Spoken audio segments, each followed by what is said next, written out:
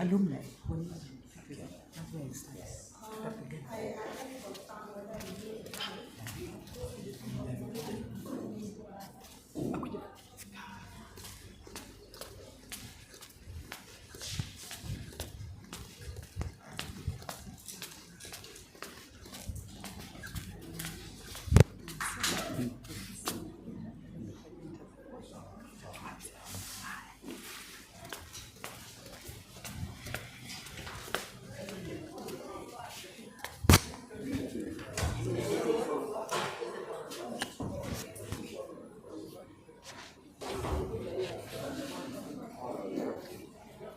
Ako yu.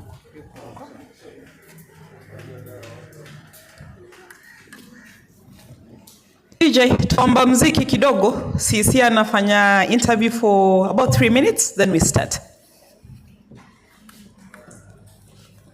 Always good to know each other, right? So that we don't look like strangers. Once they come in with the discussions. So I'll start from here. Just tell us come from, or if you're in business, what business, and because of sustenance. So your name, your organization, or the business you come from, and when it comes to... Let's start here. Hi, my name is Nelinka. I work with Listen Media. We're a marketing agency in Mombasa. Thanks to it. So, yeah. Wow. Nice one, right? And as you can see, she has red. From Pwani Feminist. My color is white, representing peace.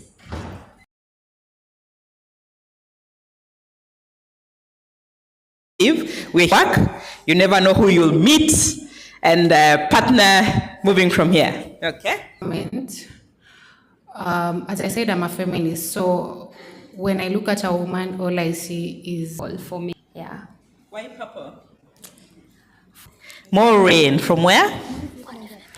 Pwani Feminist. Yeah. What it? Why? Your peace. Your peace. So the feminists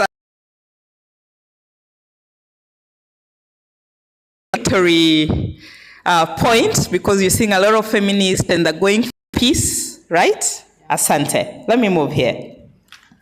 Good afternoon. My name is Feminist. When I see women, I see royalty. Slogan there.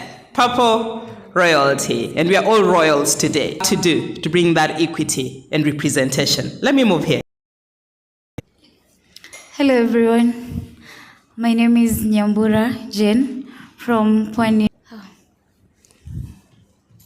I feel a woman. Not a must color. Not a must color. Identify with is girls wanna be with who? Ma'am, interesting. Let me move here. Hello, my name is. I am here in the capacity of Pwani Feminist Futures Alliance and also End Femicide in Kenya. So when I think of women empowerment, I think of freedom, I think of thriving, and I just think of choice when it comes to body. Thank you so much, and I must commend the team from Pwani Feminist. You're doing a commendable work, and very young but very enthusiastic to bring that change in community, issues of protection. I'll spare them because we'll have an opportunity for them to speak on stage. Yeah, but there's a... Ella, and I'm here because my mom is going to talk over our car because we are traveling 9 months. Wow. She deserves a round of applause, right? Wow. Thank you so much. Look forward to seeing you being a champion as you grow up, right? Beautiful. Good. Joining Marion, who will speak later with Climate Connection about the energy transition back in Europe. So my slogan would be "Girls Go Green," and the energy transition. That the world needs to make a transition to a sustainable future. Thanks. Thank you. Girls go on credits. And you are asking, because when you look at women, we hold at the household unit. And we are now represented in leadership positions, whether it's private or public sector. The world, like carbon credits, how can women actively partake? And I believe it's from such forums like here. It depends with our proactiveness, how we play a role, each and every one of us. And we are the mental health. For me, women empowerment means that women are based violence. So I believe that women should. Thank you. Wow. Courage, empowerment, taking charge.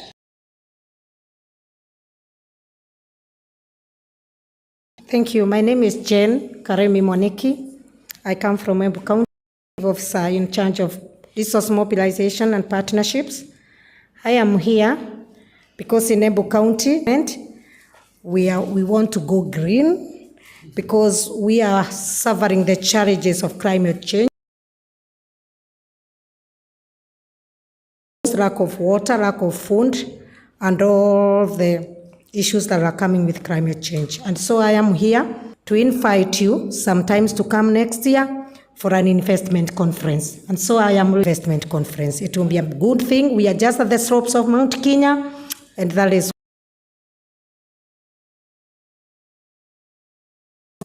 Wow, thank you. And round of applause. Okay. But then Embu County, as you all know, it should not be. We need to be proactive. We need to really occupy that space. We rarely had a governor. It's the second phase of devolution now. We had a lot of governors, and the number is growing. G7? Yes, they now have their G7. That's Kirinyaga, Embu, Homa Bay, Taita Taveta, Mavinya. So great work you're doing. Thank you so much for joining us. And I'm sure as we network, then you'll be able to interact more. 5 minutes? Okay, we are ready. We are ready in here. Let me come here. Good afternoon. My name is Corazon Nyagaya. I work with the Ministry of Interior. Women empowerment would be what insights do you give or do you take from your fellow woman? What have you learned that you can, steal some secrets to someone and tell them that,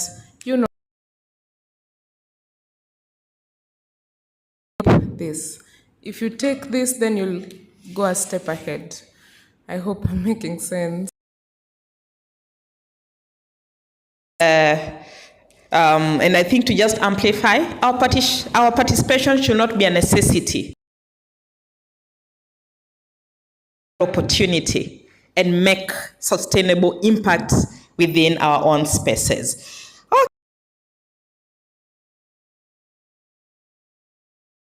Pocketer, Yeah. Okay. I'm your customer, so promoting women empowerment, women business. Thank you.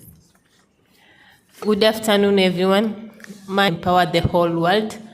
I like to be defined with color purple because I believe color purple stands for gender equality and the fight for women's rights. Also, I love through our resilience instead of our challenges. Thank you. Wow.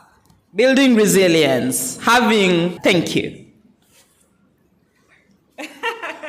At work?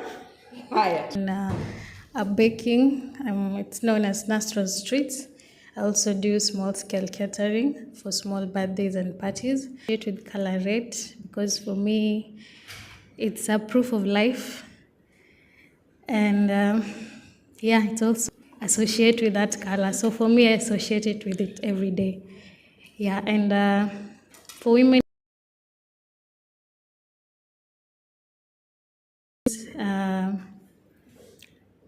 what's the word? Information, correct flow, and courage. It brings, gives the women, they're able to sustain themselves. Yeah. Valentine's. Also, you wait for our orders for some yummy cakes, cupcakes, and many other things. Let me come to. My name is Nerea Omondi, and I am the CEO of the Viance Limited.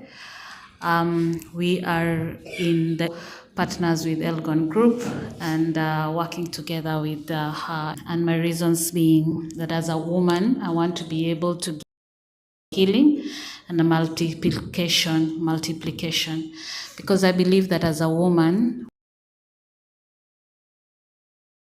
we are the pillars in our circles. If you have a circle of friends, so that they are male or female, that we always stand out. And just general healing. And also, whatever is given to you, whatever is put on your table. Hey, looks like green is the most popular color. Green, red, and white. And so we'll be splitting up a bit. Let us not introduce themselves. So let me come in. Let's hear. Being strong. Let's hear. Being strong and adversive, like you do what you want to do and get it done. And if someone jokes with color red, also we know it. It'll be fireworks. So don't even come closer. So I'm going to speak, as I said, I'm skipping all speakers because we'll have an opportunity to hear them out. Hi, everyone. My name is Diana Odindo. I work in the construction industry. For me, the color that resonates well with femininity is probably red, because it symbolizes strength, the strength of a woman, and the glass ceilings that we are breaking. Because most jobs that women are taking right now, jobs that were formerly only considered for men. But right now, a woman is the one running shows at a construction site. A woman is the one doing the plumbing and works like those. So I believe women are breaking glass ceilings, and I am one. So I believe when we network, maybe we can talk more on what we do. Thank you so much. And you have our chief guest who is just walking in. As I mentioned, that came in earlier, but we were at the exhibition booths, also seeing what is there. As our hosts, our partners walk in, we are just finishing up a special session, knowing who is here and what they do. And since I only have 2 people remaining, it's fair that we give them a chance, right? So then we wrap it up. Thank you, Mercy. That's Mercy, our hosts. We're here courtesy of Mercy. We're here courtesy of the county government. I was just saying, when the team was out, people were just introducing themselves. We want to know each other. And since you only have 2 people, my sister Esther is there. I beg that the 2 will break protocol a bit for the 2 to finish, then we kick it off. So keep it short. Hi, everyone. My name is Eunice Coker from Inuka Africa Properties. The color that I resonate with is color yellow. You'll forgive me, I'm a Kamba. So, because of, I believe it brings warmth, happiness. So it is a vibrant color. That's why I resonate with it. Thank you. Thank you very much. And lastly, I will move here so that we have the last introduction, then we can start. Hello. Her name is Berlin. Sign name is Bay.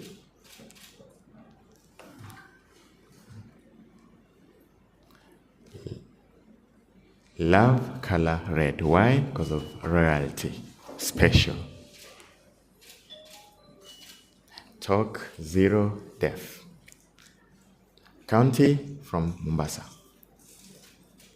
Thank you very much. So, ladies and gentlemen, we are happy that our chief guest is in the house, all our partners are in the house, and you beautiful women representing different institutions and businesses.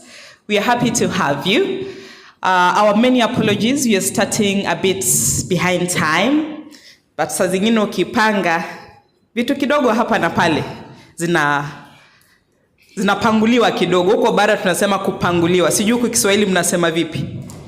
Like you organize then pangale zinamwagika. Si ndio? Sawa. So we'll start with a word of prayer. We are African and prayer is our business. Mercy, who will be leading us in prayers? Okay. Dadangu huyu namjua ni mtu wa bara na amekuwa Mswahili siku hizo, acha nimuombe atuombee. Esther, tuombe. Sawa. Asante. Tuombe. Mungu Baba, tunakuja mbele yako asubuhi ya leo. Asante kwa kutupatia uzima. Asante kwa kutupatia uwezo wa kuweza kukutana siku ya leo. Mungu, wakati ambapo tunaanza huu mkutano, Baba tunaomba uwe pamoja nasi. Baba, kwa kukusanyika hapa kama wanawake ambao ni wanawake uliwaomba wewe. Baba, ninakuomba kwamba katika yale ambayo tutajadiliana na yote ambayo tutashauriana, Mungu Baba uwe katikati yetu. Mungu Baba, pia tunaomba kwa wale ambao hawajafika uweze kuwafikisha salama, na kwa wale walioko hapa utupatie hekima ili tuweze kujadili yote kwa sababu ya jamii yetu ya Mombasa. Baba, tunafanya haya yote kwa utukufu wako na ni kwa jina la Yesu naomba nikiamini. Amina. Nakwambia huyu Esther umesikia muombea tu jamii ya Mombasa, ajiombea majamii zenye tulisafiri. Alitutoroka na sasa amekuwa mtu wa Mombasani. On a lighter note. Sasa tusimame wote for the national anthem, then the East African anthem, alafu tuanze. DJ, over to you.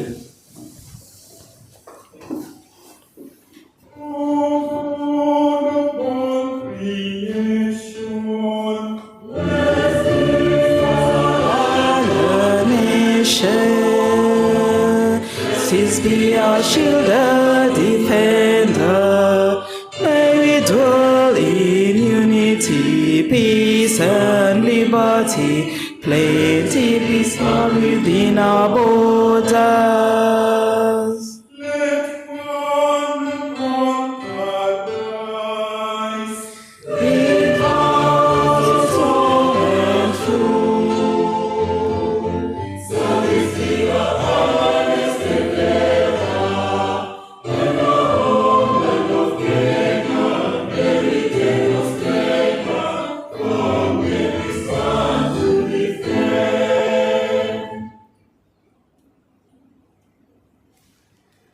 East African anthem, DJ, hata kama umeikata.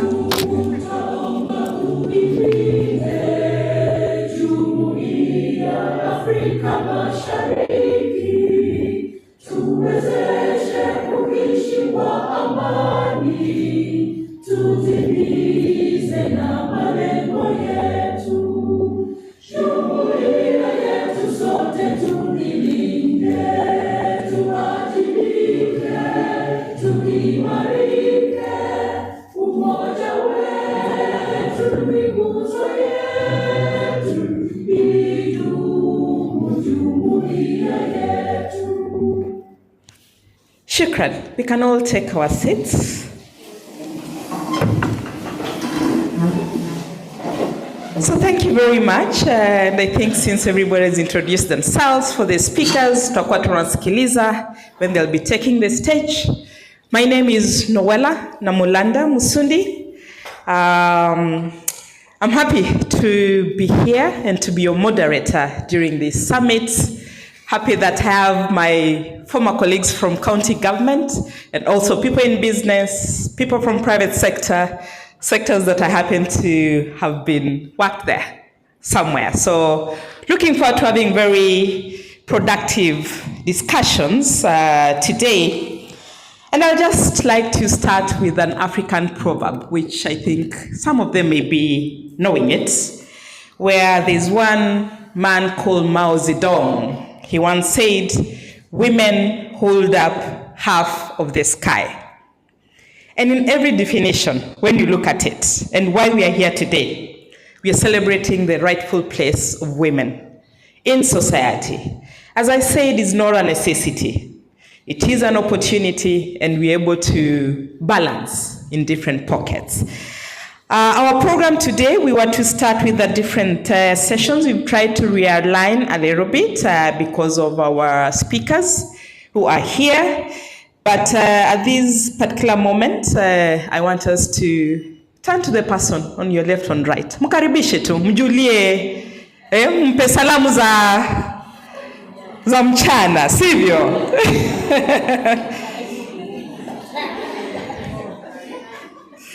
Because I'm sure when you look at the person next to you, we're having people have taken a risk. We have bold people, right? We have change makers sitting next to us, right? We have policy makers. We have people in business. And part of these discussions, whether it's the keynote addresses, where we'll have a few questions from the audience, whether it's plenary, let us discuss.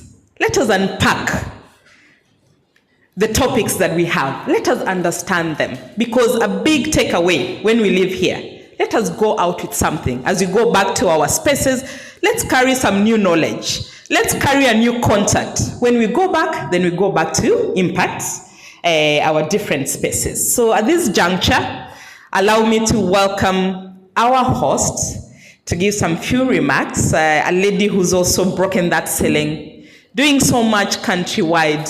Today you'll hear she's in Marsabit, tomorrow she's in Kisumu, now she's in Mombasa. And that's the resilience you're talking about. That's the hard work you're talking about. That's the role model, profile you're talking about, so that as others look up, they can be able to borrow something. But as they also do, then they're also giving back to the community they're operating in. Mercy Omoto, karibu sana. A round of applause for Mercy.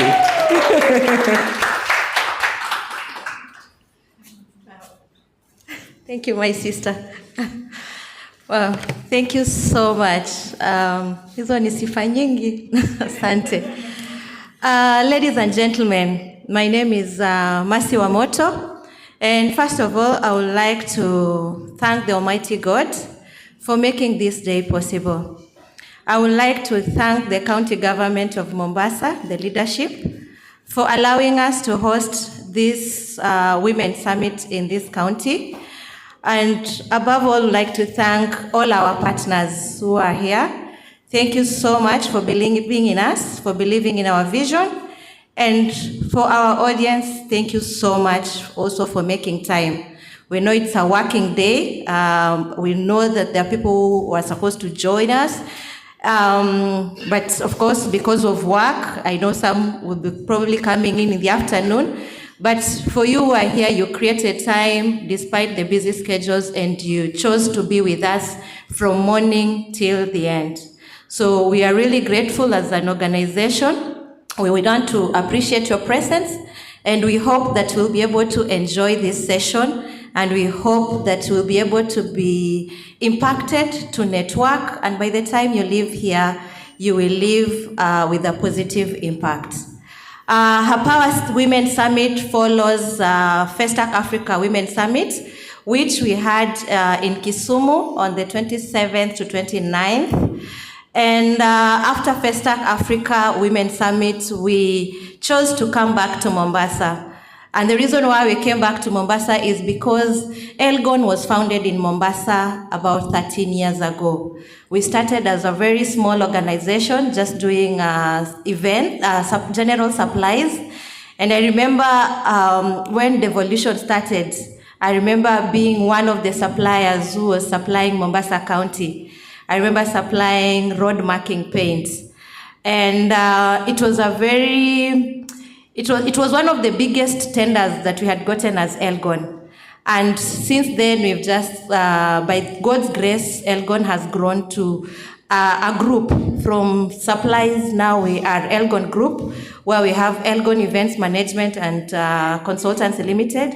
And we have Elgon Supplies, and we also have Elgon Construction. And for that, we were very passionate about being here because Mombasa is home. Even if we set up offices in Nairobi, Kisumu, but Mombasa will always remain to be home. And the reason why we also look at doing the women empowerment is Elgon, I being the leader of Elgon and being a woman, I understand the challenges that women go through when in business. And that is why we came up with this vision of bringing women together, policymakers, women entrepreneurs, and even young women who are looking to grow in the entrepreneurship space and even career-wise.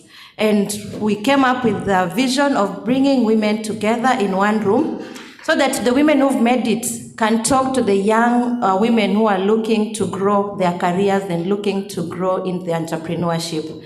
And that has been our vision, and we thank God that we've started well. And we are now in Mombasa. This is our 3rd edition. And we hope that even next year, the ones that we'll be doing in other counties, you will also be able to join us and you'll be able to follow us. So I am really, really grateful. I pray and hope that this summit will be very impactful, and you'll be able to hear from our speakers who we've carefully selected so that they can, whenever they talk, you're able to get the right message and you're able to be impacted in a very positive way. So you're very much welcome. Please enjoy this session. It's a 2-day event. We have today where we had this serious conference where we are going to talk serious matters. And then tomorrow, of course, we know the issues that also women face, and we want to create awareness about it, and we want to come up with an action to stop some of these issues, and the issues being gender-based violence and femicide. So tomorrow we will have a session on a campaign on end gender-based violence and end femicide. We will do a walk as we will be guided by the county government leadership. And then in the evening, we will now crown it with a very nice and relaxing networking dinner. So you're all welcome to join all these programs.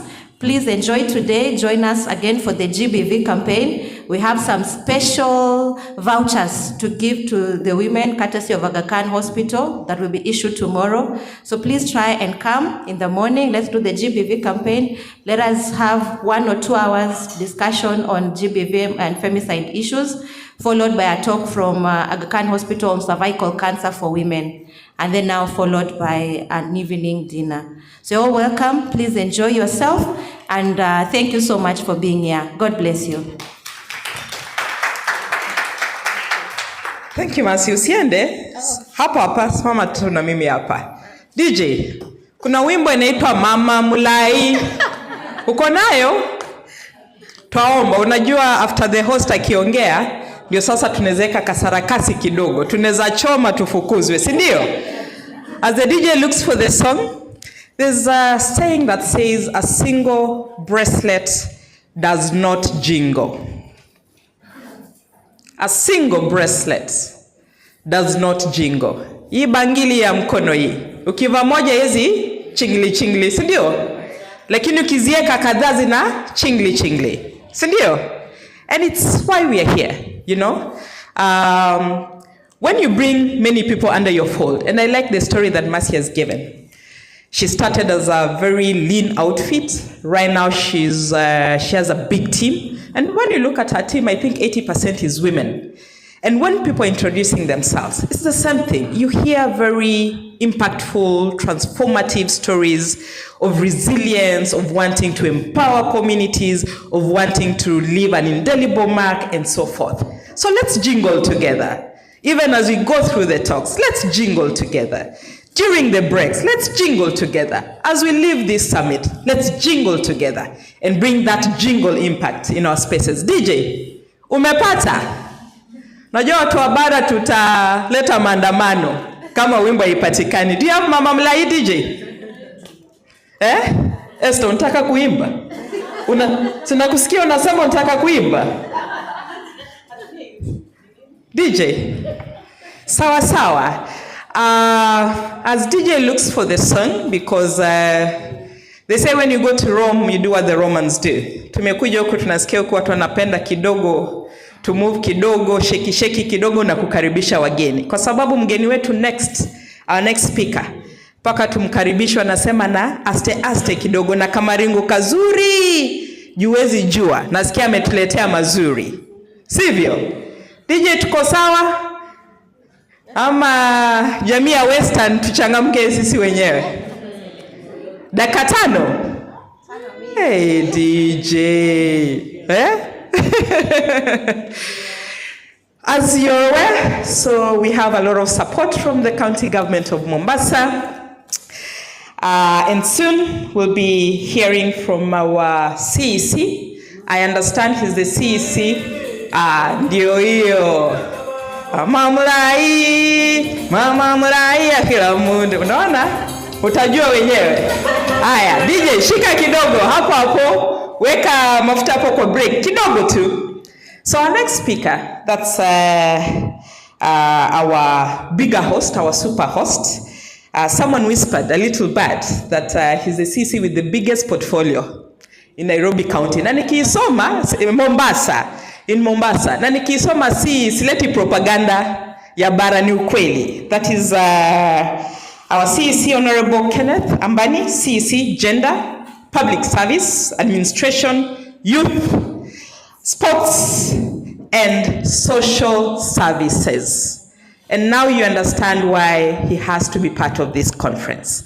Because when you're looking at policy, when you're looking at regulations, then there's a much the programs we can do, but there's a much that we need, the legal framework to be able to implement programs. Sindio? Haya.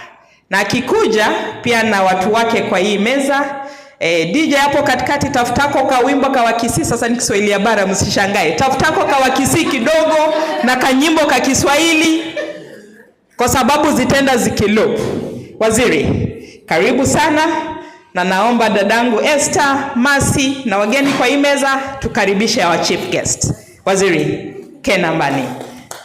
DJ hapo kidogo waziri, tupaka ukuje na style kidogo. Simama tu hapo kidogo. Paka ukuje na ka style, hatukuachili leo. Bora usiweke pangale. DJ. DJ. Kawaya kame katika vipi?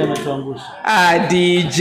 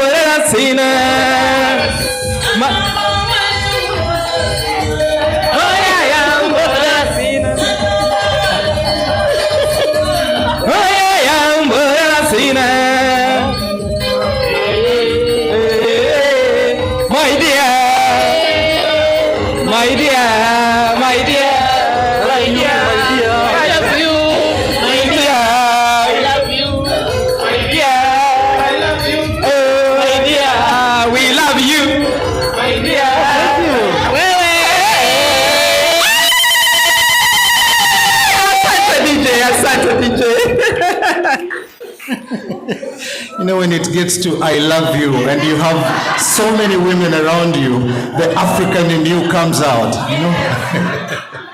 And we are polygamous by nature, you know. So there was something that trickled in me like this, and I was like, okay. Anyway, really glad to be here. My good name is Kenneth Ambani.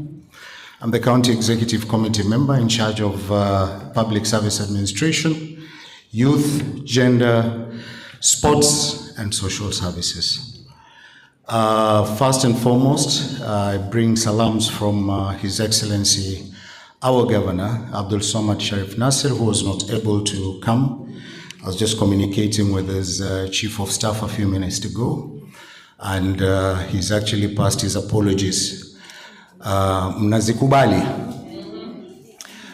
When I am here, mimi ni mtu wake wa mkono.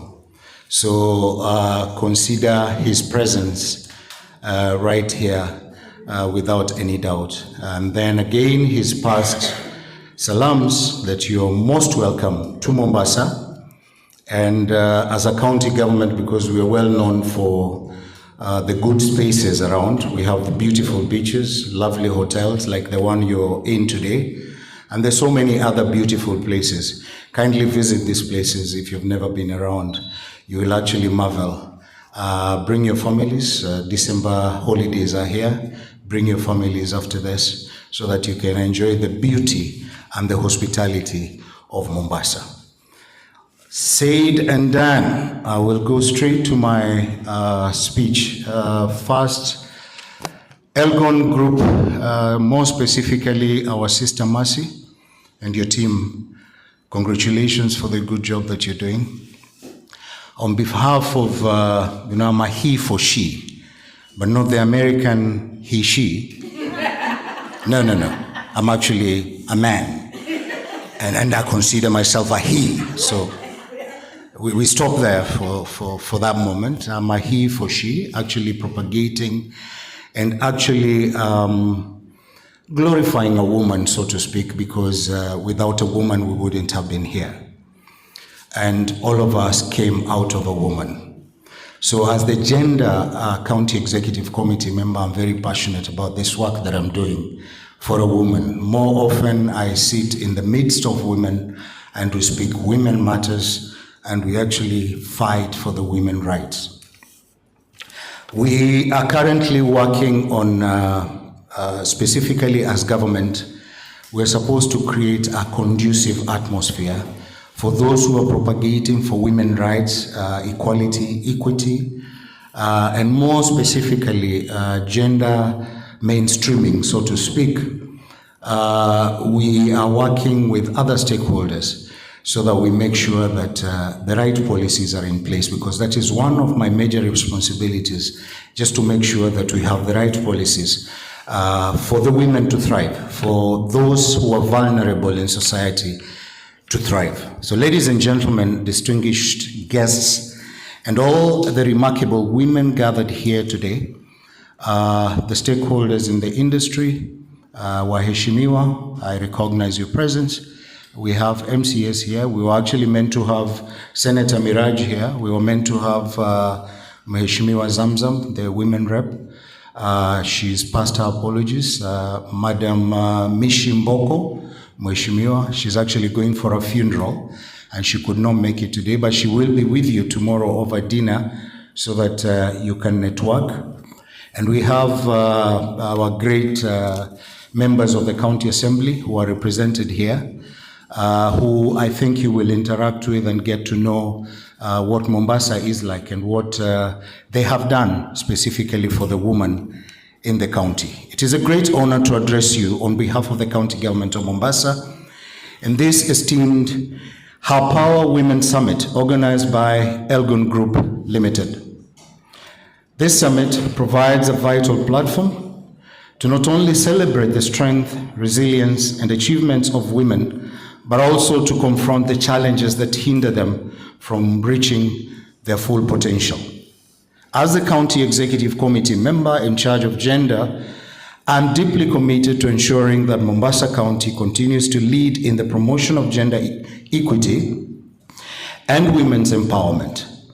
We understand that when women thrive, entire communities and economies flourish. And those are not just words, but in practice you will attest to this statement that wherever we go to, when a woman thrives, the community thrives. Now, commitment as the County Government of Mombasa towards women empowerment has made significant strides in empowering women across various sectors. Some of our key initiatives includes, I'll start with the policy making that I just mentioned a few minutes ago. We are currently working on the SGBV policy, sexual and gender-based violence policy. It's delayed somewhere, because of the disconnect between the health department and the gender department. Where is it supposed to be domiciled? Because there are health matters in this, there are legal matters in this. And we are actually working as a team within the county so that we can put all these thoughts together and have a very good policy that will be able to take care of our women. What is happening right now, it's yet to come to the county executive committee meeting, which we call the cabinet. And immediately after that, we will send it to the county assembly for them to pass it. Then we go out for public participation, and then we have it back to the assembly now for proper approval and implementation.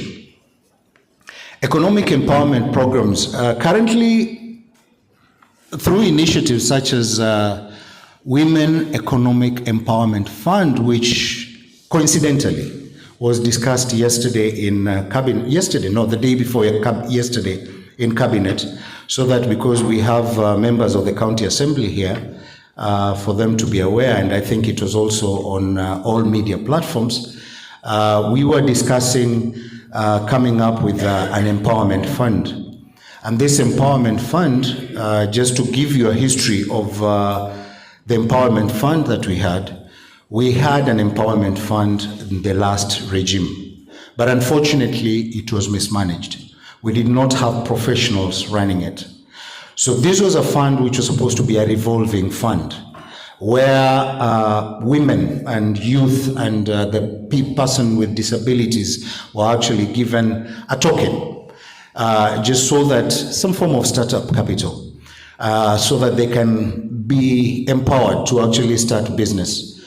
The minute they get into entrepreneurship, they were supposed to have refunded back this money, so that, because it's a revolving fund, so that it can support others. But unfortunately, we politicized the fund, and we learned from the mistakes that we had then. Right now, we are actually having a structure that is more concrete, where financial experts are coming on board to assist us in disseminating these funds and managing the entire system on how it is going to be a revolving fund.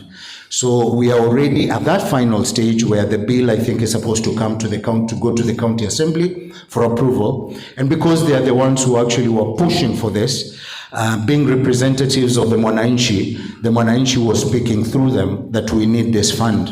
It was not that we were not working on it as executive, but yes, it is that at that advanced stage. We approved it just the other day in cabinet, so it should be moving to the county assembly for further action. We are supposed to be providing women financial assistance, enabling them to expand their businesses and contribute to the county and by extension, country's economic growth.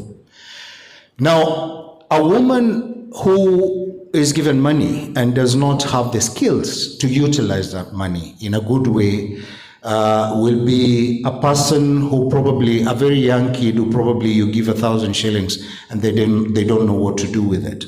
They'll go and buy sweets and do nothing with it. So what we have decided to do is to develop skills. And in this, we are actually equipping women with essential skills in entrepreneurship, digital literacy, and technical fields, ensuring that they are well prepared to thrive in an increasingly dynamic economy. Through our technical institutions and all other spaces, we get requests from different sources, CBO, community-based organizations, CSOs, and even waheshimiwa who are actually in the county assembly. And we bring these women together and provide that access to these skills through the specific areas of training that we have within Mombasa. I'll speak also about creating safe and inclusive spaces. SGBV has been an issue, not just in Mombasa, countrywide, and not just countrywide, I think worldwide. I've traveled across the world, and most of the spaces we have gone to, actually SGBV is a major issue. that we need to deal with. And yes, I have spoken about the policies that we are coming up with as the executive, but at the same time, we need to have spaces where these people can actually be taken care of. In Mombasa, we have a very safe space at Tononoka, where we call a situation room, where those affected actually walk in there for assistance. First of all, they are brought in, counseled, and at the same time, if there are any issues to do with health matters, because if you're raped, there is that evidence that is required for one to be prosecuted. So we work closely even with the legal system in this country. Pro bono, they actually give us services pro bono. We work with prosecutors, we work with the judiciary, so that we can ensure that these people who have been affected are actually given justice. They access justice. So we have a situation room at Tononoka where we were blessed to have been supported by the British government, courtesy of the King and the Queen. And the last time they visited, actually the Queen had an opportunity of coming to have a look at how the space looks like. And yes, we got a tick. And I think 101%. Yeah, 101, not 100%. They actually approved of the space that we're actually doing a good job. Apart from that, we opened a new space in Mwakirunge where women can actually go in and find solace and also the services that are required, so that because of that trauma of what they go through, courtesy of the SGBV, then they can also, heal and go back to their normal lives. We are also talking to several partners, and maybe we will be talking to Elgon because they have access to some of the serious partners out there, so that we can have even more spaces. Currently, we have one in Kisauni constituency and one in Vita constituency. We would love to have several in all the constituencies that we have, which are 6 in this county. So we are actually working towards that as we move forward. A leadership and representation. Before me, we have Waheshimiwa from the County Assembly of Mombasa. And they're not just Waheshimiwa for the sake of being nominated, but some are actually elected. They actually went to the ground and fought battles with men to make sure that they actually get that leadership. Opportunities in Mombasa are actually given to all. So as a county led by His Excellency Abdul Samad Sharif Nasir, you can actually see even his cabinet is actually composed of women, wanawake wa nguvu, kina mama ambao wanajiweza na wanaweza kutimiza majukumu yao. The women that we have in the county assembly, and I think you'll find time to speak to them, you'll actually see the kind of power that they hold in their minds. Intellectuals in their own rights, and people who've actually traveled far and wide, and people who've experienced a lot and be able to impart this to the upcoming generation. So we continue to prioritize gender inclusivity in leadership roles within the county, ensuring that women are well represented and have a voice in decision-making process within my department. I think Esther Ingolo is here. She's actually the director gender, and she's actually doing a very good job within Mombasa. Ask any CBO, ask any CSO within Mombasa. They know this lady and the work that she's doing. So we value women in our county. Now the call to action is this. Guys, we are actually headed towards the 16 days of activism against SGBV. Much more of the conversation that is going to go on here, I might not be here because of the many calls out there, but much more of the discussion that should be going on in here is how men can be incorporated in this discussion, so that those who are actually causing this havoc should know that they have a part to play to ensure that we have a sane society. So as you converse and discuss and walk tomorrow and make noise about this, because this is the only way that we can sensitize the public that it is important to protect a woman, it is important to protect a girl, it is important to protect and empower a girl, so that we can have the leadership and the motherhood that we deserve in society.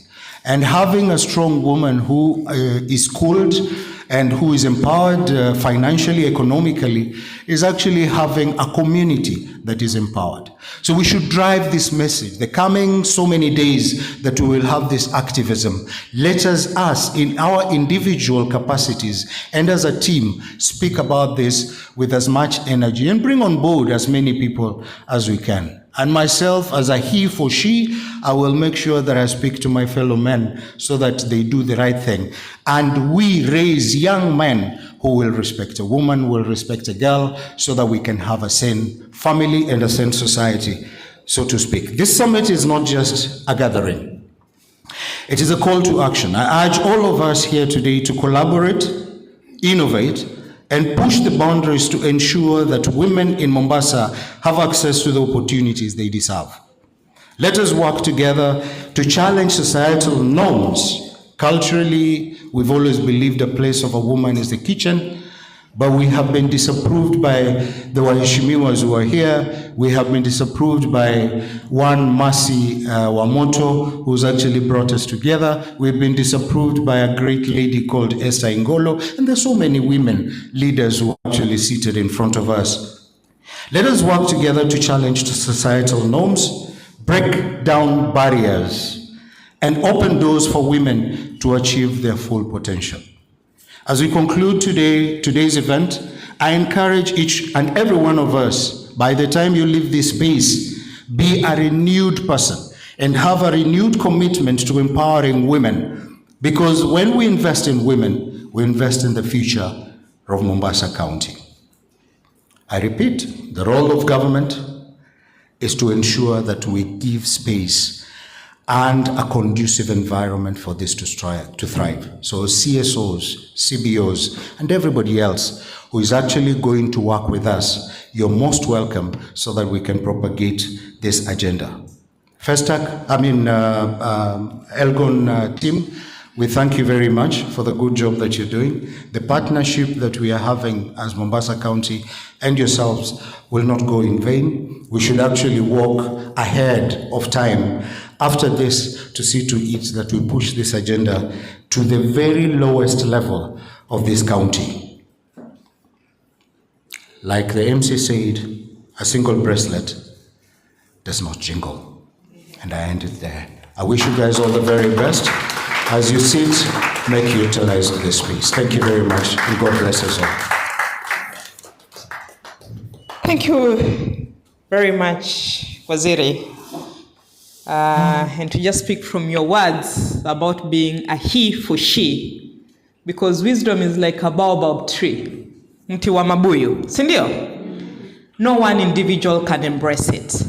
So he may not be a she, but he is a he. He for she, helping the she's to empower women and create safe spaces for women. Na nitaomba tu, najua nilikuanga kule county kitambo, so najua maneno ya protocol. Nitaomba nivunje protocol, because you're talking about jingling together, and we cannot jingle without giving an opportunity to our MCAs, who they're doing so much.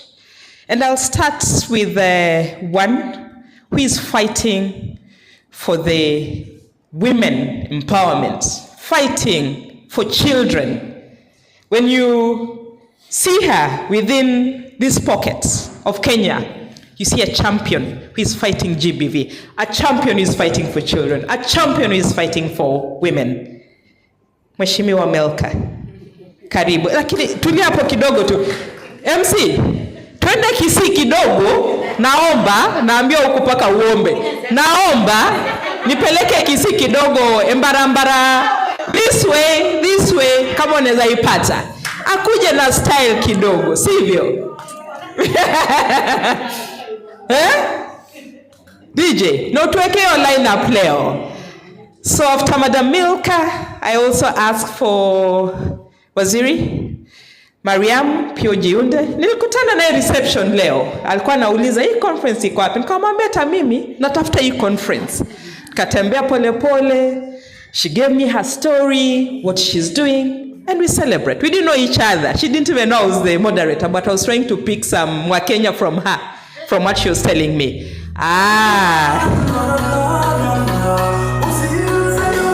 DJ, si Kisii land. Tumekata, tuna resist. Huko si Kisii. Hata mwenyewe kacheka DJ. After Mheshimiwa Mariam pia tutakuwa na wakili Amria again. Women, no, you'll hear their stories. You'll hear what they're doing. So let's support each other. Let's hold each other's hand. As I keep saying, it's not a necessity. It's an opportunity that we must grab and make impact and secure futures. Kwa sababu kesho ni watoto wetu. DJ YouTube vipi? Tutaki tuanze mapanga saa hii DJ. Tunangoja wimbo. Tukingoja wimbo, najua nimeona kuna majenzi hapa kidogo. They may not know. Nani anakumbuka Tausi? Tausi ndege wangu.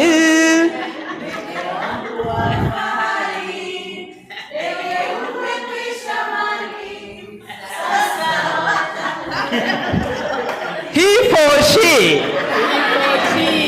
Kwanza tuambie Rukia ako wapi? Mnakumbuka Rukia? Alafu nakumbuka Sabina Chege. Nakumbuka Alifrey nini? Kabla aenda atatuambia Rukia. Sabina tunajua. Atatuambia Rukia ako wapi. Na mbona hajamleta he for she, hajaleta Rukia hapa? DJ twende.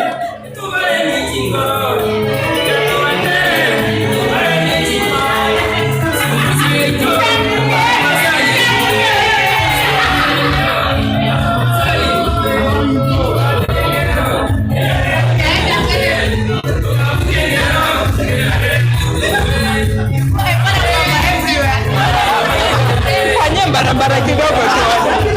Barabara. Asante DJ, asante DJ, asante DJ. Karibu sana mheshimiwa. Thank you so much, Madam MC. Waziri, Madam Director Esther Ingolo, my colleagues, all protocols observed. Good morning. Is it still morning? Good afternoon.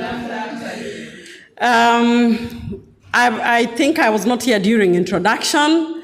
So my name is Milka Murangare. And as the MC has ably put it before, I come from the land of Kisii, where we have a lot of matoke. You can see how I've eaten matoke.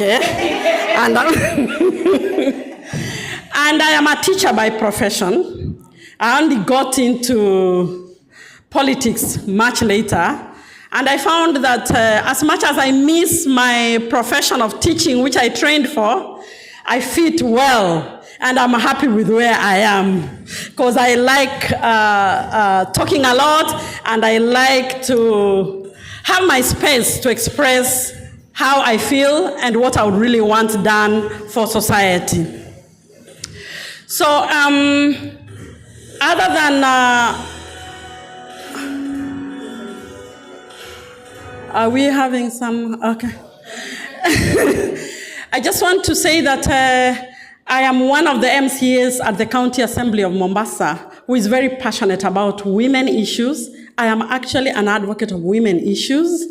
And I think I got into that space after I was widowed, and I came face to face with the reality of how widows are treated, how women who are suffering, how women who have HIV and AIDS, how they are treated. I'm not one, I'm very healthy. I'm not saying that I meet women who are in that space and they face a lot of challenges. And women who are single mothers, they are unemployed, they have a lot of challenges. So it gave me a challenge that I must work hard also to change the lives of other women. So I get into a lot of activities with women. When I was nominated in 2017 to the County Assembly of Mombasa, I brought in a lot of motions and policies which we worked with fellow MCAs like Honorable Muria, who is a lawyer by profession, so we were able to work through many policies with her. And one of those policies that really interested us was the policy of SGBV, which Waziri has just talked about. Although it has taken time to be implemented or to be launched at the County Assembly, it's due to challenges that he has mentioned. I've worked closely with Esther Ingolo, and she knows my ability. We have worked a lot in the technical working team for such kind of policies. So, and we also try, like I think 3 months back, I brought into the Assembly a motion on childcare centers for women who are hawking things around the markets so that they can have decent places where they can leave their children as they do their business around without much disturbance. So we want to move away from those shelters of Mama Mlezi, where we are not able to monitor the children's performance and how they're doing and, you know, their security and so on and so forth. So we also brought in a motion on breastfeeding centers in the offices within Mombasa County. Thank you. Because we don't want children we want the children to live healthy, receive the mother's milk all through up to even 2 years if possible. So we have also, that one has also passed, and we are pushing for them. We also have organizations that are coming in to assist us, like our work. They work with us as MCA, women MCAs, to ensure that such policies are passed, such motions are passed, so that we can have the centers with us. And many other motions that we pass to gain the women. And economically, as the Waziri has said, we depended so much on revolving fund, which now got a hitch, and we are waiting for the act so that it can be resumed. You know, in politics, when they were receiving the funds in the last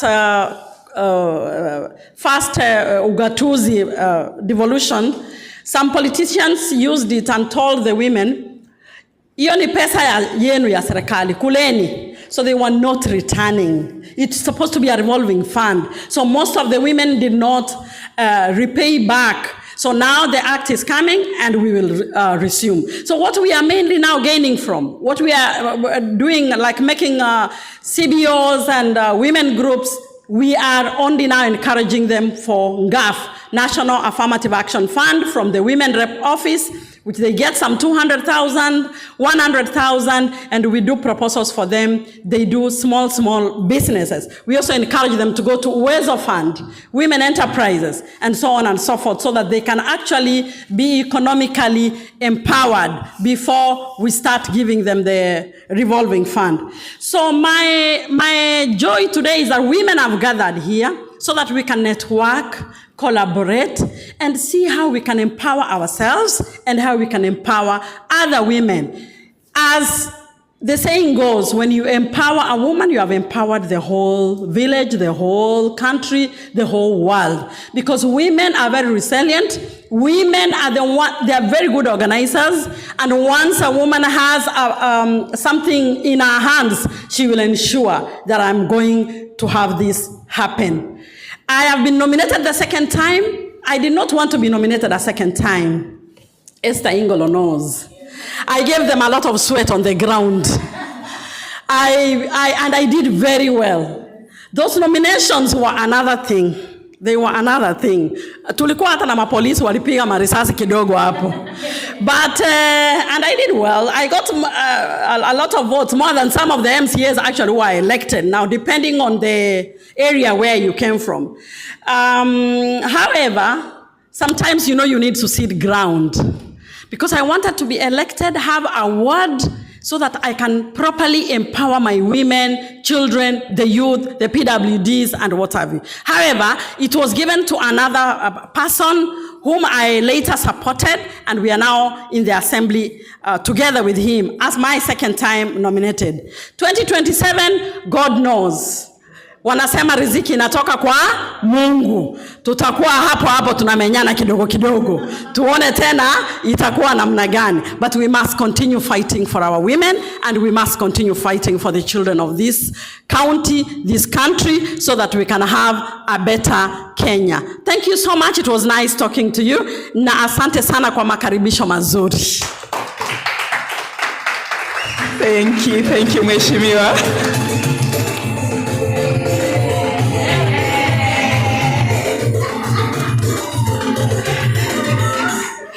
Thank you so much, Mheshimiwa Milka. Many of you may be wondering, mbona nilimpa allowance? Najua nimeoleka huko kwao. Nikichoma bet, naweza fukuzwa. So paka nikwe mpole. Pale panaitwa Ikonge huko. So I have to be nice. Thank you so much. Thank you so much.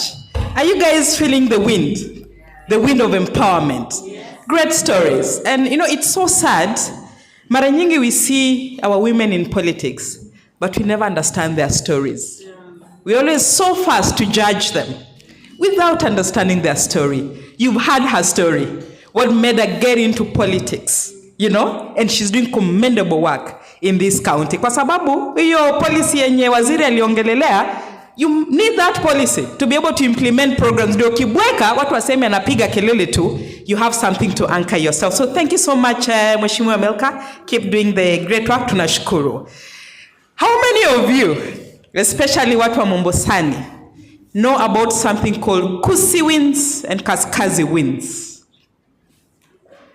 Nani amesikia Kusi na Kaskazi? The two winds that happen in these pockets. Kusi winds, Kaskazi winds. Na zinakujanga na maneno mazuri, like what we're witnessing in this conference. So nitawapa assignment. Afternoon session, we'll talk about that Kusi and Kaskazi winds and put it into perspective. DJ, sasa tuende ka slow motion kidogo tukale katamu, atutakingi haraka na pressure. Tupe ile ya pwani kidogo. Nikiuliza dadangu Mheshimiwa Mariam akwe tayari, lakini pia kuja na style. Nilimwona akitembea kutoka reception.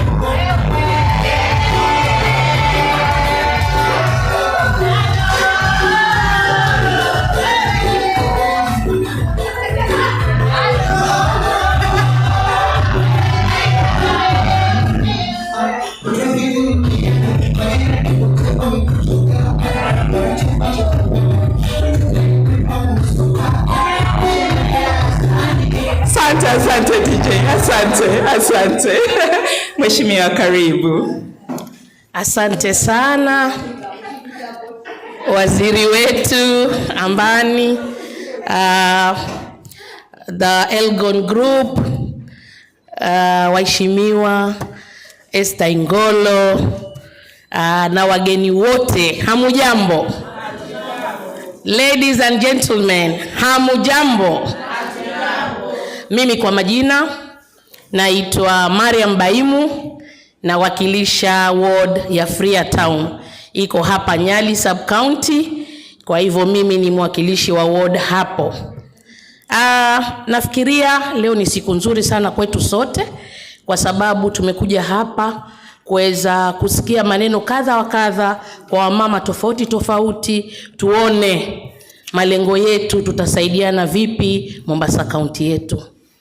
Kwanza pengine niongee tu kidogo kuwapatia at least history ndogo kuhusu huyu mama Mariam amesimama hapa. Mimi kimaisha nimetoka mbali. Nimeanza kazi upande wa accounts office, wakati huo ikiitwa Kenya Post and Telecommunications. Nimefanya account section for 17 years. Baadaye nikachukua early retirement, nikakaa nyumbani kiasi, then nika apply kazi ya assistant chief Tononoka ambao nilipata, nika serve pale Tononoka kama assistant chief for 7 years. Baadaye nikaonelea wananchi wakanambia mama Mariam, sisi tunaona unafanya kazi nzuri, naomba twataka mama usimame na tutakuunga mkono. Manake kwangu ni Freetown, lakini kazi nilikuwa nafanya Tononoka. So hapo nikaingia mambo ya siasa. Kusema ule ukweli, siasa si rahisi. lakini wamama sahizi tuko na ile nguvu na motisha ya kuweza kuchallenge wanaume ili na sisi tuweze kupata nafasi pale ndani. For now, Mombasa County elected MCAs tuko 6 na nominated, if I'm not wrong, total tuko 13. Milka? We are 13. 6 are elected. Those are women. So at least tunang'ang'ana pale bunge. Kuna mengi ambayo Mheshimiwa Milka ametaja, lakini ningependa pia mimi kuongezea tu kidogo. Iko miswada ambao tumepitisha kama wamama. Mojawapo mimi mwenyewe nataka taja 2 ambazo nilipeleka na I'm very happy that zilipita. Ya kwanza ilikuwako on mambo ya rehabilitation centers to be created. Manake tunaona kama mimi kwangu Freetown Ward, wale watoto wote ambao they want to rehabilitate themselves wanakuja kunwa dawa pale Method in Freetown Ward. They are coming as far as from Likoni, as from Changamwe, very early in the morning, wanakuja hapo Freetown kuchukua hizo dawa. So kusema ule ukweli, ile kwangu pale pamekuwa ni hali pa kusikitisha. Nikapeleka hiyo mswada and I'm happy to say ilipita, and we have passed that with my fellow colleagues, my MCAs, kwamba rehabilitation centers should be created. One itakuwa kwa Mwakirunge for the men and another one for the women, it will be at Likoni. The good thing about it is that at least now, those young youths who are there, because you can see young girls, some are pregnant, some have got small babies, they take the method in there, then they stay the whole day at that same particular place. Nowhere to go, nothing to do. So at least for me, I believe in that rehabilitation centers, they can be able to be taking the medication. At the same time, they can be taught skills inside there. So that once they have finished that medication period, when they come out of the rehabilitation center, they can be able at least to do something of the skill that they have acquired inside there to assist in their daily lives. Another motion that I took to the assembly was on sanitary towels for our ladies. We see that this kwa other ladies ama poor families imekuwa ni changamoto. You can see some kama youths, mfano watoto, maybe they are coming from poor families. During their menstrual cycle, wanabaki kwa nyumbani because they cannot afford these sanitary towels. So at least na pia hata young mothers wengine they cannot afford them. So tulipitisha hiyo bunge, tulileta hiyo hoja, nilipeleka na nashukuru tulipitisha. So hata sahi, I believe the department concerned wako katika the implementation part ili hii kitu iwe served throughout Mombasa County. So I believe that's a big plus to us women. Kidogo pia ningeongelea kuhusu groups empowerment, as my fellow Mheshimiwa Milka has spoken. I believe groups sahi, our county government through our able governor Abdulswamad Sharif Nasir has gone round, some youth have gone round to look for people who are doing businesses in their areas, small businesses, and the data has been collected. So I believe very soon these people will be empowered through our governor's office. Also through groups empowerment, I believe NGAF, through our women rep, has done a lot and is continuing to do a lot to empower our youths, women, and people living with disability. Also another place where women can get help is from the Uwezo Fund, which I believe also many groups have achieved or have gotten those loans, which they've done something in their groups to assist themselves, then later they are paying at a very small, I think, interest to the Uwezo Fund. So to me, I'll not talk much. I believe whatever spoken, it's something that sisi wanawake we know. Tukijaribu, tukijisimama imara, hakuna kitu hatuwezi kufanya. Si ni ukweli ama si ukweli? So with those few remarks, I'm saying thank you very much. The sky is always the limit. We should fight for our rights. Asanteni sana.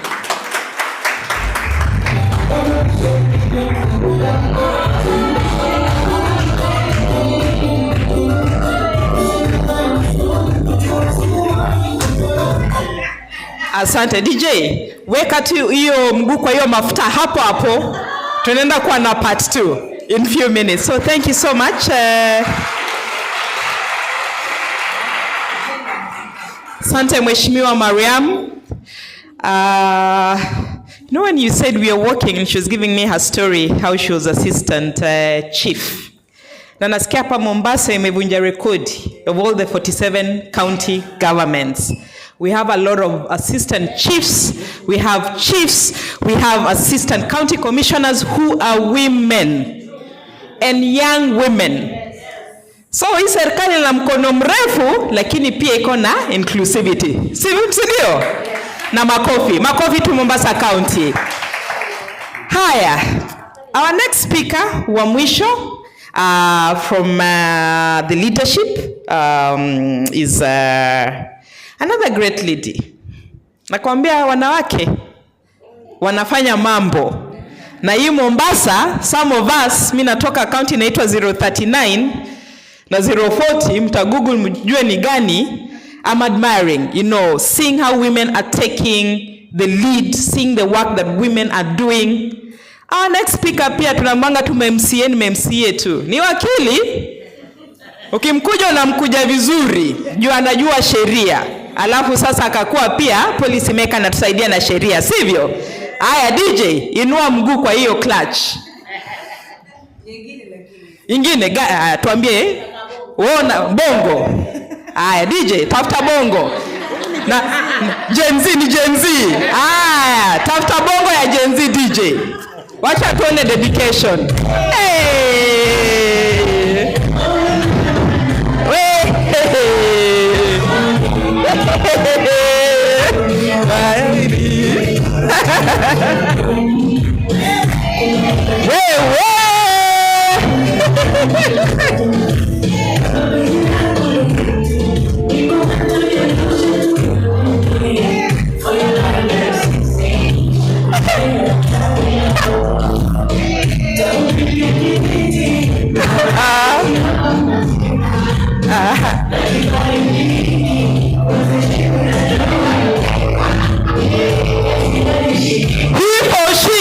Tunakungoja. Thank you DJ.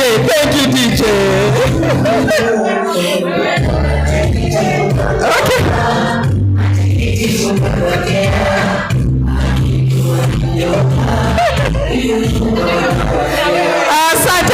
Asante DJ. Mumeona? Na naimba word by word. Wakili wetu, mheshimiwa wetu, Gen Z wetu. Makofi jameni. Karibu mheshimiwa. Thank you very much. Mwanzo kabisa tumpigeni makofi MC wetu jamani. She's such a lovely lady, si ndio? When I was just seated here nasema si wakuja mashinani Mjambere jamani nimwekee my CBOs 600 women, and then I thought nitaweza bei yake. She's really an amazing lady and you have done a great job kabisa. And also I want to appreciate our host Miss Mercy Wamoto. Kweli yuko moto. Sini ako moto. As I was coming down she was passing by, I was like, that's a good Ankara, a yellow one. Thank you very much. They say roses are red, lilies are blue, and my love for women is true. Simunipigie makofi jamani. I'm also an oralist. Thank you very much. As I was earlier introduced, my name is Ambria Boy Juma Boy. I'm first a mother of one boy, lovely boy. I'm also a practicing advocate here in Mombasa. And recently I was elected as a member of County Assembly representing Mjambere Ward. You know where Mjambere is? You guys don't know, Bana. I have 1,000 for the person who knows where Mjambere is. I have money to give. I'm sure you're not from Nairobi, yes? Where is Mjambere? Wapi? Bombolulu, umenoa. But good trial. It's not in Bombolulu. Bombolulu is in Ziwa la Ng'ombe Ward. Wacha nikuangalie vizuri. Unaweza endea 1,000 yangu. Okay, yes? Oh, okay, where's that 1,000? Man, give her a clap. At least, where's my bag? Yeah, there it is. Let me give it to her because uko tuko kusema na kutenda. Yeah. Uko tuko mashinani sana and This is for you, my dear girl. Tuko tuko mashinani hatujulikani, and she knows it. And we are in Nyali, you know. So you deserve this. Pate fea kurudi Mshomoroni. Tuko uko ndani kabisa Mshomoroni.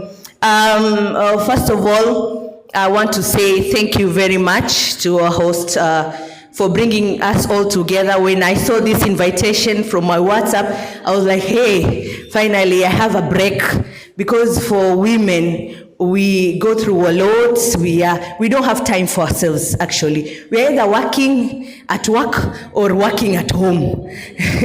As a wife, as a mother, and also now as leaders. Everybody in this room, by the way, is a leader, not just for this dancing table. So when it's time to dance, this table is active now. I had to tell the other table now, you have to join us as a dancing table. So we appreciate also our Waziri, that he has been supporting us in the department. And my history is a bit short, because I am still work in progress. I'm still a youth. I'm yet to be 35 in the next 2 years. I was born in 1991. But I started off as a student leader, SONU student leader from the University of Nairobi. When I was a law student, I was elected as a Congress lady from SONU. Then I went to Kenya School of Law. I was also a class president for Class A. Then before that, when we were in SONU, we organized a Mombasa Student Association for the first time. Then that's how I joined. We partnered with the county government of Mombasa, and we were able to do a few proposals. We got sponsorship. So that was my way how I joined the county government. And later in 2017, I was nominated as from classroom. I was 26 years then. Right from class, from Kenya School of Law, was nominated. Then I chaired the Committee on Justice and Legal Affairs, where we worked with Honorable Milka. We did the SGBV bill that is still at draft stage at the legal team. We were still trying to address some few issues, especially with the special unit of the scientific lab. There were some areas we need to look into more. So we welcome the partners to come and give in their expertise on the forensic laboratory we wanted to establish, especially in every sub-county. So that's where we were. And finally, I wanted also to say that we at the policy-making table, we are more than willing to assist where we can. Now that we have this opportunity, when you want policy that for women, we are always ready. You can reach out to us. We'll be more than ready. In fact, if you give us ideas today, by next week, they'll be in our order paper and they will be in the assembly. That's how serious we are. So you clap for us, please. Yeah, we are very vigilant, and all these ladies that are here, pamoja with the Waziri, we are willing, and we are here because we want to see what more we can do and how you can come in and assist us, and how we can even assist you in the area of policy making and law making, and so that we move to make Mombasa even better. For those so many words, naomba jamani simunipigie makofi nikienda kukaa. Ama DJ atupe nyimbo nyingine tucheze kidogo, because I mean this is our day. Ama ni vipi? And then when I came in, kabisa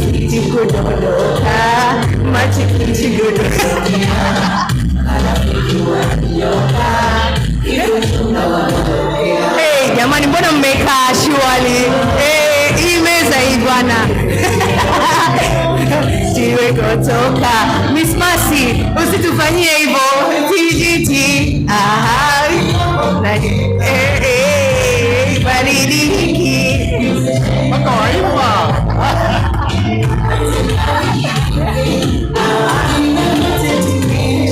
Asante DJ. Asante DJ. Shukran. Hey DJ, nakaa pia unapenda huo wimbo. Wallahi. DJ ameinama tu atatuoni. Yuko. Haya. Asante DJ. Mbona vile Dynasty inaongea? Mmeiona? Mheshimiwa, simama kidogo. Mnaona vile Dynasty inavaa? Nani amesikia familia ya Juma Boy? Simesikia Juma Boy? So mwana Dynasty, mbona naita Dynasty? Ni hiyo, sivyo? Aya, sasa leo we are privileged, tuna rub shoulders na Dynasty. Najua pia tunaomba familia zetu pia tuone kama tunaweza grow into Dynasty. Hata tupa tips kidogo, si ndio? Haya. Sasa tumemaliza our very important session where we had our leaders from the county government and we've had their stories. And I'm seeing there is media here. Na kuna those who do also private media. Kuna content hapa. We are talking about empowering each other. Some of us are in spaces of storytelling. These are some of the stories that will be able to motivate other women to want to get into political space, to want to get into other spaces to be able to create impact. Because impact has to be sustainable, sivyo? Hawa wakimaliza, wakivacate stage, tunafaa pika wengine, they take it up, hiyo injili inaendelea, sivyo? Haya, DJ, una Jerusalema? Shikilia hapo, si play kwanza, shikilia hapo. Because I want to welcome our next guest to give us a keynote address. A very special lady, very passionate about climate change. She's doing so much, and she's going to give us her story as she delivers her remarks. Miss Mayon Kostelis. I've tried because my sister is also married to a German, so I can speak a bit of German. I know the J is Y, right? Okay, DJ, weka hiyo. That was her request.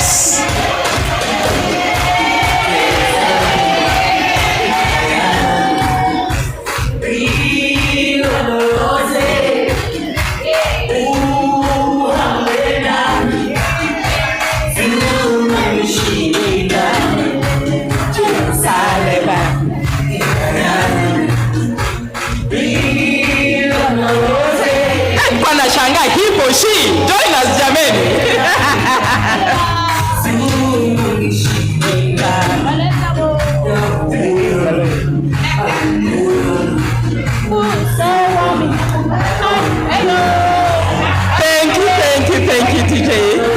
Thank you, DJ. A round of applause for Mayan Asante. Thank you very much for this kind introduction. I don't know whether the technical part is going to work. My story is very different from what we have heard so far, because as you can see, I am coming from far. So it's a bit of a shift maybe from the beautiful talks that we had until now. But at the same time, an important topic, I believe, in this region.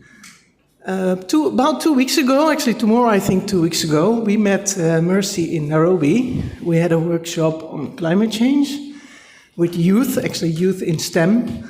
And she asked us to come here and also speak about climate justice and women in this meeting. So we are very pleased to be here today and honored also with government representatives to be able to do our story. Is it working? You don't need to do anything, basically. It's going to work automatically. So it should. And let me see. Let's check. Yeah, it works. Now it would be nice. Yeah.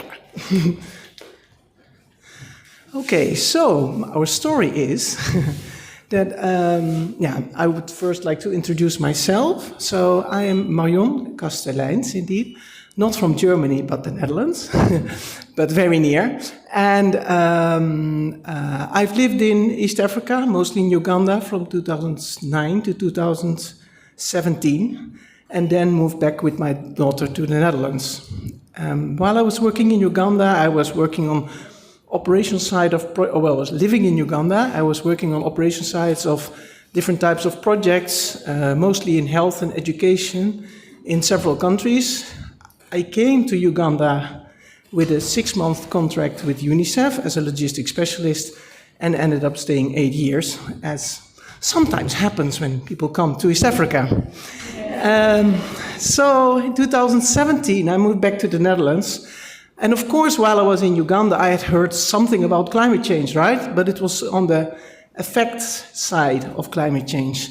People were talking that seasons were changing, it was getting drier sometimes, then hotter. The seasons were not arriving in time. Farmers were impacted by this, etc. When I came back to the Netherlands, I actually heard a lot more talk about climate change, but then another side of it, which is more, okay, what do we need to do about it to prevent things from getting worse? And do we actually believe that this is happening? And should we do something about it because, it is so costly? That's what people are talking about there, right? So a very different side of climate change. And after about 1 year, I started working for a startup company in energy transition. It was a company that actually wanted to accelerate the energy transition in shipping. It's an important sector for the Netherlands. And then I had to really dig deep into this topic. I basically had to study again everything related to it to have the right conversations. In the meantime, we were back in the Netherlands for about 7 years, and about a year and a half ago, things started itching again. So I felt like I had to go back also to bring back my daughter to 50% of her roots. Then I thought, okay, so I'm not just going to travel, so what can I do? And in the meantime, I had started to give master classes, energy transition in secondary schools in the Netherlands. So I came up with the idea to then do something similar here, because awareness on everything related to climate change is important everywhere, I think. And I had also heard from friends that I had back in Uganda that they were not also getting the same information. So that's how this foundation got started. It's called Climate Connection. It's very small. It's just the 4 of us, basically. And we have decided to travel East Africa with the 4 of us. So it's Elina, she's a biologist, Ella, my daughter, a co-traveler, I call her, myself, and then Kelly van der Doer, as she also introduced herself earlier. And there is this car, Nala, the e-rover, I've called her, and this is a Defender that I converted into electric car. And we're actually supposed to get it out of the terminal, container terminal, today, actually in the next half hour. So I was quite eager to do my talk. Literally, it's being cleared right now, and we hope to pick it up this afternoon.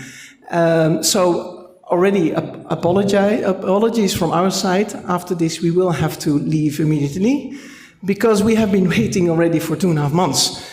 So this is our schedule right now, but I just adjusted it later. So our plan is that we will be from mid-September to mid-December in Kenya. Unfortunately, for personal reasons, we have to fly back to the Netherlands, but probably sometime in January come back, then February, April in Uganda, afterwards Rwanda, and then Tanzania.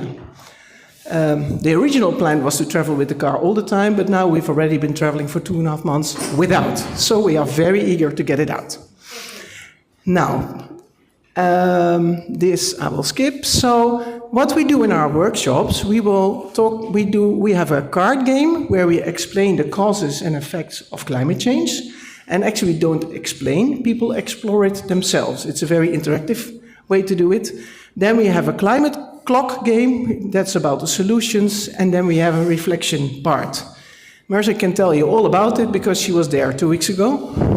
And so far it's a big success. Actually, earlier this week we had our second session at University of Mombasa, Technical University of Mombasa. So very nice, very ambitious, inspirational students joined us to be there. To women, because it also suggests that the responsibilities lies to be there. To women, because it also suggests that the responsibilities lie with those that have caused it. That's probably not so much you, right? That's more my countrymates and those up there. But also while addressing systemic, socioeconomic, intergenerational inequalities. And I underscore the systemic inequalities because in the systemic inequalities, that's where gender comes in. So systemic inequalities are based on race, ethnicity, gender, and socioeconomic status. So climate justice is, via these phrases, directly related to gender. And why is that the case? It's because women are far more affected by climate change than men. I found this, it's from a month ago, from the newspaper The Nation. And indeed, there's been some research going on, and indeed climate change, especially the drought, but then afterwards also the flooding, have a far more severe effect on women, especially girls, right? There are places where after a drought, in a full classroom, only 1 or 0 girls return to school, and this impact on future generations. Then also earlier we were talking, crisis is not gender neutral, and I put some quotes from UN Women and also Oxfam. Those are the ones that mostly speak about these things. So indeed, they have the biggest impact, and that's because 70% of those, the women make up 70% of those living under the poverty line. So that's another reason, because climate change leads to higher inequality. This is also why women are more impacted. This is about the girls, so this is really why climate change is an important topic. There's another element to it when I started digging into it, and it actually really opened my eyes. So when we talk about climate change, we often talk about energy transition. That's really needed, but there's also a very important nature element to the climate, right? Because it's our nature actually that needs to support us both in mitigation, because nature absorbs a lot of CO2, for example, but also nature can support us in adaptation and prevention of disasters. But there's also a relationship, between nature and women, because both of those elements are actually not valued in our current economic system. So the labor at home, and there's a graph here, so women work about 3 times more time, spend around 3 times more time in unpaid work than men, both in developed and underdeveloped countries. And that work is not valued in our economical system. It's not part of our GDP, right? And the same counts for our ecosystem services. So nature is also not valued in our economic system. And I think that's a very interesting link to think about, right? Because why do we not value those things that actually are so important to our lives, our daily lives? So our economical system is actually driving us away from those things that are so crucial to make our lives work. It's just something to think about and to plant a seed. Then earlier we said women go green. So often we talk related to climate change, also green jobs for women. Now, there's already been a study has been done, and they found that yes, there are a lot of opportunities for women in green jobs, but the most logical first jobs that women would go in would be what we call the lower level jobs. Those would be, and low level, that means low income and low status, right? Those would be jobs in agriculture, waste management, and what they call bioenergy, which often basically means gathering wood, right? What we want is getting women into the higher level jobs, right? So it's important that this is also going to be part of policy, because it's directly related to climate change and preventing climate change. So, what would then be our action list? Basically, the first one is educate, educate, educate. In different ways, right? Generally, we already know for so many years to educate a woman means so much to the whole community, and that first the family and then the whole community, right? So we already knew this. But also in the view of climate change, this is even more crucial. So, first of all, create climate awareness, just that make sure that everybody has the basic knowledge of how this all works. What's really true, what's not true, because there's a lot of misinformation going around. Then, another element is that we should undo the segregation in education on more the technical studies, so STEM, right? And it's beautiful because we actually met at a meeting organized by Youth in STEM in Nairobi. It's an organization that is actually bringing the youth together, and especially with a focus on women, together, to get into that space. And we had also a group, a small organization called Girls in Engineering taking part. And it was really beautiful to see that some of these women are really eager to get into that space, right? Another element is addressing social norms and improving the enabling environment, which is not purely educational, but we can also do that partly through an educational system. And then reskill and skill. The other one is connect. Just as what we're doing today, right? Connect, connect, connect. Connect the women. Make sure they see good role models. Make sure we help each other. Sorry, sir, but we help each other to get into the right jobs, right? Or to make the right connections. So, develop women's, and this is really literally from UN Women, develop networks in male-dominated sectors. Support the transition towards the formal economy, because we know a lot of women are working in the informal economy, and invest in role modeling, as we have been talking about today too. So those would be the short action list, let's say, to make sure women make it through this climate change issue, know what needs to be done, know what's going on, and also create opportunities for them out of that. I've heard that there are a lot of feminists around here today. And fortunately, I'm from a country where they're still feminists, right? Because also in the Netherlands, the female rights are not equal, or the rights officially are equal, but we also have lower pay. There are fewer women in leading positions.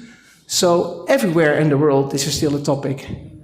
But I really appreciate the ones that are here, because I know that the fight here is much more needed, right? So I'm really happy to see so many of these women around today. So this is my talk for today. I hope I was able to give plant some seeds, some ideas.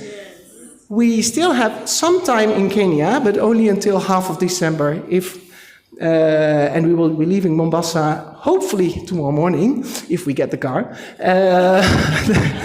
But we'll still be back in January, so if anybody is interested also to organize a workshop with it, especially with young women, we will be very happy to do so. And I thank you very much for your attention. Thank you. And you can follow us. Thank you. Don't go. I want to hear.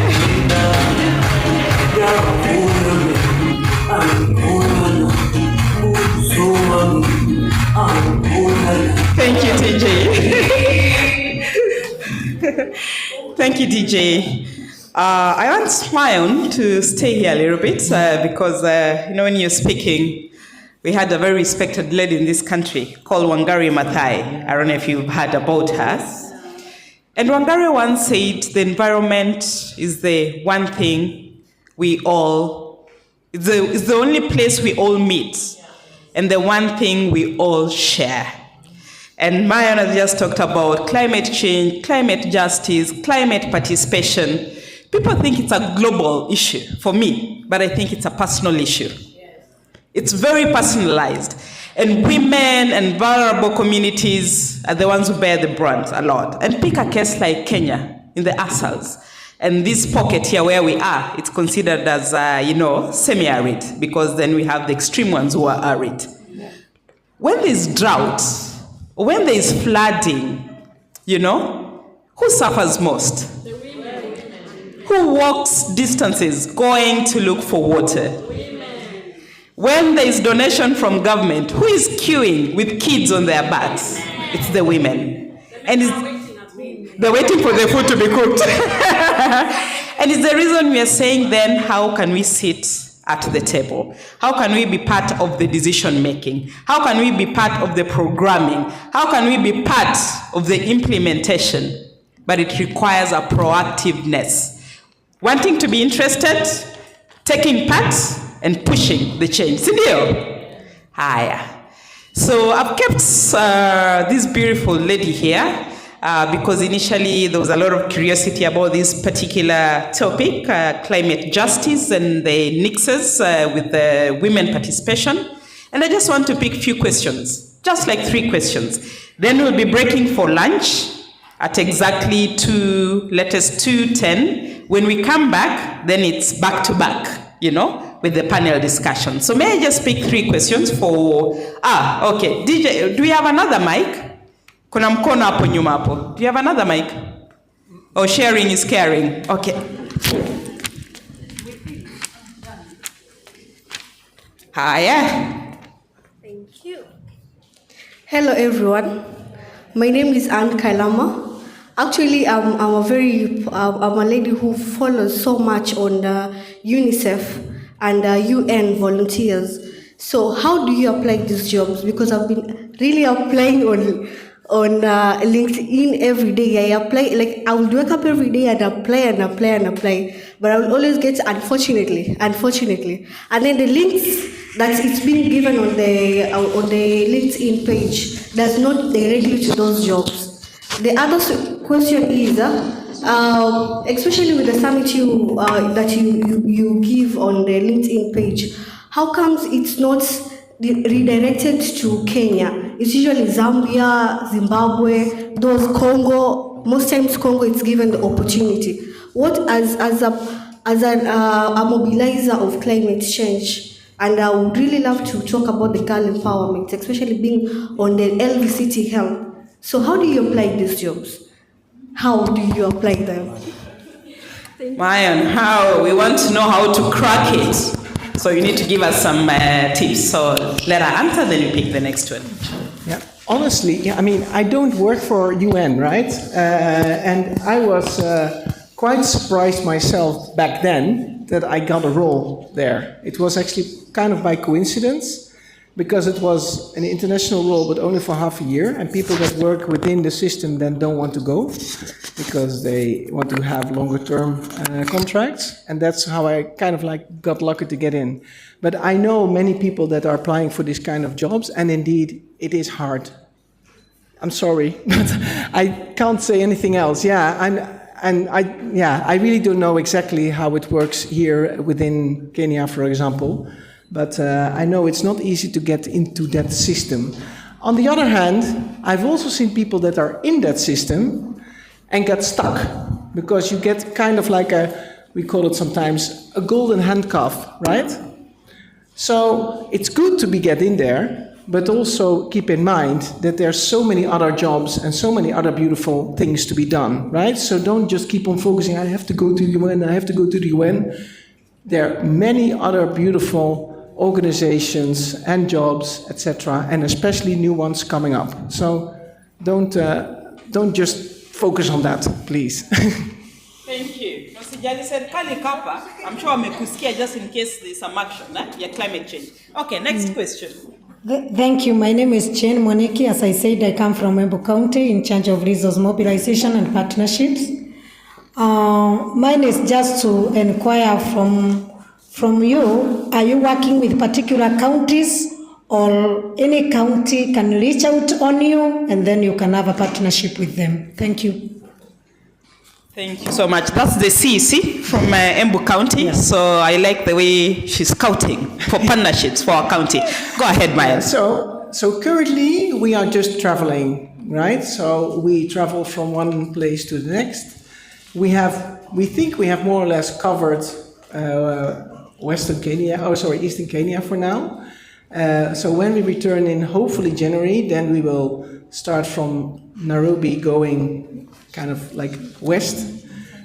So we don't have like official partnerships right now also, even though we are starting to get some links with local organizations that want to continue our workshops.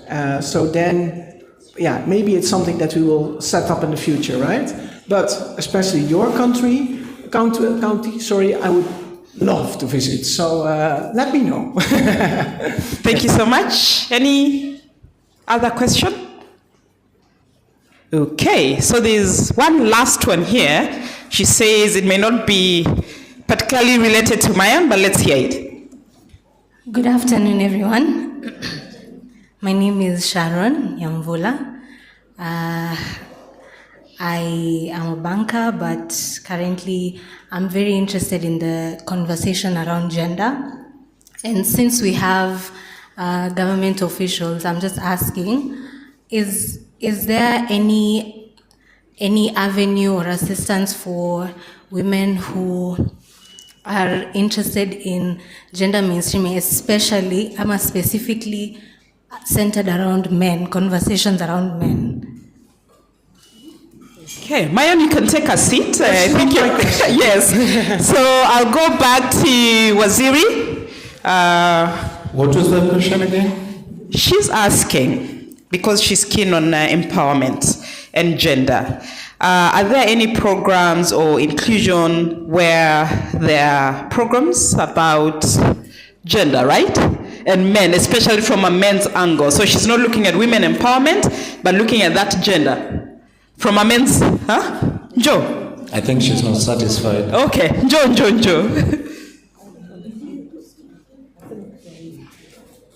Sema hata kwa Kiswahili ikiwa Kiingereza kidogo kina tabu. Kiingereza kiko sawa, lakini let me introduce myself again. My name is Sharon Nyamvula.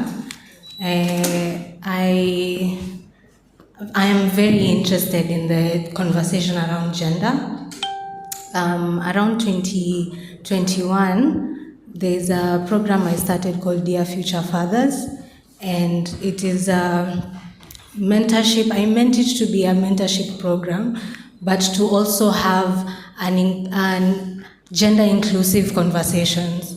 So I was just asking if there is any opportunities maybe I can pursue so that I can have such forums where we can discuss gender and men, specifically empowering the men to understand the need for women empowerment.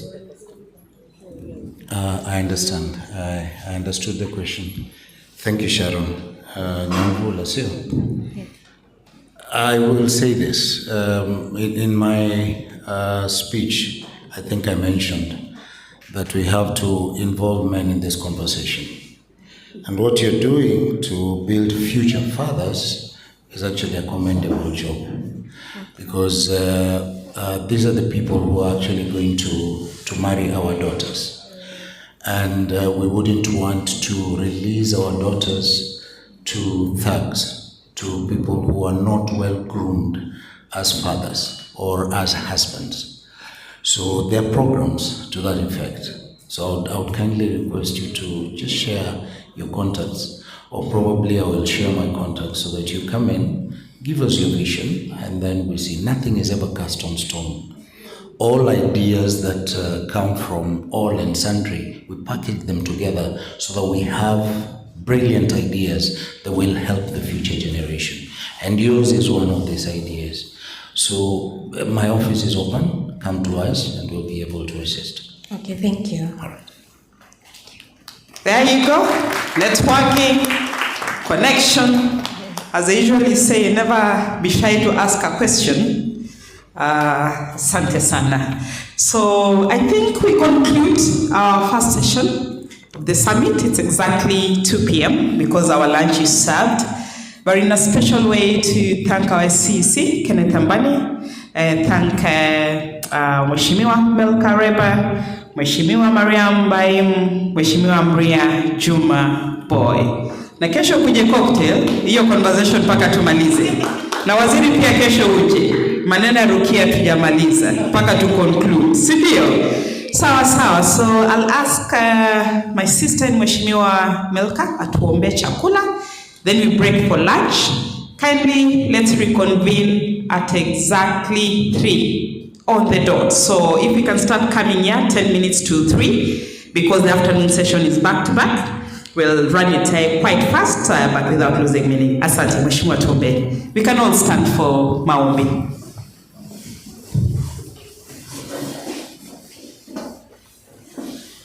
Wakristo sisi huwa tunaomba kama tumefunga macho. Waislamu, you can copy or you can take your best positions. Okay, let's pray for lunch. I'll be brief.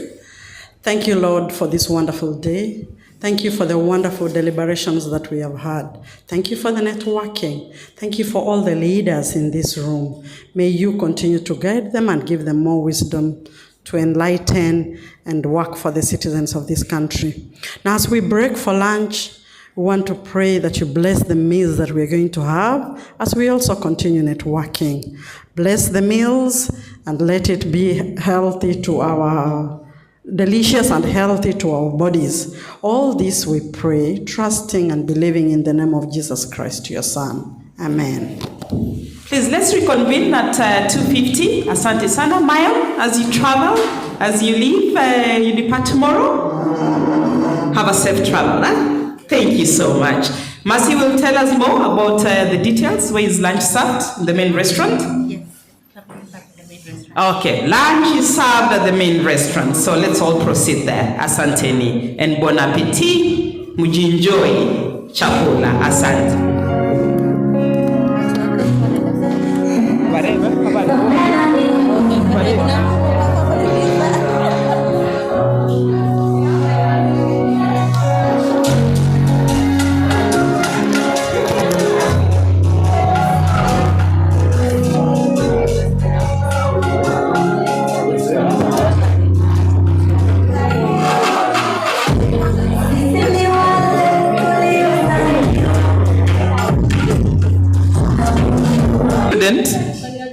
Sindio?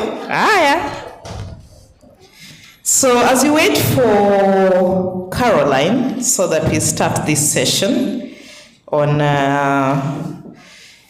blue economy, AI and technology, renewable energy, and persons with disabilities.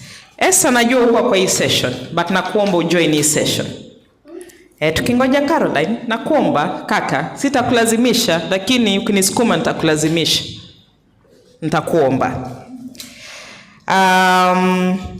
So, from the morning session, what is the one takeaway that you got, that you feel really touched you, and it's a takeaway you're going to carry from this session? Mercy, nantafutia Caroline. Yuaja. Dada wa moto. Ati yuaja. Mercy wa moto. Yuaja. Sawa, nimekubali. What that you got from the morning session? One thing that really I've gotten that. Which is important, right? Taking care of the environment in that little space. What is the one takeaway you got from the morning sessions? That the Powerhouse Summit wanafunzi wako mapoinzi na teremka tu. Napendanga unaonanga mwalimu alafu mtu anaanza kutapatapa macho, anajifinya macho tu, lakini mimi huyu hapa. One takeaway. I'm so obsessed and delulu about it, but I can go overboard. Amen. And we pray for you. Claim it, own it, and you never know. That door may just open. Sindio? Regardless of where you are, as a woman, you matter. Right? And our society. And we are securing futures. One takeaway, right here.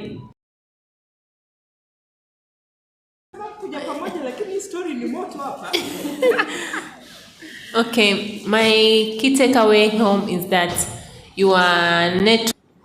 If you want to go far, nimeipendua, nataka nione kama wanafunzi wanajua msemo. Haya, tueleze.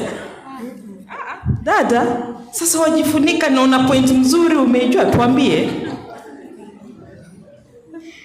If you want to go far, walk alone. Yeah. Jaribu tena ama tukupe mji.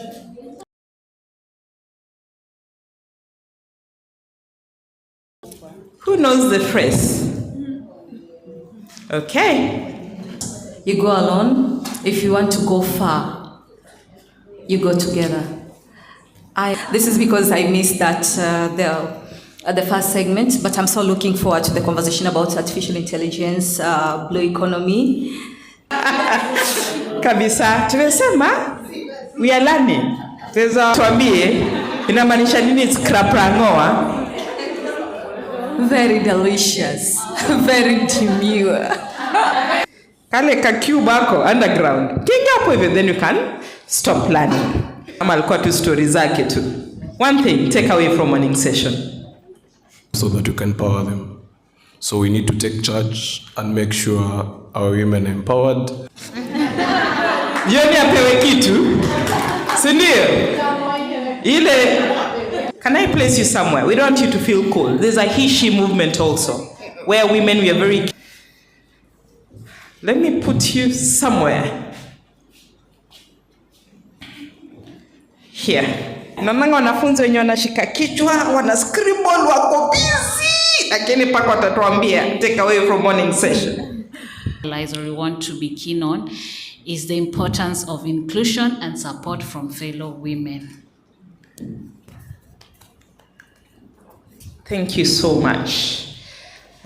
Jingling together. Sindio? Paka tu jingle pamoja, tusaidiane, tushikane mkono, bega kwa bega. Ama session. In power, for example, the MCA, who before was a lawyer, groups, but now they are appointed to support women. Wow. Kama mapanga leta tembea, wacha tukutane kesho. Kuna watu tutafunga nao hii summit, sivyo? Especially on women and children. And so as women, we have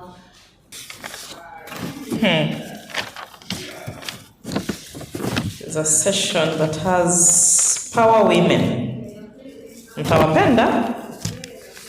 Ukiwaona, most of us have been waiting to hear personal stories of growth, of joy. Siku za funga na fungua makofi. Jameni. She was prepared, so I wish to welcome a team of very wonderful speakers on stage, as I see. Caroline Wadiru, please join me on stage. From View Travel, believed in this summit, and they said they need to be part of it and make sure it's impactful for the participants, and I'm sure there'll be takeaways.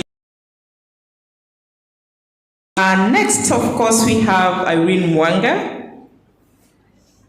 Yes, I know Irene has been under the weather a bit. Spiro. Kiswahili, Spiro. Mzungu, Spiro. Tukae hapo katikati penye tunaona, naomba. Esther ameniambia huku ni kuomba. Always ready. Well, then we have John Opio. He is a tech guru with particular interest in artificial intelligence. So we'll also be hearing Sawa. So, is it, there was a third mic? DJ? Ziko hapa zote. So this is a session where we're looking at breaking barriers in industries. We're looking at innovation. How are we embedding the element of sustainability so that it's not just a program that benefits us today and after 3 years, just brief introductions. I know I've introduced you, but after it's good to hear their voice. Exactly, and they can introduce. Just 30 seconds of introduction, John. Yes, good afternoon everyone. Technology, that is artificial intelligence. And I'm a graduate. What I did in school was telecommunication engineering, which are associated with the technology and the internet, because the technology. So how do we combat that using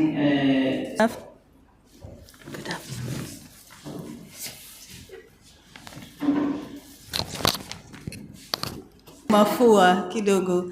I'm very happy to be here.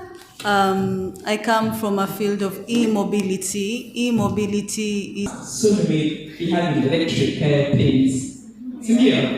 Leisure, namaanisha hii holiday nini, but mostly representing the corporate side, the conferences, team building, and anything in regards to the mass.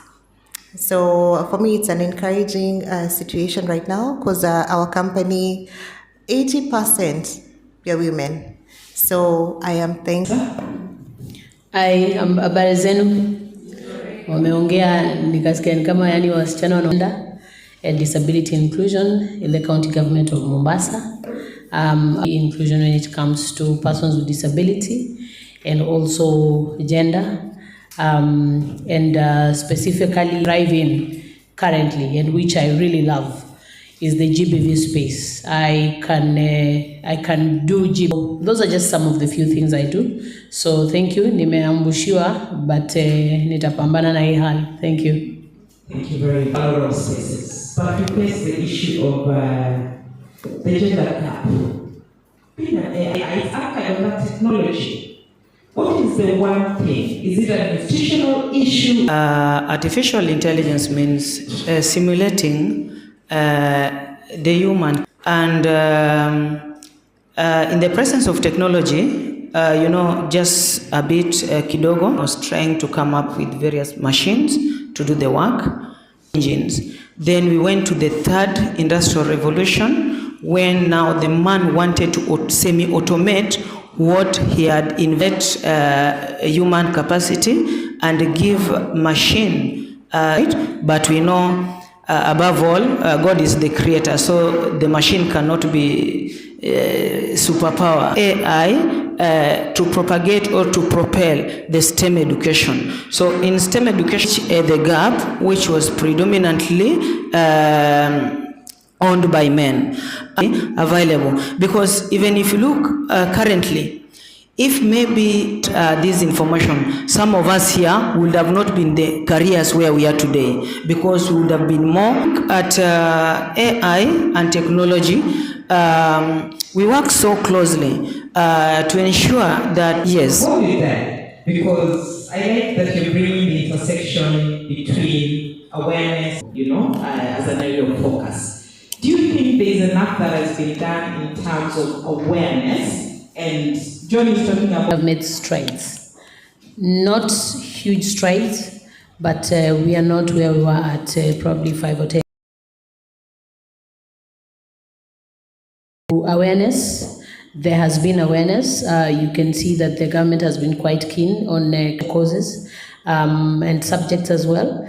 And in very many areas, you can see now the focus is on young women to actually take up. The rest of the areas, you'd find that access to internet is still a problem for a lot of the people with gadgets that can enable them access internet. So those are still the barriers. However, I believe the county government has been quite keen to want to start engaging even children as young as ECD in activities that are geared towards the digital space, so that by the time they grow up and go into primary and the rest of the stages, they're already wengi hawapendi sana mambo ya computer, wanaona it's time consuming, is quite a lot to be able to do enough sensitization and also set up the centers, internet, and we make it cheaper so that it becomes very easy for them. And even Caroline, you come from the premise. E-mobility, we're just sharing e-mobility. The element of women also coming into this space. There's been a discussion about, again, women not wanting to compete within that. That's a good question. I will tell you something.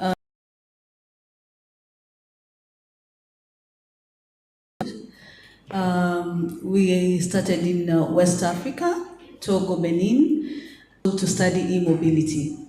These are women from different sectors, and she joined Spiro, and she's the CFO, working with e-mobility. That is this new. It means to tell you that the secret is to join startups. To see Waziri, maybe we can talk behind the tent, because there's really, honestly, so many upcoming companies with huge potential for women. Can say, I'm proud to be a biker.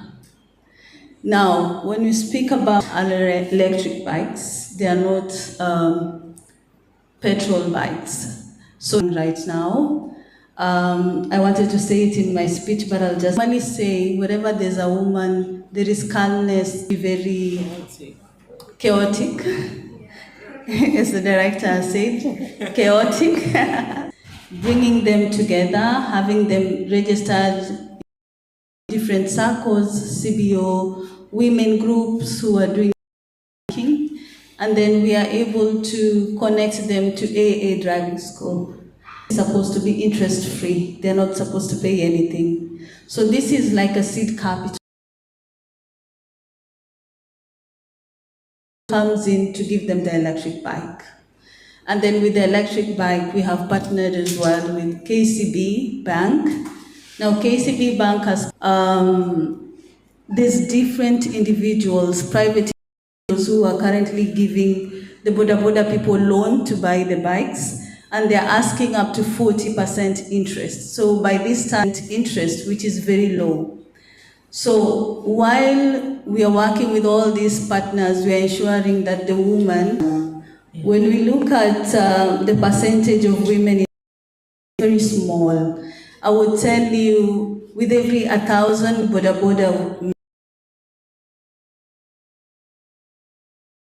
women, it is very low. It is a challenge, but we are working on it. The numbers. You mentioned Rwanda, because then there's the element of security and safety, and also accommodation. At some point, we used to know View Sansa. Then we started hearing about View Travel. And a lot of your operations are digital, your marketing. I feel like the way we are coming in right now, especially when we are approaching the different organizations, we celebrate them on Women's Day. But do we take up with them as a team? These organizations usually have the gala dinners, the end year parties and all that. They take their women and tell them, we appreciate you. I feel that's one way of communicating in our industry, and we are leadership. The issue of even AI still being a mystery across leadership, people like you who understand AI like the back of your hand, not taking leads to help women and other sectors to understand. Is it just an attitude issue? Thank you. Now, if you look at the concept of AI, talk about putting infrastructure such as highway, putting computers, coming up with the techno hub with good leadership. So the moment we have that political and to ensure that the infrastructure is in technology, because we are in the age of digital transformation, whereby we are trying, and the moment we put clear policies, why people are still more a bit skeptical, secure along that transmission line. So the moment we come as the which is in place and it is functioning. So what is required to give them more powers on how they can be able to look at the villages where we come from, not the urban areas. What involves government and leadership? And I like because what you're raising, John, yes, what is coming out clearly is the policies in place. Because at the end of the day is meeting with the other entities so that cumulatively we are seeing that impact on the... I'm actually from Homa Bay County. Homa Bay County, as you know, is being led. This lady is doing differently from others is that she has management works in a group. So she has single-handedly convinced this team of businessmen. Actually, yesterday I was in Homa Bay where she was giving the last of the groups the 20 million. By the scene, the SACCOs doing great work. I know we went within the grassroots to meet one of the SACCOs, and when I met the members of this SACCO, they were women and men. So she feels like her county needs to be fast forward in terms. I am in Mombasa County. I cannot wait to see the things that are in store for us to do here as well. And I'm happy you raised very well that the government, Gladys Wanga, is doing. You have of governance. The beautiful case studies that county can learn from each other because borders are all over. If it's women empowerment, it's in all counties, and so that it's not the women of Homa Bay, it's the women of Kenya. It's not the women of Mombasa County, it is the women of Kenya. First of all, I would want to say that the spirit behind the devolution, the aspect of bringing maendeleo karibu na wananchi, we've hacked that. We were supposed, tumefanya kitu kizuri, tunashinikiza Kilifi kufanya kitu kizuri. Kilifi wanashinikiza Kwale wanashinikiza Taita Taveta wanashinikiza Kakamega inashinikiza Nakuru, blah blah blah. However, you can see that in some cases kwamba watu wengine they come and see all through kuanzia 2013 mpaka sahi. There's been a lot of questions on their role exactly in making sure that they are bringing counties together and making sure that they're coordinating counties the way it should. However, I don't think it can be easy solution. So I think probably we need a bit more time to be able to gel. However, we are not where we were at. Very difficult to understand a lot of things. Now we have the intergovernmental and take the best of other counties and also just make sure that we're doing the same with the other counties. So there's still a lot of work to be done. From personal experience, yule alitoka, huyu hataki kujihusisha na yule ambaye anaingia na yule hataki kujihusisha na yule ambaye alitoka. So there, when you mess with transition, you can never get it right, because when you mess with transition, it means you will miss out on institutional memory, how and so once you decide to start another project without even looking at the projects that have been done and why they were done and where they are, you probably will never see a lot of maendeleo. You can even see the way people are moving. Kuna watu ambao you would never have thought that they will go back to their mother counties. And the counties understand that it's not a competition, but we are complementing each other. I think we can definitely do that. But I must, tumetoka kwa very few numbers, wawili, tumekuja tumepanda kwa 7, and you see very fast they form the G7, which means they already see. You come from the business sector. Of course, it's a cutthroat, space. It's like Coca-Cola race. How can we empower, let's say, the travel industry? You can give us your experience. So what for me has worked for me is understanding my craft, believing whatever I'm trying to push. It's something that you have an idea on, but I have the confidence to get in a boardroom and speak about it. You have to believe in yourself, work towards your craft, go ahead and research and be perfect in whatever you're doing. That woman has for her to get to where she is at that moment. But it's all because she believes in what she's doing. She knows what she's on, believing in what you're doing. Today, you might be you think you are right now, but just believe if only you switch your mind and tell yourself, I am bigger than. Start seeing yourself being bigger than who you are.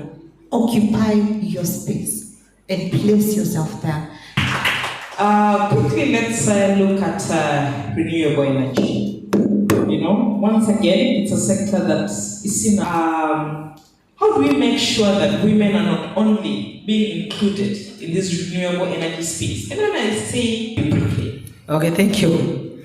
When you throw the question of renewable energy, it's called Greenwand, and we were trying to come up with some innovative idea.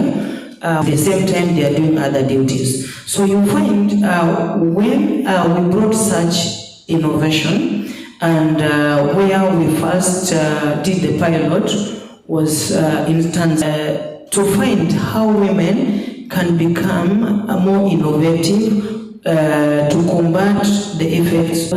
Their ideas, their contributions, and everything that they have, so that whenever they want to cook this food, heat it up to a boiling point of water which is 100 degrees. Then it will be put in this fireless cooker for the issues of renewable energy. Thank you, John. And I like that you unpacked so much the issue of women being part of this occupation of women in leadership, so that they're driving, they're not being recipients, but they're driving. It's just that we don't get enough podiums to say that we are there. How we manage to grow each other is through mentorship. The way my company is set up, men are a representation of both male and women. And these men and women are not just put there because they are women. These are quality. But he works hand in hand with a woman CFO, Ms. Wangashi. And they are the two pillars of different departments: fundraising, technology, engineering. There's a representation of a woman in these spaces in e-mobility doing just low-level jobs. They called it green jobs, and they say that it's a woman. Spiro is a company that manufactures the electric bikes here in Kenya. We actually have a factory, huge, because we have a capacity of 50,000, production of 50,000 bikes. That whole theory is to say that there's actual representation of women feel safer clinging to other women. I know in my organization where I work, I have very strong. Spiro allows us to bring in our voices on the table. So when it comes to making decisions, you're able to debunk. So when it comes to making decisions, you're able to debunk that. But look at the outlook. Let's then look at the nation. But look at the outlook. Let's then look at the nation. The women who are occupying the front. The women who are occupying the front seat. And Esther, you'll come in from a very communication point of view. Is it? And Esther, you'll come in from a very communication point of view. Is it? Definitely, there's companies that are deliberate, and the rest are not. And there's companies that would have women because women. We have 40 women. We also have women in leadership. However, because we have 40 women. We also have women in leadership. However, when it comes to sitting on the table to make decisions, the women are not on the table. And I think probably wanted you there. Lakini sasa, knowing the space is very masculine. Most notes that the meeting is very masculine. Most notes that the meetings also have the woman, because the woman will bring substance, even when they know the woman will bring substance. But they will say, I know you've worked with the county, you know how stressful being a county chief of county, you know how stressful being a county chief officer, director, or a CEC is. Hauna time, hauna weekend. CEC is hauna time, hauna weekend, nisipewe hiyo kazi ya juu because of the demand ambayo iko na hiyo kazi. Lighter duties. Yeah, lighter duties.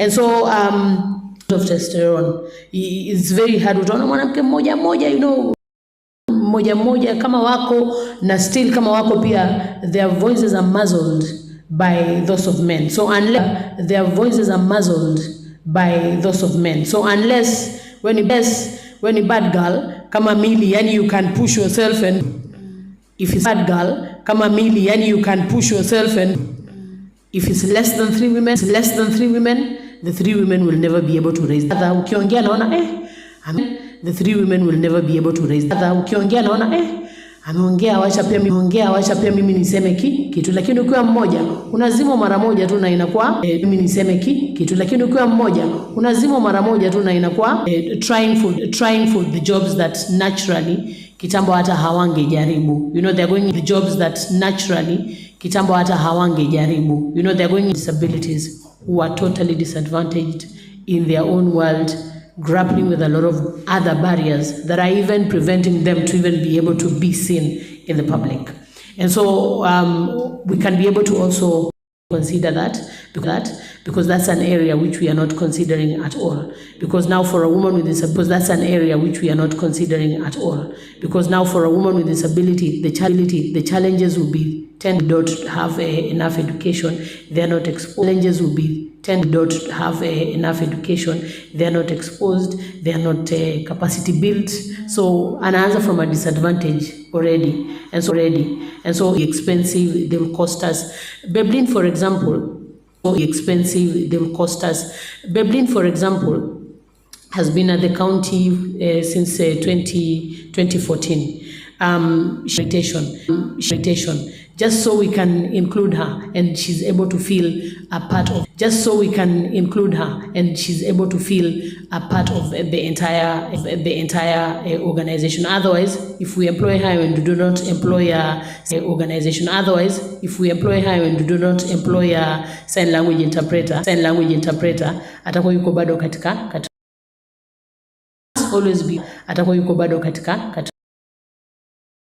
always be very deliberate about what we are doing and making sure that we are not leaving. Esther herself, she's a champion in many ways. And disability mainstreaming, I think we are catching up. We go to the last round of questions. We are catching up. We go to the last round of questions because we have another session that we need to talk about.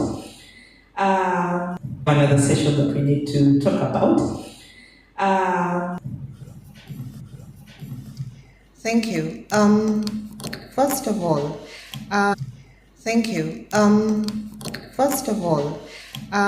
there's something that's very,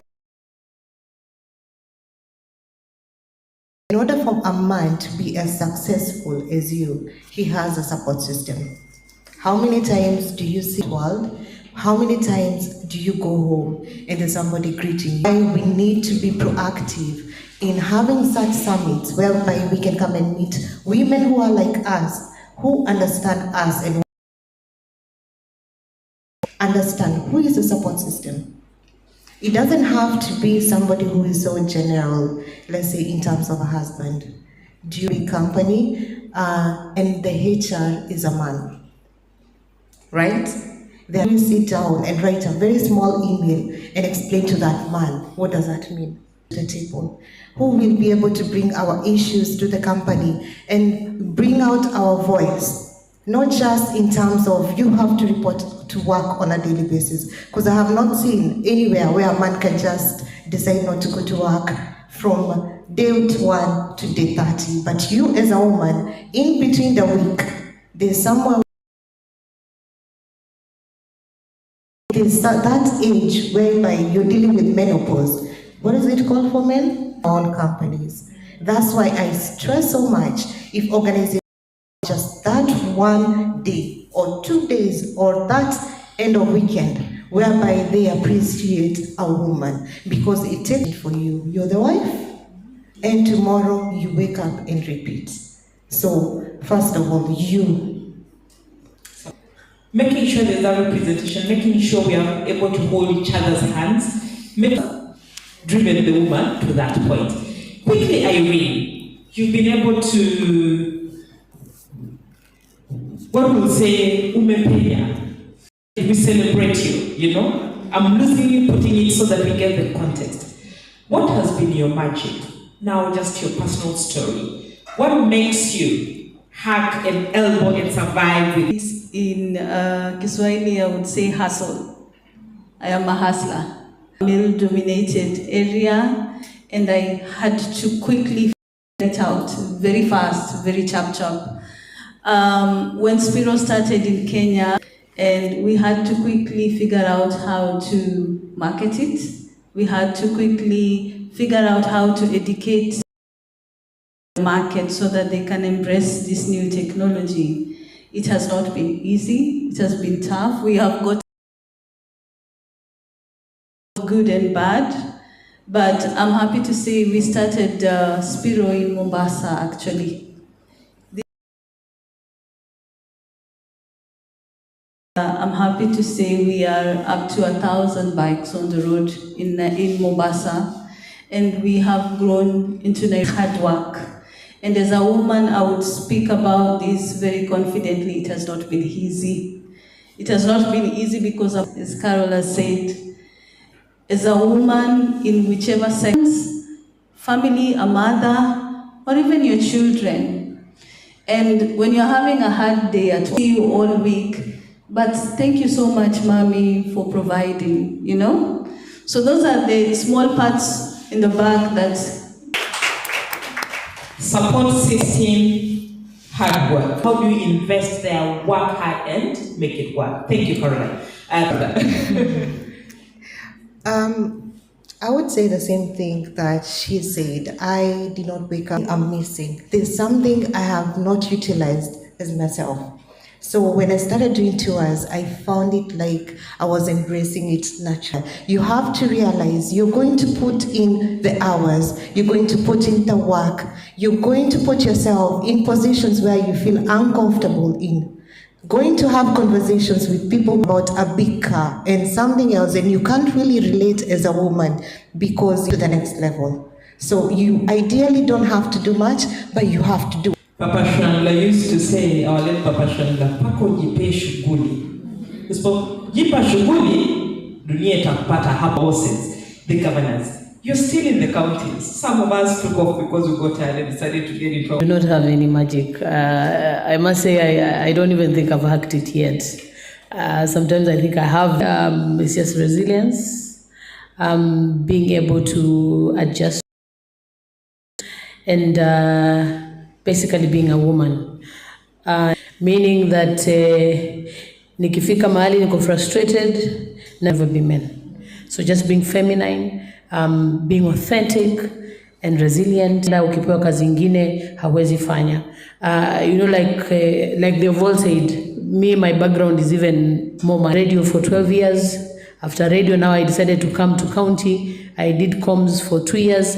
After doing comms for 2 years, I'll be doing in the next 5 years because I'm opening myself up to be able to embrace anything that comes that at what, making sure that you stand for what you believe in and being able to stand for na usimame na ufe now. I think that's the best thing I can say for me. But basically, so let us be as feminine as we can. Wakati unataka kutafuta kitu, hawa wanaume kazi kutafuta kitu, you usually do that when even you are going to assembly. Ukienda wakati unaenda kukutana na wanaume, you become feminine kabisa. You have to do this. Hakuna mtu atakusikiza. They will not listen. Lakini ukienda hapo umevunjika kabisa, unamwambia hey boss, sisi nini tuko ni boss kwa boss, basi approve, basi hata sitarudia tena na sign. Lakini ana sign na anajua ana sign, na ndio sexual offences bill, and it took her years. And he says on the eve of the day document inatakana ipitishwe bunge, she was frustrated because hakuna mahali alikuwa make any progress. So then she called one of the male MPs, akamuuliza sasa nifanye nini? Akafika akakaa nao. So they are just on the table. So in fact immediately she walked in, they're like, kumbe uko na tugu. They started, vile uko smart hivi, sasa unalia, sasa sisi tufanyeje? Now they got confused on what to do. and at that point that had a problem. And so they told her, leo vile umekuja Christian hakuna shida, hii kitu tutapitisha kesho, hii kitu tutapitisha kesho, hii kitu tutapitisha, just like that. Not, they didn't go through the document again. As a woman, they said, "Ai, mpaka hata umelia, so unajifanyanga hapa huwezi lia." You know, tukue masculinity hata itufai. Let's just be women, look pretty and just be and enjoy even hata okay, bora isiboda na tukumbuke kwamba the space is there for us to take. Hakuna mtu hard work, being a woman, having your values, being a truthful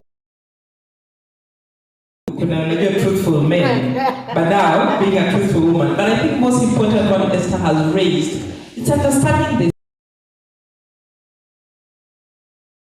this to tell us, at times with bosses, you may not like the shape of their nose, but learn to work around that shape of her power hat, yes. But she won the battle for many girls and many women in this country, right? And wrap it up. He, she, you're part of the movement. You work with women. All of them, we can say, all of them are women. So giving them that space, it was like taking my colleagues, especially women, to be techno-savvy so that they cannot be left out. Because in the current digital, there are businesses online, so that people... how do they support that directly through the organization? I know that some of the organizations who have a payment plan where you just, I think Lipa Pole Pole or something like that. Do you guys have some of those initiatives that in your organization where women from the grassroots can be able to access the electric motor vehicles or electric bikes from your organization who are not able to get access from the bank or don't have that ability to have a bank account or something like that? Good question, Mercy. It's actually true that when you go to Mashinani, there's women who are bankable and women who are not bankable. Actually, when I visited Homa Bay, there's a lot of hardworking women in the grassroots. These the women that we have interacted with are women who are selling fish. And I think I will speak about that project when I give my keynote. But what Spiro is doing, we are not just working with banks, but we are working with women in groups. So these are women in circles, women in CBOs, women in groupings where they're able to do things like table banking. These are still women who can have access to our electric bike. Now, when it comes to the cost of the bike, as I said before, Spiro is the market leader in EV, and one of the reasons why we are market leader is because our bikes are very affordable. Our bikes are actually one of the most affordable bikes in Kenya as compared to other competitors. And the way we do with women who cannot afford this is that we can work with them in groups where they are able to save up money within their CBOs, their circle, their chamas, and then working with the different partners who want to contribute in this project is that, for example, an NGO like JICA is willing to give these women who we've identified the down payment for their bike, which is interest-free. So the bike itself is 152, for example, and this NGO is giving the deposit, and then we are able to take these women into a conversation with the banks that are willing to work with us, and they are able to be given loan for very low interest rate. So these women don't have to have an account in the bank, but for the bank to give them this facility, they will need to open that account so that the money is deposited into that account again. So there's a lot of willingness to be able to make sure that we have other alternatives as sources of finance. So we call upon so many other partners who can make this journey. Pole pole, we are going to get the bank. So you can introduce yourself nicely, then you can also partake in the discussion. Thank you. Thank you very much. And want to say upfront that I really, I'm very good about the conversation going on here. My name is Professor Joe Camaria. I am the CCM for Finance and Economic Planning in Embu County Government. Amazingly, this summit coincided with an annual conference for the accountants, ISPAC, which has just ended. And one of my chief officers asked me to be able to attend this meeting, and I'm very impressed. Some of the topics that have been discussed here sounds like also what was being discussed by the ISPAC. There was so much on AI, so much on technology, and having this meeting now kind of wanting to awaken the women gene into the space of technology and not waiting to be told now join and wanting to find a space in it.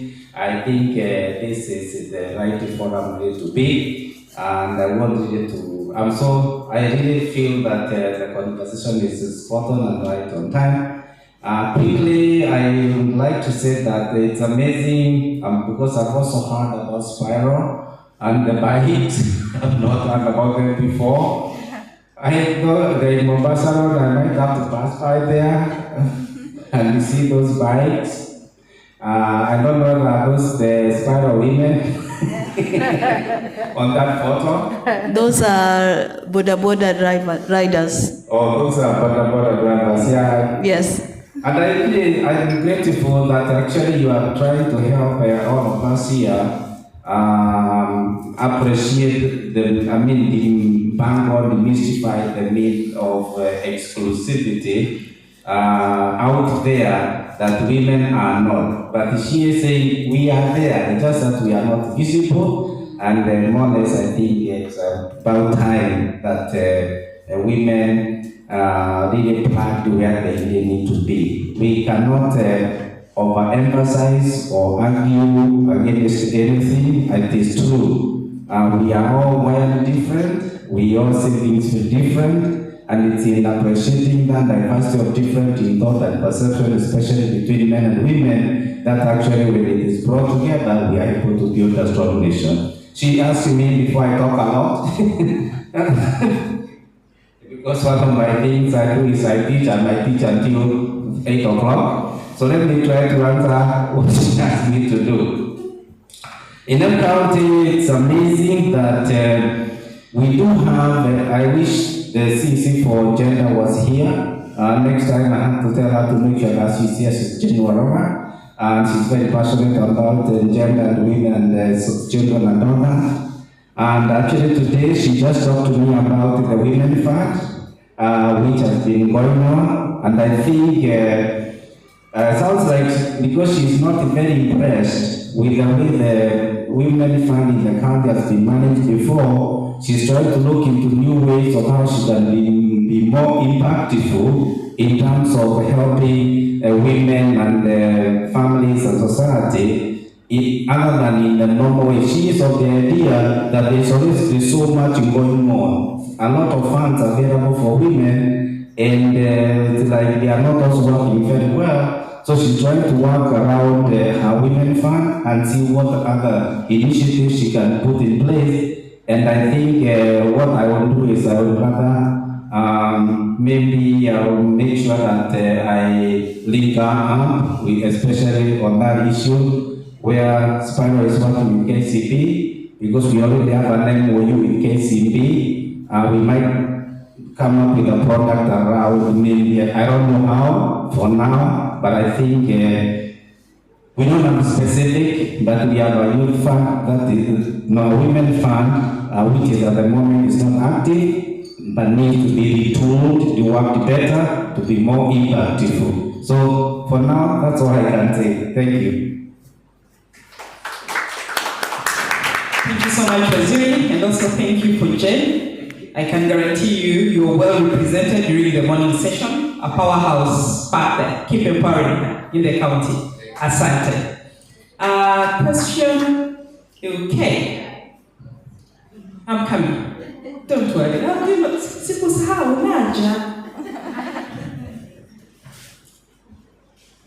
This question goes to John, the AI guru. Question.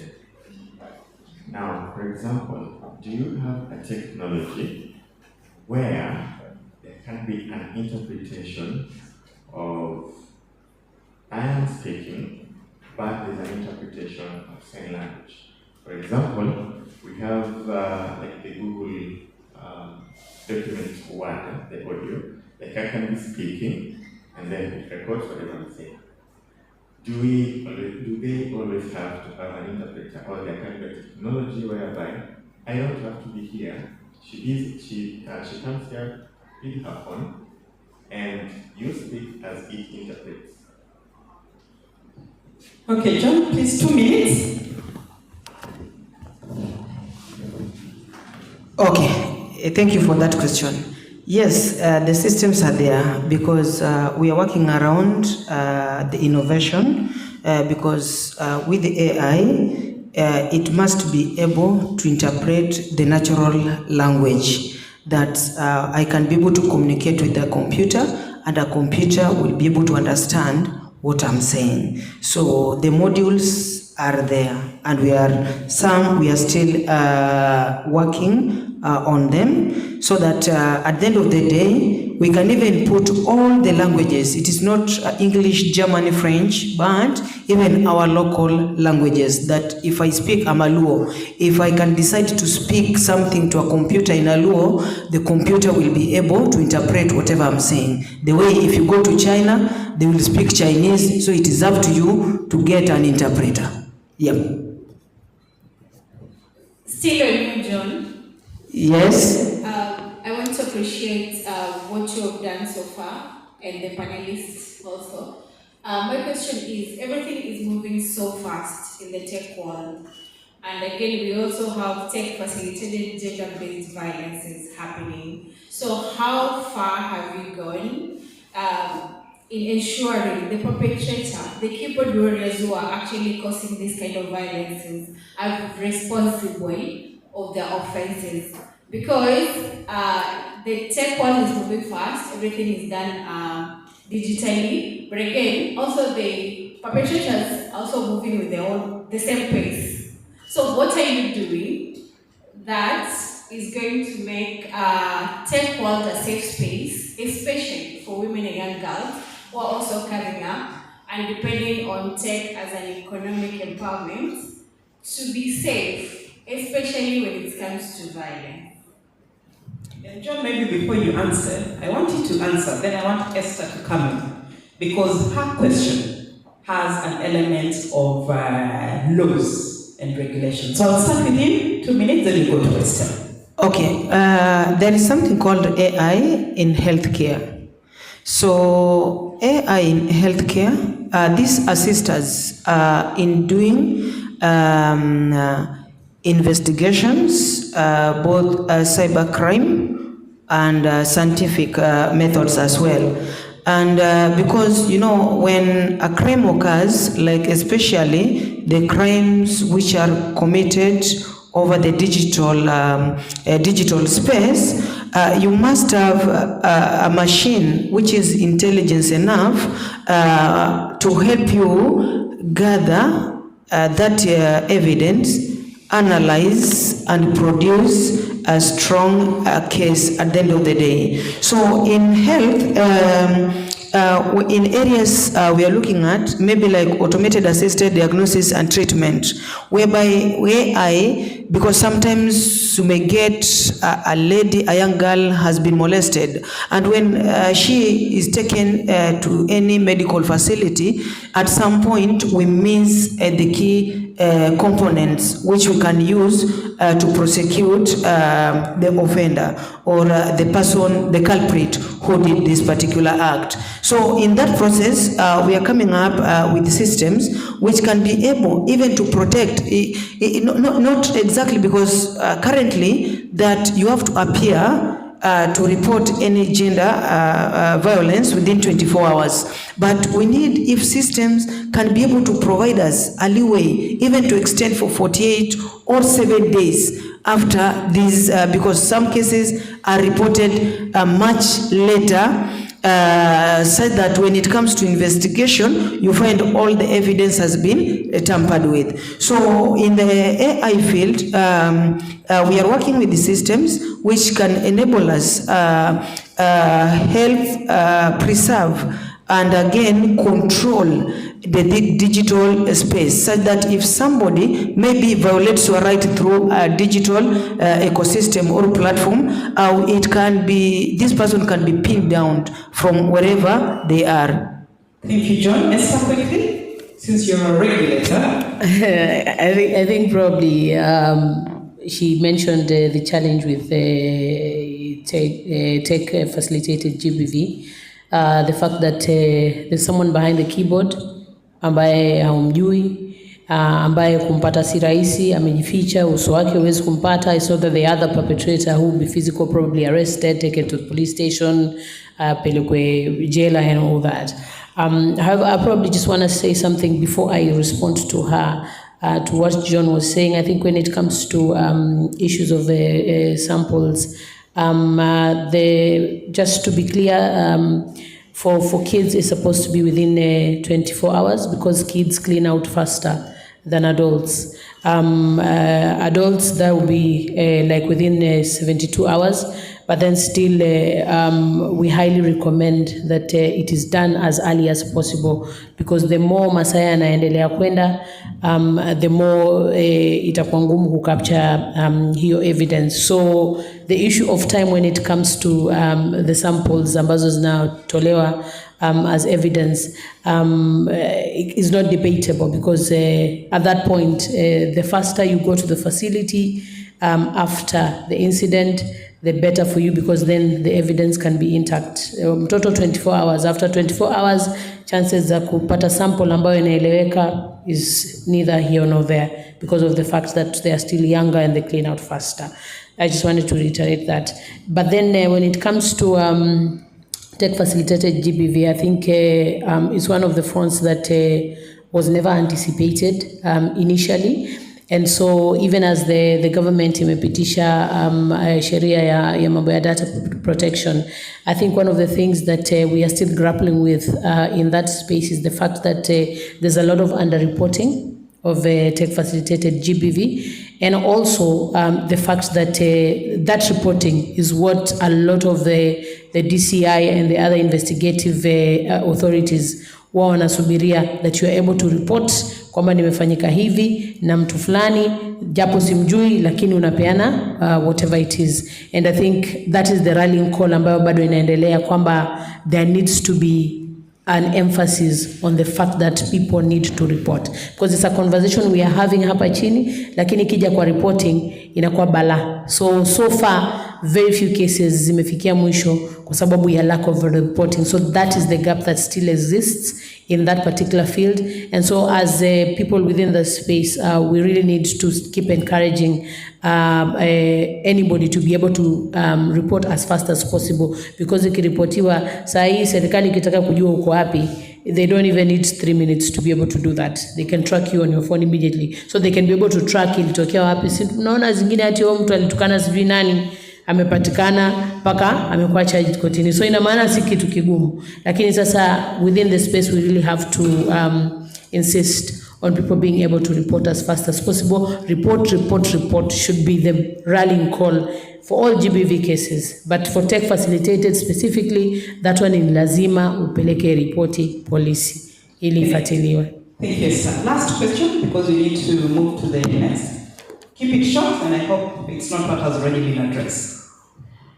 Thank you very much for the panelists. My question is, especially, I believe we have a lot of genesis here. Like, especially you've learned a lot.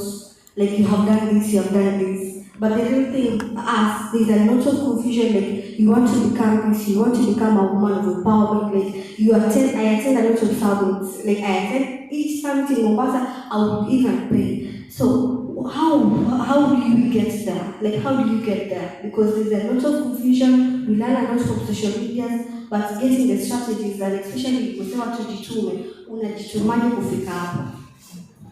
Caroline, please take that question. That's a very good question. If you don't ask yourself that question, I think you won't be getting anywhere. So for me first, I would like to ask you, what is it that you feel you want to be doing?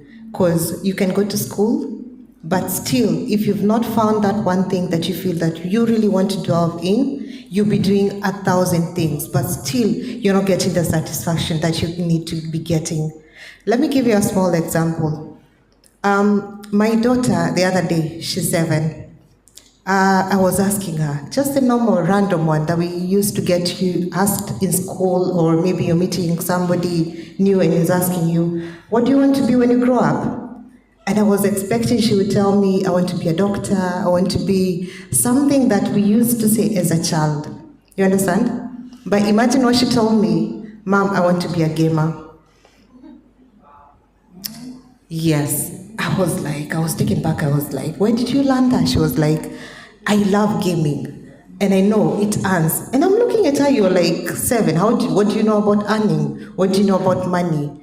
It's something that maybe I open up a space for her to believe in herself and understand. I don't have to be doing what my mom is doing, what my dad is doing, what my parents and other people I know have been doing.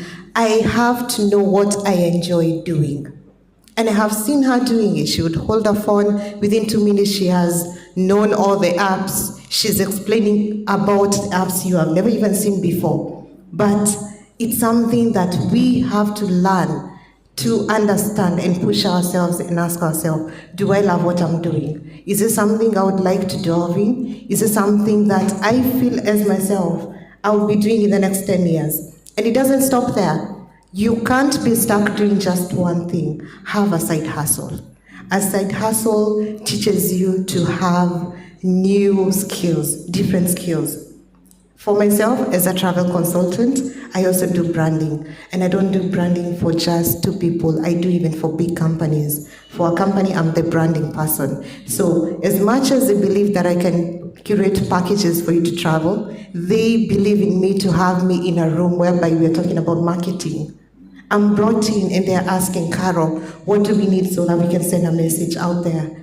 And I'm giving ideas about this and that and that. So you do not have to be limited to be doing just one thing. Do 1, 2, or 3. Find 1, 2, or 3 things that you feel that you can fine tune. And finally, you'll find your calling in one of them. I just want to add kidogo. I think also probably, mi naona, yani Gen Zs mko na mbio sana.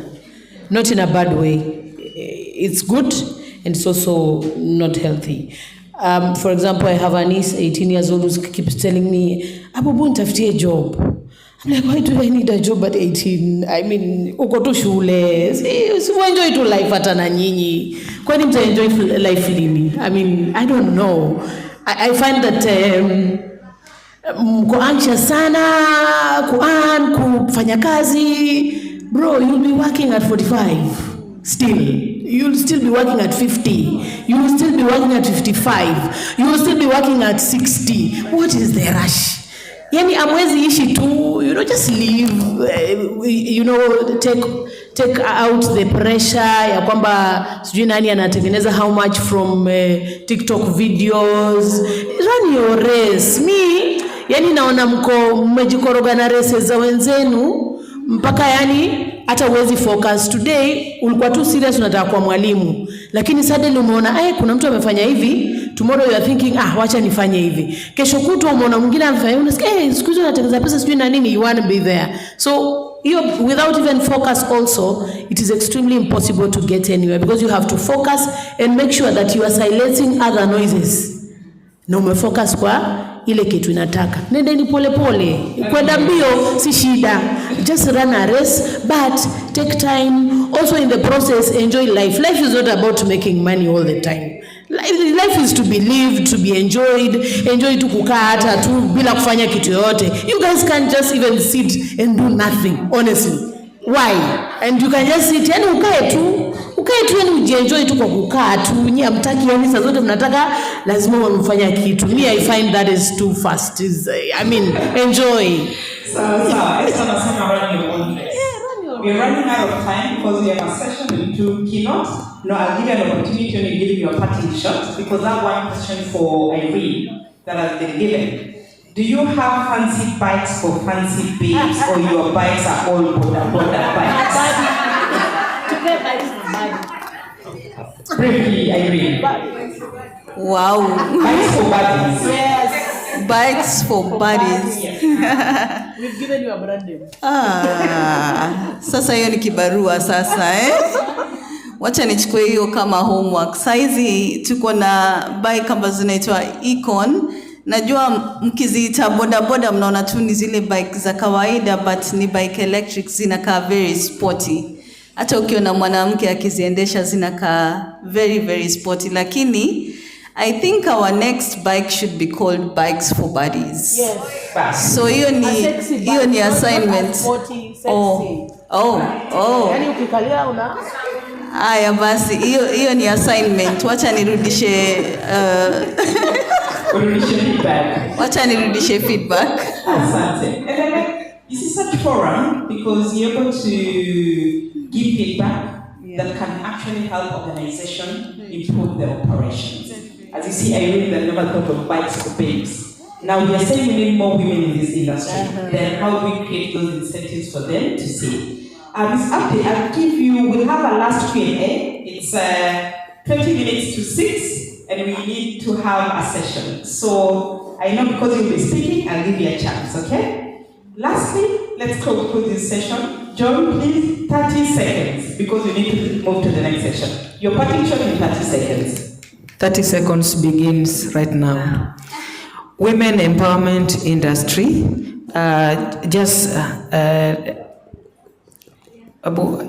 Go to the women empowerment industry slide. That is my last.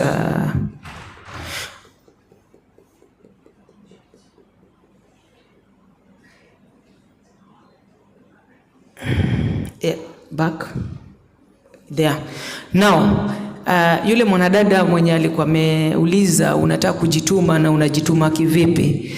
Kwanza angalia pale kuna empowerment industries. You have health, agriculture, environment, entrepreneurship, and communication. Identify your strength within the pillars. If it is health, what do you want to do in health? Then you will find your passion is driven on that. If it is agriculture, you will have that passion. Environment, the same. So identify your potential area which will drive you to the next level ambayo utakuwa umejituma. Asante. Thank you, John. I read your parting shot, 30 seconds. My parting shot will be a quote from Wangari Maathai, so I will just read it. African women in general need to know that it is okay for them to be the way they are, to see the way they are as a strength, and to be liberated from fear and from silence. Wow. From silence. Caroline, parting shot, 30 seconds. For me, I think it's just a recap of what we just said. Know your support system, understand your craft, na ujitume. When you actualize those three, nobody can stop you. Thank you. Yes, sir. Parting shot, 30 seconds. I think for me, as we do all this, hakuna manual. unaweza kusoma, unaweza kuja kwa empowerment forums kama 100, lakini pia maisha kuna vile inaenda tu vile inataka. So resilience.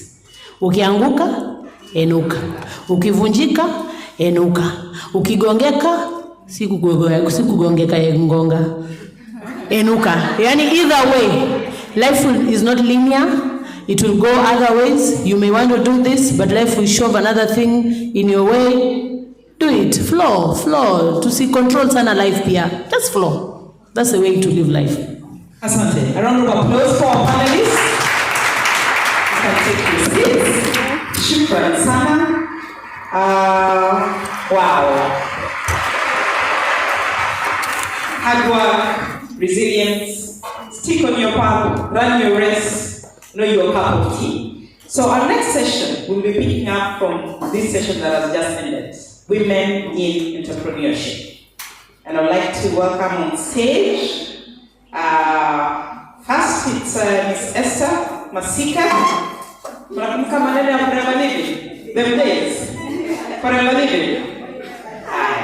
Esther, please take a seat at the center there. Ukimwona uso na ngozi, I'll tell you why I was saying nakumbuka maneno ya Forever Living. Sawa. Next we have our host, Masi Wamoto, Elgon Group. Karibu Masi. Then we have Neria Omondi from Viance Group. Karibu sana.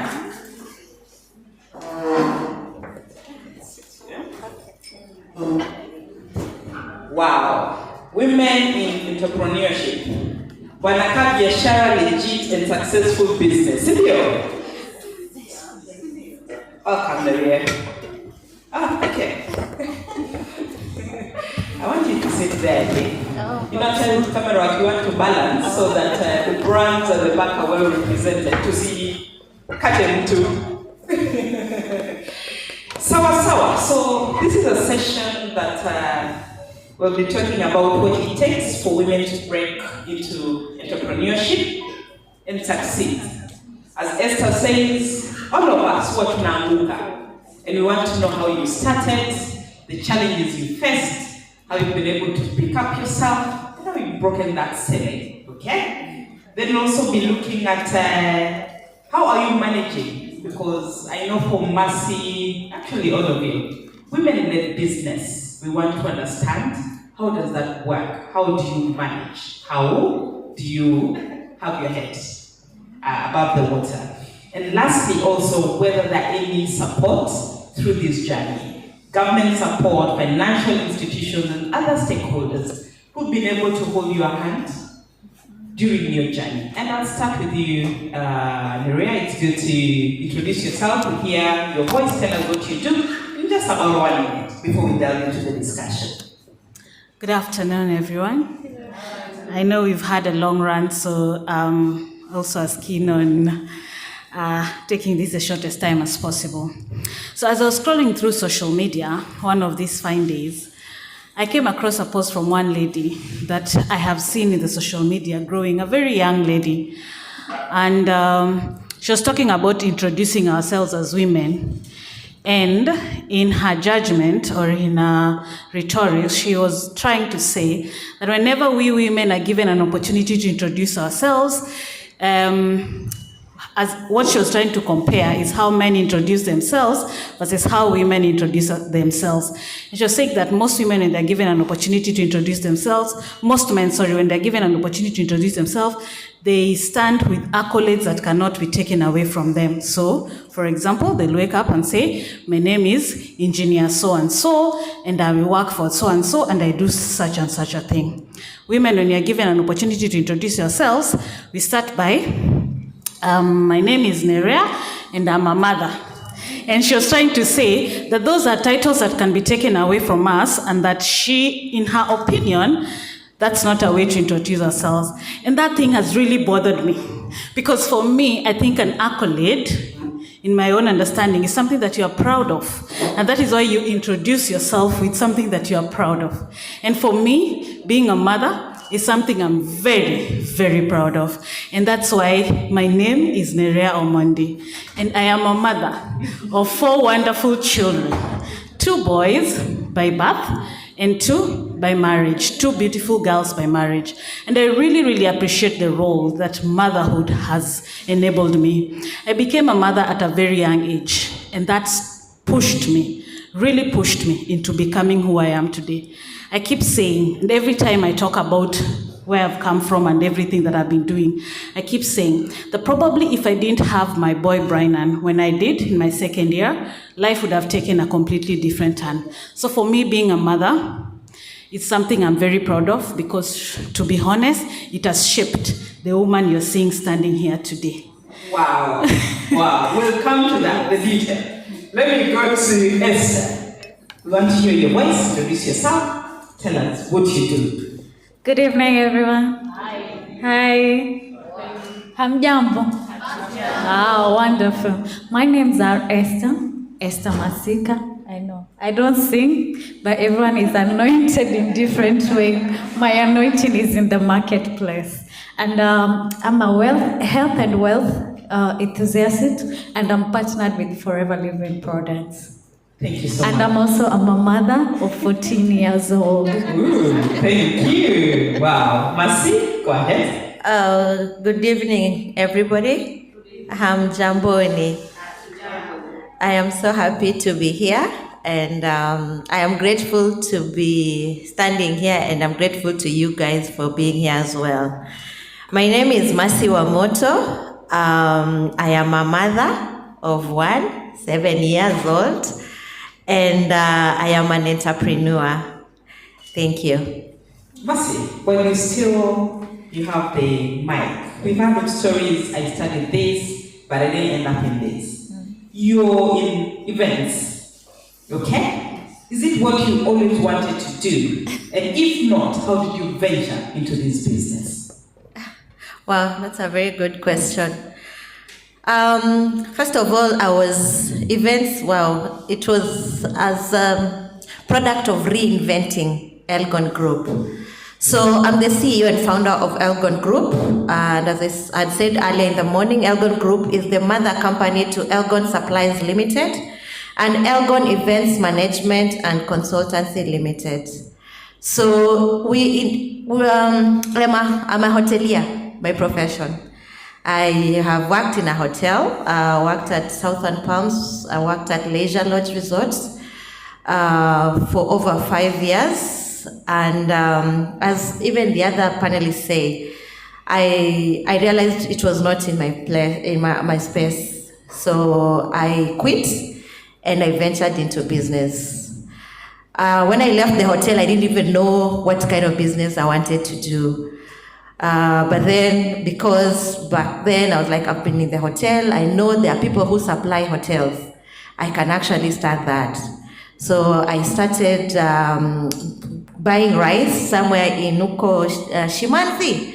I would go buy rice there, then I would come and supply the rice to hotels and restaurants. And that is how Elgon Supplies was born.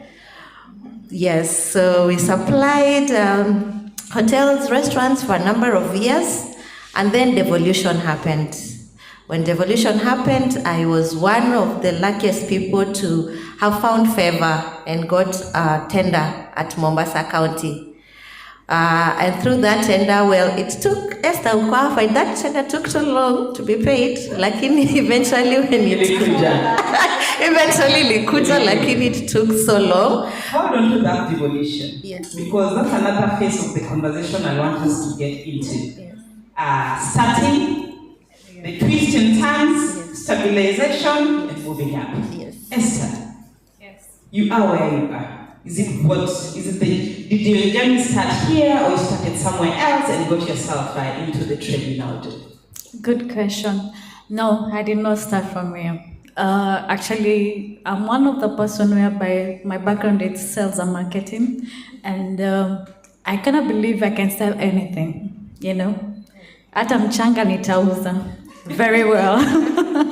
Yes, and When my journey started involving myself with network marketing, back then it was still new. No one knew, as in we didn't get to know that knowledge, or because we had not been taught network marketing in our university. So this was very new. So the moment we started learning and also getting other education from institutions outside there internationally, that's when my journey began. But I did not start from here.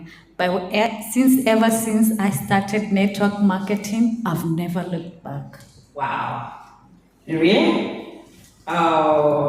Is it where you started or you started somewhere else? My background is HR. I am a HR professional with over 20 years in the industry. And going into hospitality, for me, it's not meandering. It has been straightforward in my mind from a very early time, like early age, even though I went into work, into corporate world, and I grew through the ladders, and I was fortunate enough to work with some big names out here, and I enjoyed it. I still enjoyed it. It's one of the, when I say events, when I say the Viance Group, one of it is HR consultancy. So no, I started as a HR personnel. I still am a HR. I just consult, and now I head the Viance Group. Thank you. Everyone else still have the mic.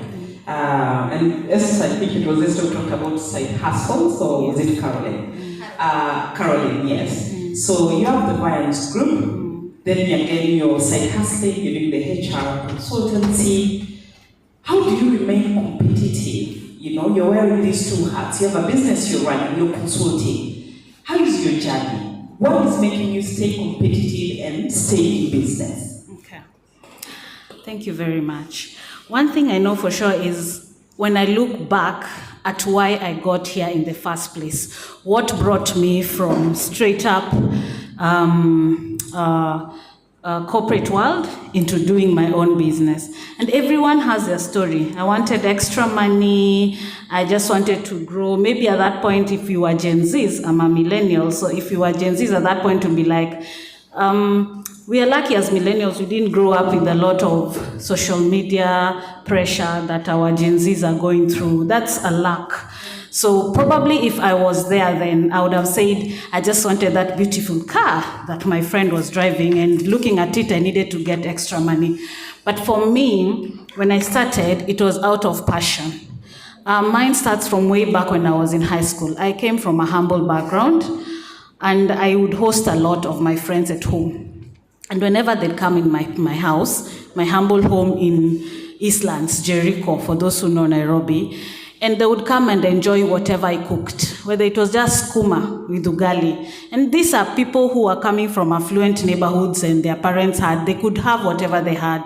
But whenever they came to my house, they would enjoy my skuma and ugali that I would cook for them. And with time, they'll be like, hey, Nesh, how come we really, really enjoy your skuma? You need to teach us how to cook that cabbage or that skuma. And for me, I realized that I actually have something that people would actually pay to do or for them to learn. So it started as a hustling back in school, where I was thinking I just want to be able to add a coin into helping my siblings. I've been brought up by my siblings, so I want to be able to support them in the house to get something extra for us to eat. So if a friend would say, Nerea, come teach me how to make samosa, I'd charge them minimal amount and go there. So for me, getting into the industry that I am today, I ran a restaurant called Udu's Garden in Nairobi, Katani area, back behind Syokimau, and then of course Viance Events that does the setup, the tents you've seen here, the lounges and all that, and then of course now the consultancy.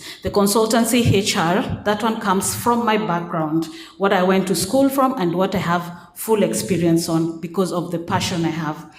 The restaurant is from the inborn love for food first to the love for hosting.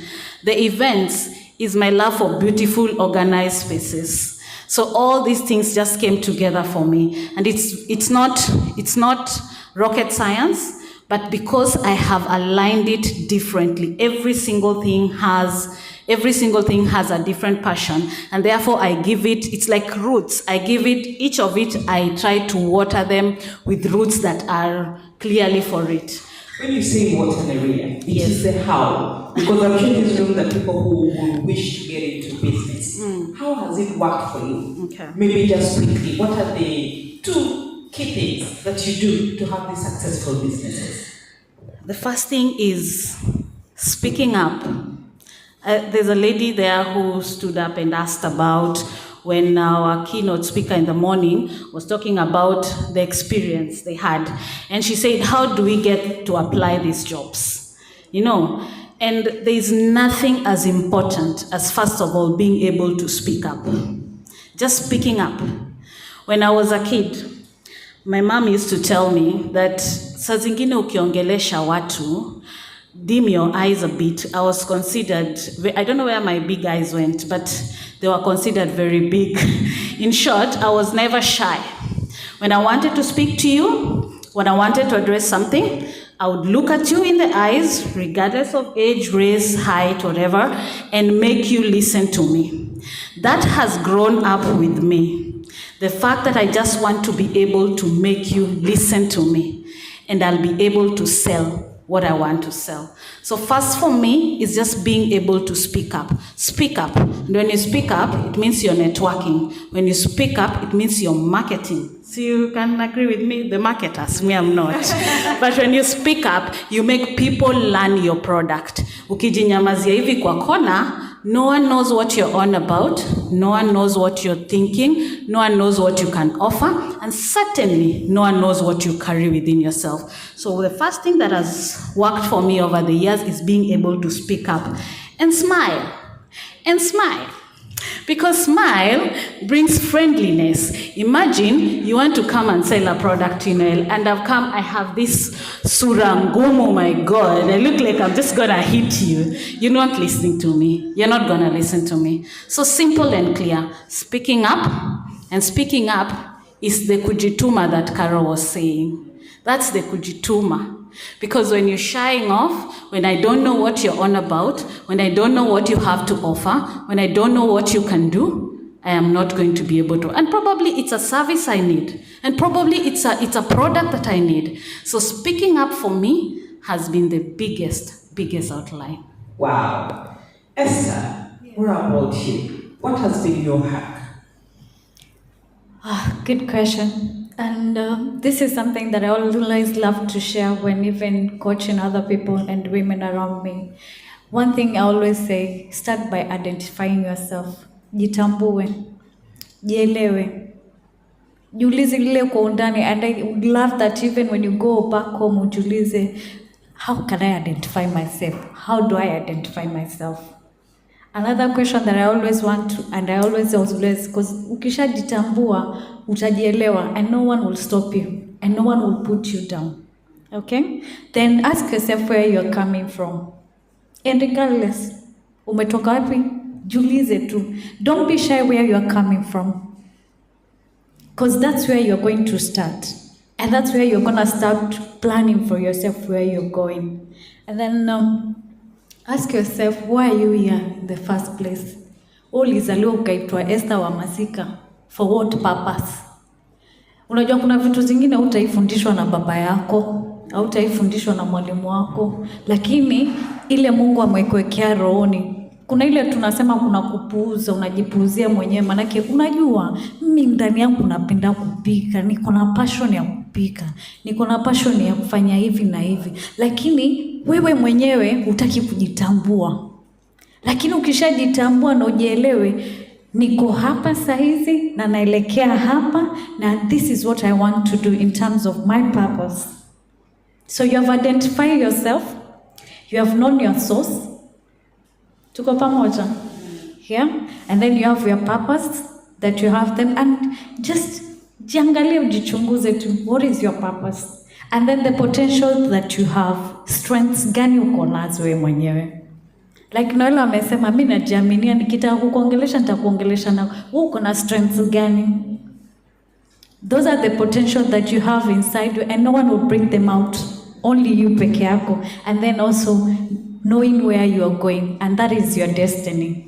Once you know where you are going, trust you me, even that dream itself, hakuna mtu atai kukuamsha, and knowing your why, because once you know where you are going, you love your strong why, and why you want to do it, and no one will stop you. Wow, kujitambua. And I think that's something consistent from the morning session. You need to know yourself and know what you want. And now you start thinking of how will I do it? With who? The judges and so forth. Mercy, we know Elgon Group, how it started. It's grown. You're national. You're always running up and down, putting big events. You know? How have you hacked it? For those who want to join business, how has been your journey? What has helped you succeed and get to where you are today? Thank you for that question. For me, it has been number one, prayer. I pray a lot. I pray, and I would encourage any business person or even the career people, pray for your business. Wake up in the morning, anoint your business. So for me, my number one item is prayer. Number two is consistency. The one thing I have learned over the years as a business person, I started business in 2013. So I'm a little bit of over 10 years in business with the supplies I've had a restaurant, and then I lost that restaurant, and during that time is when I started events. And then, of course, while I was doing events, COVID happened, and I identified my strength, which was sales and marketing. I have not necessarily gone to school for sales and marketing, but it is a strength that I have. So when COVID happened and the restaurant was no longer, supplies was down, events was not happening, I had to reinvent Elgon, and that is how we came up with the sales and marketing consultancy. And what I had to do, over and above the prayer and the hard work and the kujituma, I had to be consistent. I decided this is the brand that I want to do.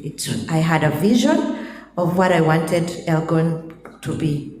And I wanted to have a mother company. I wanted to have the events arm of it. I wanted to have the supplies arm of it, and I wanted to have the sales and marketing consultancy arm of it. And I started creating a brand. And what I opted to do is to have consistency on that brand. So I would say prayer, consistency, over and above the hard work and kujituma. Wow, consistency. See, leo naleta drapes blue, kesho naleta zimekuwa bluish, but you don't care about the quality. Huyo client hatakupa biashara tena. And I like that you talked about the impact of COVID on a lot of businesses, especially here at the coast. And as I usually say, there's always a positive and a negative. But when a negative happens, you always just look at the negative. For you, there's the negative. It hit your business, but then you reinvented yourself and discovered a strength. Nerea, what has been that one thing or event or situation that punctured your business, and how did you pick up yourself? We had Mercy's story of how she was able to pick up herself. What has been your case? And you can just pick one. Okay. When we talk about puncturing business, we look at COVID-19 the way, first of all, none of us saw it coming, even at first when it started back in China, and we were just looking and looking at the TV stations and the devastation that was happening there. We didn't quite foresee it. So it got us off guard. By then, I was still fully in corporate and running the Vians from a side business. But it was at that point that I had already decided that I was leaving. So because with my then boss, I had already structured a 3-month exit plan, I didn't stop it, I still went ahead and left. And what happened is I was running a small cafe back in Buruburu and building Udul's Garden. So I had given myself like 3 years for Udul's Garden to come into light. Before, that is, as we ran Brimall Foods back in Buruburu. But when COVID hit, at the point when it hit and I was already exiting corporate completely, well, one thing that I did was look at how I'd be able to host smaller groups of people who still, you remember we were not allowed to host big events, so Vians wasn't gonna have big business. but you were able to hold 20, 30 people who would be able to come together. But who wanted to host in their houses anymore? No one. Everyone was scared. So how I reinvented Viance during that time, and how Viance survived, because Brimall did not survive, we had to shut it down. But how Viance survived, and of course now fastened the growth or the start of Udul's Garden, was that I started selling small events of just 10 packs, 15 packs, 10 packs, 15 packs. And what I'm doing is I'm giving you a big space because I had the space. So I'm giving you a big space for you to come there with your friends, with your family, to host that event without the worry of being in a crowded space. And also, because it was hidden, or rather it was at the vast end of Katani, we did not have big crowds. So what I would do is I would lock the numbers to maybe 3 or 4 groups at any one time. So the place would never be crowded. And because of that, I realized that I became overwhelmed with the number of people who just wanted to be Kenyans. We have a love for party. Mani pombe. Sherehe. And therefore, the word spread from far and wide that if you talk to this lady, she'll give you a space to host just a small number. And so that is one way that I was able to circumvent the COVID for the hospitality industry, that is. And then when we talk of innovation, people usually think innovation is just from a tech point of view, an industrial point of view. But when we listen to Mercy and Nerea, how they've been able to innovate and reinvent themselves so that they can continue having successful businesses, I think it's very amazing. And I want to bring you in, Esther. Listening to the 2 stories, how do you think women leadership styles impact the success of businesses? Just anchoring it on what we've had. Good question. One thing that I would love to appreciate women is being creative. Huku ikishindikana unatafuta njia ingine, and we just have to be creative because we were born with the wisdom of solving and even having the wisdom of having solution into every situation, and that's why you find that we can multitask in so many areas. So in our industry, regardless what we can, or rather what we have in terms of problems, we always have solutions into all that. Yeah. Support systems, yes. What was coming out, networking, partnerships, kushikana mkono, sindio? So that's properly true. Not a lot, or maybe it's just one of those beliefs. But you have people in employment who maybe they're so tired of employment, but they're free to get into business. Then you have the smart ones who are in employment, but they're having businesses as side hustles. For you women, you've been in business and it has worked for you. What is that advice you can tell someone who's on the edge of employment? I'm tired, I want to run my own empire, but they're afraid to get out. I'll start with you, Mercy. Thank you. What I would say is just take the risk. It will not be easy. It will be uncomfortable. It will be hard. But believe in yourself. If you have an idea, because I am assuming if you want to leave a job and try business, it's because you have this burning idea, you have this burning desire that is making you feel very uncomfortable, like I need to leave. But of course you have the fear of the unknown, like if I leave, what will happen? I'm used to having a salary at the end of the month. How will I survive out there? What I would say is believe in yourself, take the risk. Go out there, it will be uncomfortable, but be consistent. Be consistent to yourself. Be consistent on that, building that brand, and it will eventually pick up, it will eventually grow. No business person has started business in a big way.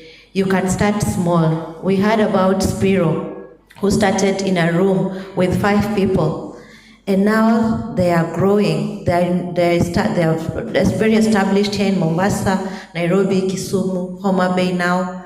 So any business that you see out here succeeding, it means somebody got out of their comfort zone, they got over the fear, and they went out and they believed in themselves and they pushed themselves, they did the work to be where they are. You will not be able to get to that place if you continue sitting in that office being afraid.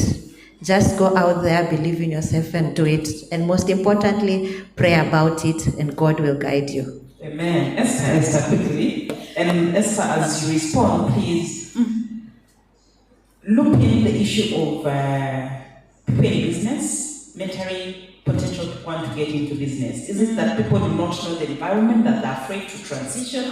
So give us your response, then look at the issue of mentorship. Okay, thank you. Now, regarding answering to what you had asked earlier, it's good to do your due diligence of the kind of business that you want to open. Do your research, both locally, globally. Look for people who have done that business. If, as a matter of fact, if you can even buy coffee for them so that you may ask them question how they started, how to go about, where do you begin in all this, ask questions. Don't rely on your own understanding. It's an investment that you want to venture in. Do your own research. Ask the ones who also have done it, who have been there. Rather than asking someone who has not even been there. Kuna wale watakwambia, hiyo nilisikia sijui nani nyanyangu. Uliza yule ambaye anafanya hiyo biashara. If you want to know anything to do network marketing, come ask me. I know more about, I have 10 years experience of network marketing. I'll give you all the information that you want and why you need all that information. And then when it comes to mentorship as well, it's very, very important. Look for people who have been there, they have done it. Hata kama walianguka waka succeed, you will learn from them. And then they will mentor you and work with them. Learn to honor them as well. It's very, very important, because once you learn to honor, even their blessings, they will flow out of you.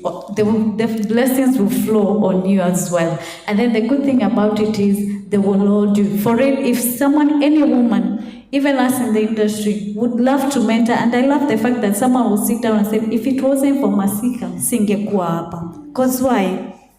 Hata pia mimi, if it wasn't for whoever hold my hand right now, singekuwa hapa, singejua kile najua leo. And also, it's not important that you only have one mentor. Have as many mentors regarding on your weaknesses and areas where you are. Always kuko overall we kila kitu unajua ama uko sawa, no.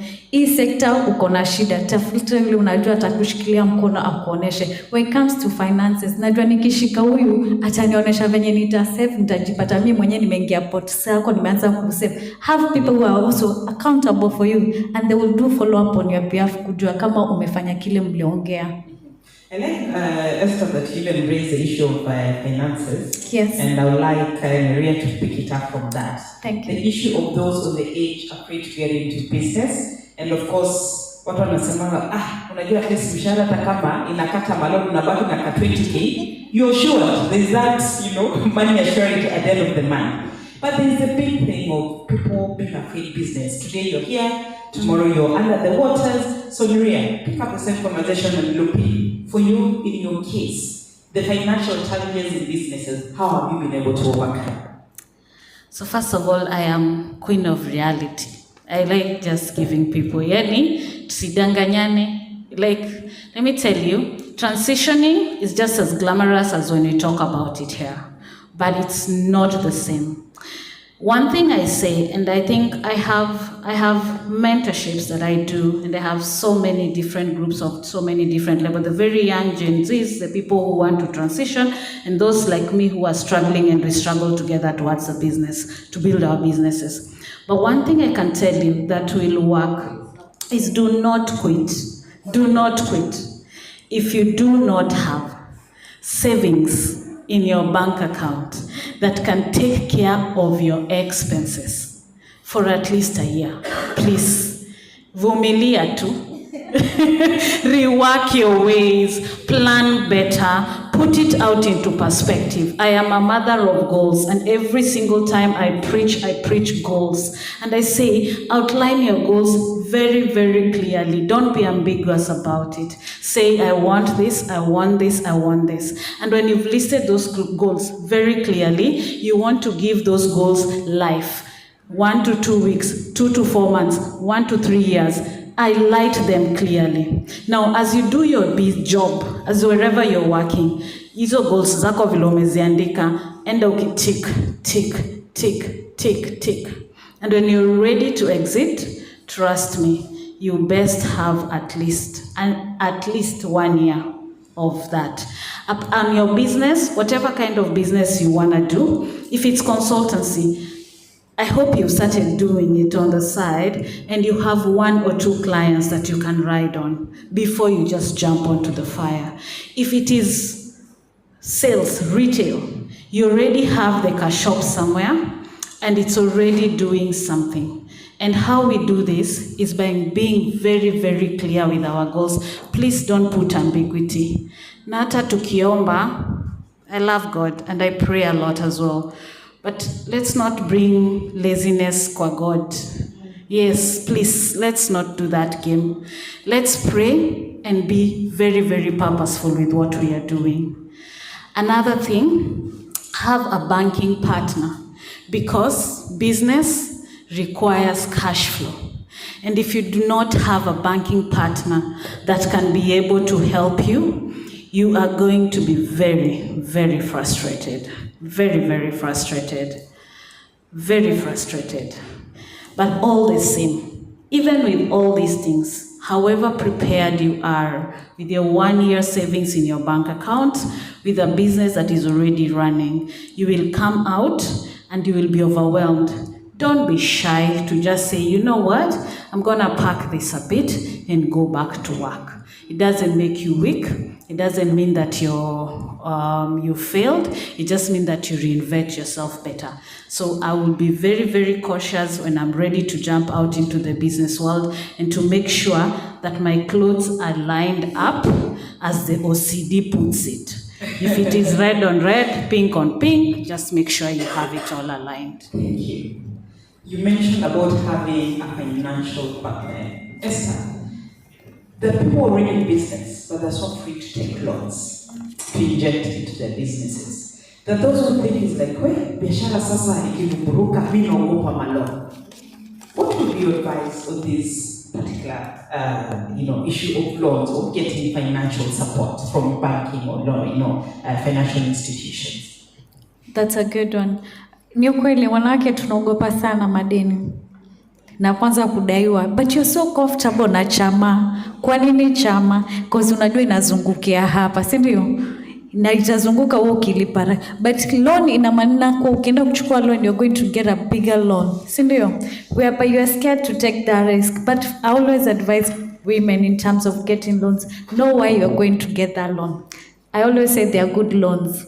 Na loan nzuri ni ile unajiangalia hivi unasema nimelipia lakini nimelipia apartment, nimelipia gari yangu ama nimelipia loan nzuri. Inajilipa mahali ama imejenga mahali ama imenijengea biashara ambayo naona inajilipa yenyewe. So the good question is, like I always say, jipange.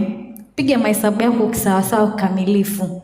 Uangalie kweli nikipiga haya mahesabu yangu yataingiana na yasipoingiana nitajilipa vipi ili niweze kulipa hii loan iwapo hii biashara itaenda chini. Like you said, COVID came on. Wale walikuwa wanalipa loan wakati wa COVID, si ilibidi wakuje na plan B ya kulipia hizo loan, si ndio? Some of us maybe business was booming during corona, but we had to pay the loans. But iwapo unachukua loan, jiulize hii loan inaenda ichukua inanisaidia kivipi? Kama naenda kuchukua bike pale kwa Spiro, hii biashara itanikava vipi ili niweze kulipa ile loan? Lakini tusiwe na uoga wa kuchukua loan, maana loan zimejenga watu. Loan zimesongeza watu mbele. But you need to be smart and also work smart on that. It's not about working hard when getting a loan. It's a matter of working smart. Si maneno ya kuchukua loan, hiyo siku ndio unanunua pizza. Amna. Unanunua nini? Unaanza kuchuna hiyo loan kabla tuingie kwa biashara. Wanawake wanaenda pamba nyumba. Pamba nyumba. but not that one. You need to be strategically and be measurable on how you're going to pay that loan. It's also good because, like my sister said, have a goal, a measurable one, especially when taking that loan. Nitalipa vipi? Nimejipatia muda gani? Ndio nimepatia bank miaka 3, lakini wewe kibinafsi ukijikakamua unaona nitajikaza nilipaje kwa haraka. Kwa hivyo ni mpangilio, a strategy with a better planning on it. Yes. As we conclude with the direct questions, Mercy, there's the issue of competition. And you see a lot of, especially young people, they get into business. Oh, I want to be like Mercy Omoto. I want to be like Esther Masika. I want to be like Nerea. And we've been talking about running our own press. What would be your advice for those who want to get into business and how to stay afloat despite the competition around you? That's a very good question. I always say business competition is healthy. It is just how you package your idea. So you can come up with, we're actually sitting here on this panel. I do events. Nerea does events, but we do totally different events. So we are not, when you look at it, somebody might think it's competition, but it's not competition. It is just how we've both packaged our ideas. And when you look at it, they actually complement each other. In as much as we're both doing events, the two different companies complement each other. So there's nothing like competition. It is just how you package your idea, how innovative your idea is, and how you execute it. Wow. Okay. I want to just pick 3 questions. Nina polisi huko in Mustard, ananipeleka mbia na ananiambia tea is served. Lakini tuomba tutupe tuka time source kidogo. Only 3 key questions, then you go to the parting shot. From our panelists, because we have 2 keynote addresses to be given before we break for tea. 3 questions, very pertinent, very pressing. Haya, ama mtu anataka kuingia biashara hapa? Okay. Tuko sawa? No. Okay. Ningeshangaa sana kwa swali moja hamna. Hi, good evening. Good evening. Thank you so much for sharing. It's quite inspiring. In the blossoming times, we always celebrate. And in the low seasons, now you as power women, I don't want to specifically direct it to anybody, but during those times where you feel like uko down, family-wise, life-wise, yani vitu haziendi na vitu kama hizo. How do you pick yourself together?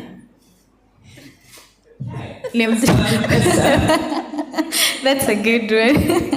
Okay, I think we are all spiritual, yeah? So, and I know there are those moments that we have our downs and you really want to make, to be there, all energized and all that. But I always say, have that spiritual search inside you that you can lift yourself. Even when you feel you're having your low moments. In fact, I always say, go down and pray. Talk to God.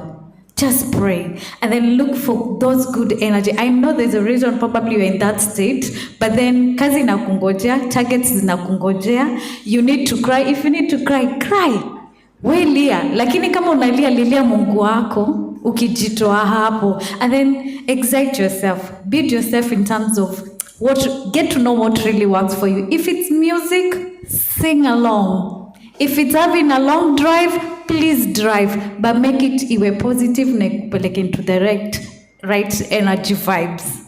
Wow, Mercy? Just to add to what she has said, of course, number 1, I'll speak as Mercy. Number 1, I pray. Number 2, I call my fellow entrepreneurs.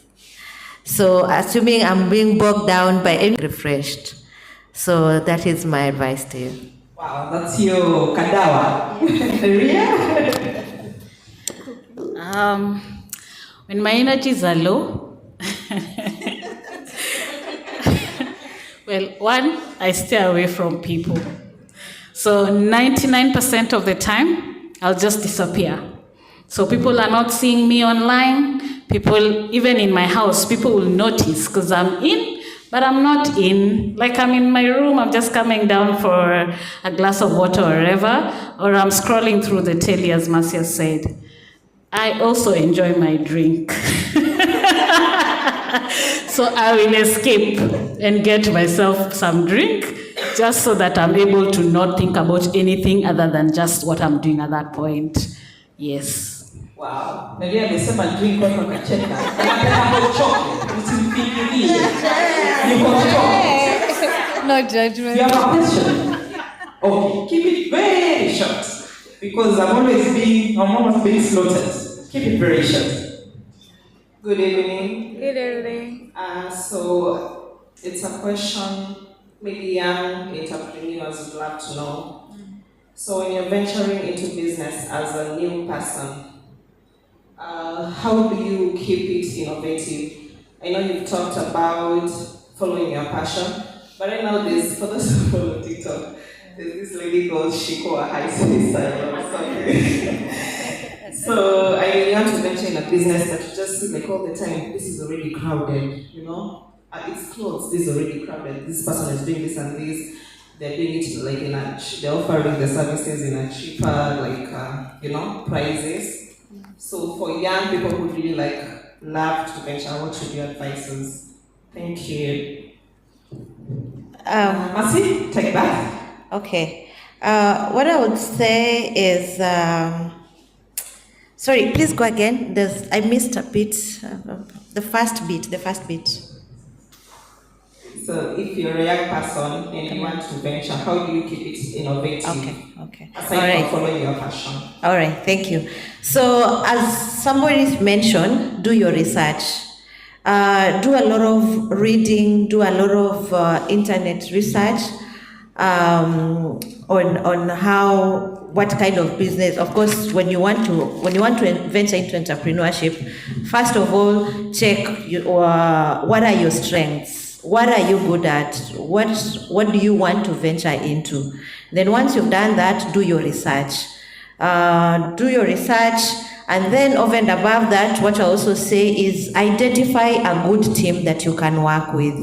Once you've identified a good team that you've worked with, sit down with your team and do strategies together with your team. Because as one person, you might have an idea, but when you have two heads together, or three, you might actually end up having a very good idea, and a team, an additional team to your organization will actually give you better ideas as opposed to being one person. If you are not able to afford a team as a young entrepreneur, reach out to fellow entrepreneurs and see how they are inventing, see how they are coming up with those innovative ideas.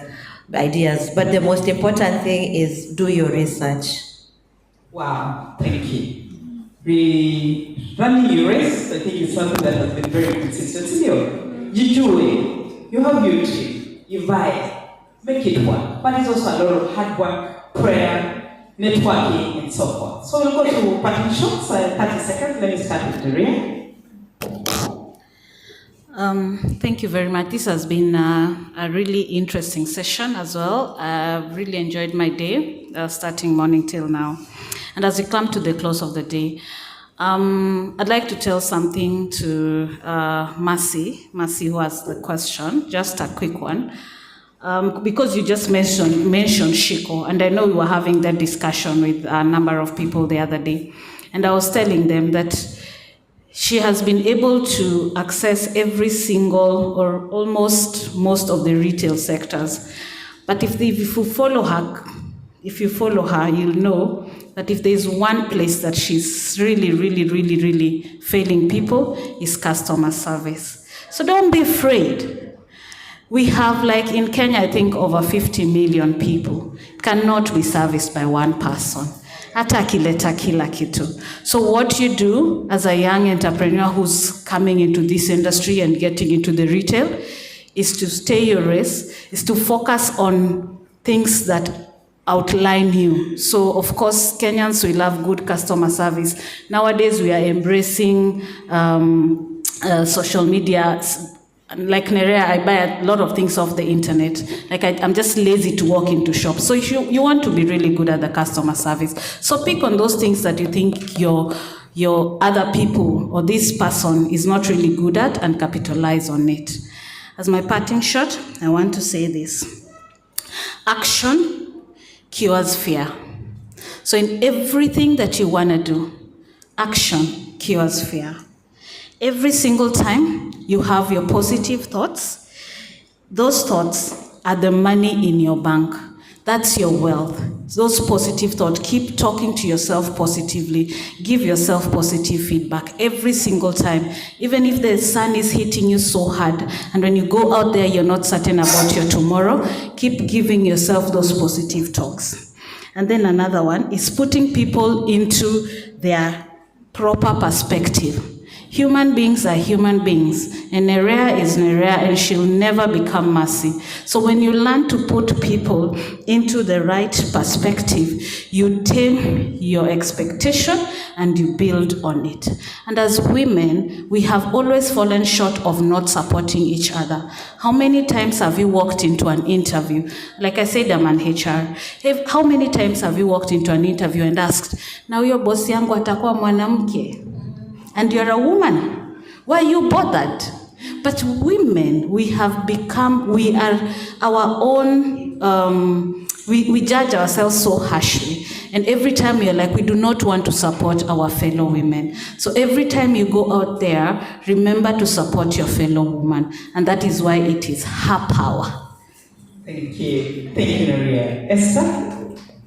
Wow, my parting shot is believe in God.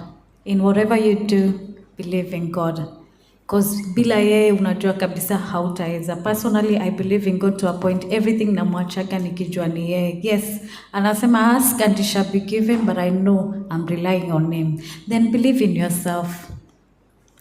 Once you believe in yourself, trust me, no one will put you down. Then believe in what you want to do. May it be your product, may it be your brand, believe in it. At the end of the day, you're looking forward to touch people as you touch your own life as well. Then, lastly but not least, if you're doing business, follow up, it's where the money is. Always do follow up. Manake follow up ndio itakuletea hiyo pesa pale. Manake success love speed. Let's embrace on speed. Ni ukweli, si tuambia na ukweli. Yes, success love speed. So let's embrace speed. Whichever opportunity that you grab, run with it. Don't even look back, run with it. Wow, thank you. A round of applause for our panelists. Asanteni sana. You can take your seats. Si wanapendeza? Wanakuwa like top women kabisa. Haya. Naomba msaidie tu podium. We just have 2 keynote addresses here. Msaidie podium hapa katikati. Tukifunga. I'm hoping after this, now you're more confident to get into business. See that you see, you must wake up and work very hard for it. And Mercy, to organize more and more of these forums, that's the idea. We're able to learn from each other, we're able to encourage each other. See Sawa. So as we approach the end, I'd like to welcome Abdiel Debasso from SBM Bank. I know initially she had some comments to give, but because of time, I said when she's giving her keynote address, then she'll also be able to contribute to the previous discussions. Karibu. Thank you. Good evening. Esther alisema mwanamke ni kujiamini, mwanamke ni kujituma, mwanamke ni kujielewa. 6:30 hii ni kujiamini na kujituma. And I must applaud each and every one of you. You're still seated here from morning and very attentive. I'm sure you've learned a lot and you're walking out better than you walked in the morning. We've had phenomenal women throughout the day engaging with you. My name is Abdiel Debasso. I'm in charge of women and youth banking at SBM Bank. Let me appreciate the organizers, and the people that have worked so tirelessly, sleepless nights, to put this event together. On behalf of SBM Bank, the entire fraternity, we are deeply grateful and we appreciate what Her Power Summit is doing to change the narrative in women empowerment. And when I look at the theme for this year, Her Power Summit, empowering women for innovation, sustainability, and leadership. This theme deeply resonates with what we do at SBM Bank. As a bank, 7 years ago, we made it very clear that we are going to focus on women and youth of this nation. Where we come from, we are 51 years old, so we are well established, solid financial institution. We are not only present in Kenya, we are present in Madagascar and India. Those are collaborations, corridors that we can unlock for you, what Mercy alluded to. You cannot do it on your own, you have to collaborate. And Mercy, as a young lady, don't be afraid. Don't let what you see scare you away from your passion. Just know within the same sector, you can innovate and be better. Nerea mentioned that there is a service gap in the business that you mentioned. Probably how are you going to package yourself, take advantage of that, and give your customers value in areas that you have noted as a weakness. And I'm sure you will succeed. SBM Bank has a robust women markets program. And for us to empower women and to enable women, we became signatory to UN Global Compacts and UN Women Web Principles. Why was this important for us as an organization that is focused on women and youth? These two global bodies have done the research, they have done the work, and they have provided a guideline for financial institutions on how to empower women at the workplace, marketplace, and at community level. We're very passionate about the women's space. And looking at today's summit, it is testament that we are moving the needle forward.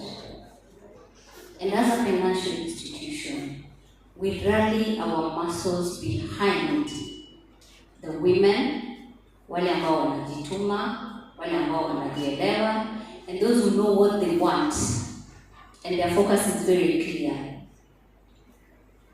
If you're that type of a woman, you have a partner in SBM Bank. Come, let's have a conversation. Our business model is based on relationship management, meaning I connect with you at a personal level. Get to understand what your pain points are and work around a solution for you that will meet and address the needs of your business. What have we done in this space? And looking at some of the statistics that we rely on when we're making certain decisions and certain innovations. For example, recent statistics around what World Bank shared. There's a huge gap and women are facing huge challenges that 1 billion women globally cannot access financial services. And out of that, 11.3% is actually women within the sub-Saharan Africa. Why am I sharing that? It may look like statistics on paper, but for us, behind those percentages, is a woman that feels locked out. She cannot access financial services. So for us as a bank, we prioritize financial inclusion for our women. And that's why I spent the whole day, I came all the way from Nairobi, and spent the whole day here to listen to what the women are saying. From the get-go for us, to provide solutions to our women. We don't sit in a boardroom somewhere and come up with products and services without the voice of the woman in it, the voice of the customer. And so today, spending the whole day here, I've collected a lot of information in terms of the pain points and what you're going through as women entrepreneurs. For me, it's to encourage you and to let you know that you're on the right path. There can never be a better time to be a woman than now, this century. Esther said, unajituma. Know yourself, understand what you want, what you need. Collaborators are everywhere. And as SBM Bank, our doors are open. I have my colleagues from Nyali branch. We have a branch in Nyali, for those who are coming from around here. Feel free to walk in there. And I can assure you, in terms of service delivery, I think we're the best in the market. So very quickly, what have we done around the women's space for the period that you have been here? And remember, I said we do not come up with products or solutions or programs without the voice of the woman, the voice of the customer. And so early on, we looked around within our institution and we said, we have a procurement policy. How are we faring on that end? And when we looked at the data, the initial conversation that we're having with our colleagues was, yes, we support women. Remember what Esther Mweshimiwa alluded to?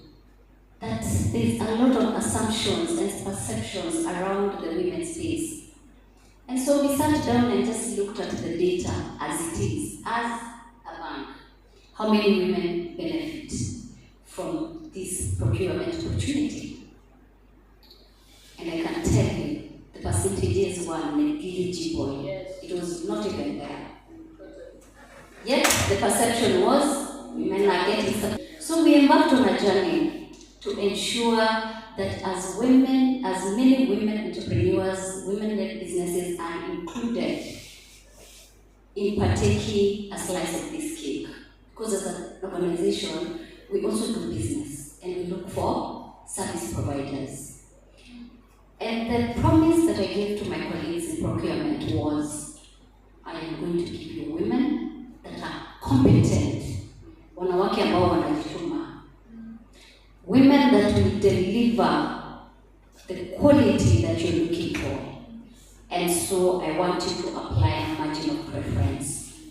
And where I started was even to look at our policy. And so we had to include a clause in our procurement policy. And I'm so grateful to the top leadership of our organization because they made a commitment and set aside 10% of all procurement budget from our bank to go towards women. As I stand today, 65 women-owned enterprises have access to contracts worth over 500 million. Tunasema na kutenda, right? We looked at the cry of our women and they said financial institutions are not friendly to women in terms of access to finance because of collateral, because of security. We said, if that is the hurdle, how can I support you? And they said, give me a product that you're not going to ask me for security and collateral. And so we came up with unsecured financing. Meaning, you will not need any security, you will walk into the bank, and if your business is in order, kama wewe ni mwanamke unajielewa, unaelewa biashara yako, and the structures are in place, and you're running your business professionally, then you can walk out with 5 million unsecured. Is that a solution or not a solution? Again, women came back to us and they said, we have big dreams, bigger than the 5 million you're offering us. We said, okay, fine. If you have big dreams, we have big loans for you. Do you want $1 billion? You can get $1 billion. Can your business support that? Can your cash flow support that? What Esther said, understanding the purpose of the loan that you're coming for. Is it a loan that you're going to take that is going to give you returns, expand your business, grow your revenue, so that you're able to repay your loans and also make profit and plus? Then they say, yes, we have these big dreams, but still, looking at where we are coming from historically, we are not inheritance from our fathers. We do not have this security and collateral. We went out and got a strategic partner, African Guarantee Fund. And through African Guarantee Fund, they have a program, Affirmative Action for Women in Africa, and growth programs. Through that, our women who are low on collateral, you're able to access that collateral, that guarantee, up to 75%. Is that a solution or not a solution? Recently, we launched Jijenge Biashara for women entrepreneurs and SMEs in this mission. And through this Jijenge Biashara, what we are telling our women entrepreneurs or business-led enterprises is, give me your 1 shilling, I pay you on that 1 shilling so that we can make money for you, and I will give you 2 shillings that you need. What am I saying? If you're giving me 500 to fix for you in your savings, under the Jijenge Biashara, you will earn 5% on that money. It is not lying around somewhere idly. It will continue earning for you. And because you have a need for 1 million, I will give you the 1 million. Is that a solution or not a solution? Again, during COVID, we looked around and we noted that our beloved nation, the population, the citizens of this country are not good savers. We were all caught off guard. So we innovated a product around that, a product that will help our women to save. And right now, we have our Platinum Savings Account that pays you the best returns in the market at 11%, which is compounded and paid into your account on a monthly basis. And so when you continue compounding that, after 12 months, you'll achieve that goal that you had in mind. If it was to buy that car, to buy that plot, then you're able to achieve. Over and above that, we have other loans. If you need to buy a car, we buy for your car. If you need a mortgage, we have mortgage finance. If you have a project and you want to start building, then we can offer you project financing. That is solution on phases, depending where you are at. We also offer market access opportunities. Last month, October 4th, we brought on board a global partner all the way from Netherlands, the Dutch embassy, and we launched a project in Kenya to support women entrepreneurs, specifically in the export space, to access finance and to also expand into other global markets. That is a project that is fully funded by the government of Netherlands. And that is a project that we have on board at the bank for the women. So there is no any other better time to be a woman than now. opportunities are there. Knock and those doors will be opened. Let's have that conversation. What is your need? We'll work around to suit that particular need. And I think for us as women in this room, 10 years, 40 years, 50 years from now, are we going to be women that will be remembered by the generations that are coming after us as women that leveled the playing ground for our women? Women that ensured that these challenges that we are facing today are of the past. That as women we can collaborate with each other without fear. That we are going to support each other and we are not going to pull each other down. So I think my call to you as I conclude is, in your own space wherever you are, Mercy is doing her bit. Can you keep you comfortable? What are you in your own capacity doing? Are you uplifting another woman? Imagine if we all, in our own spaces, even at the household level, you just took a minute to get to know that house manager. What is her story? Where is she coming from? What does she need? What is her pain point? You have impacted one woman that you have direct access to. In your own businesses, how are you showing up as women leaders within your business entities? Are you empowering and pulling up younger women to join you? Are you a catalyst for change? Are you enabling other young people to see what you're doing and emulate what you're doing? Or are you a gatekeeper of information, opportunities? Who are you as a woman 50 years from now, 30 years from now? What legacy are you going to leave? And for the men that is still standing until now, we salute you. It takes a strong woman to empower a woman. So my brothers at home, your wife, your daughters, how are you supporting them to show up? There's a young lady earlier on in the day who said she wants to start an initiative addressing future fathers, future husbands. How are you showing up in your household? Yeah? It takes a strong woman to appreciate a strong man to appreciate a strong woman. And when you have an empowered woman by your side, this thing called poverty is very far from you. Just need to team up and work together as partners and build those empires together.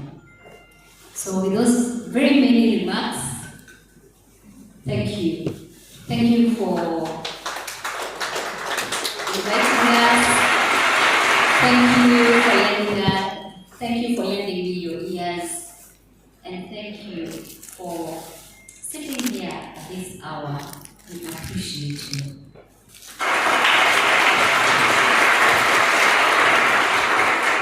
Thank you very much, Saidian. Yes, very many remarks, but very impactful, right? For those in business, those not in business, we've learned something. Most of us are afraid about bank loans. Tunasemanga, what is the catch? They always catch up hivyo, you know? But we are happy. I'm sure we'll be knocking your doors. Those in Nairobi, you've been told. Those in Mombasa, mwambiwa wako hapo Nyali. Kuuliza ni bure. Si ndio? Kuuliza ni bure. Tusiseme we didn't succeed or thrive because we didn't have financial support. Kuuliza ni bure. Uliza, I'm sure they'll be able to tailor something for you. Yes, Mercy? You. Oh, okay. Mama maswali ya waluya watatumaliza. Sawa. Naomba nitume salamu.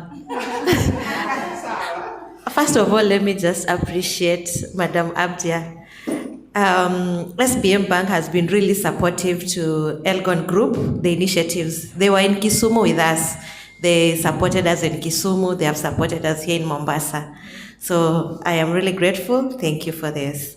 So first of all, as I said, we are a sales and marketing consultancy. I have a client for you on the Netherlands money. I think I'll be seeing you on that. My question is about the 5%. Is it, of course it's on annual, how accessible is it? Like how often do we access it? So is it a fixed deposit that we can access only once a year, or how often can we access it? And then number 2, there was a loan that is given on the deposit, on the savings that is. So in terms of security, are the savings going to be used as a cash cover for that loan, and at what percent?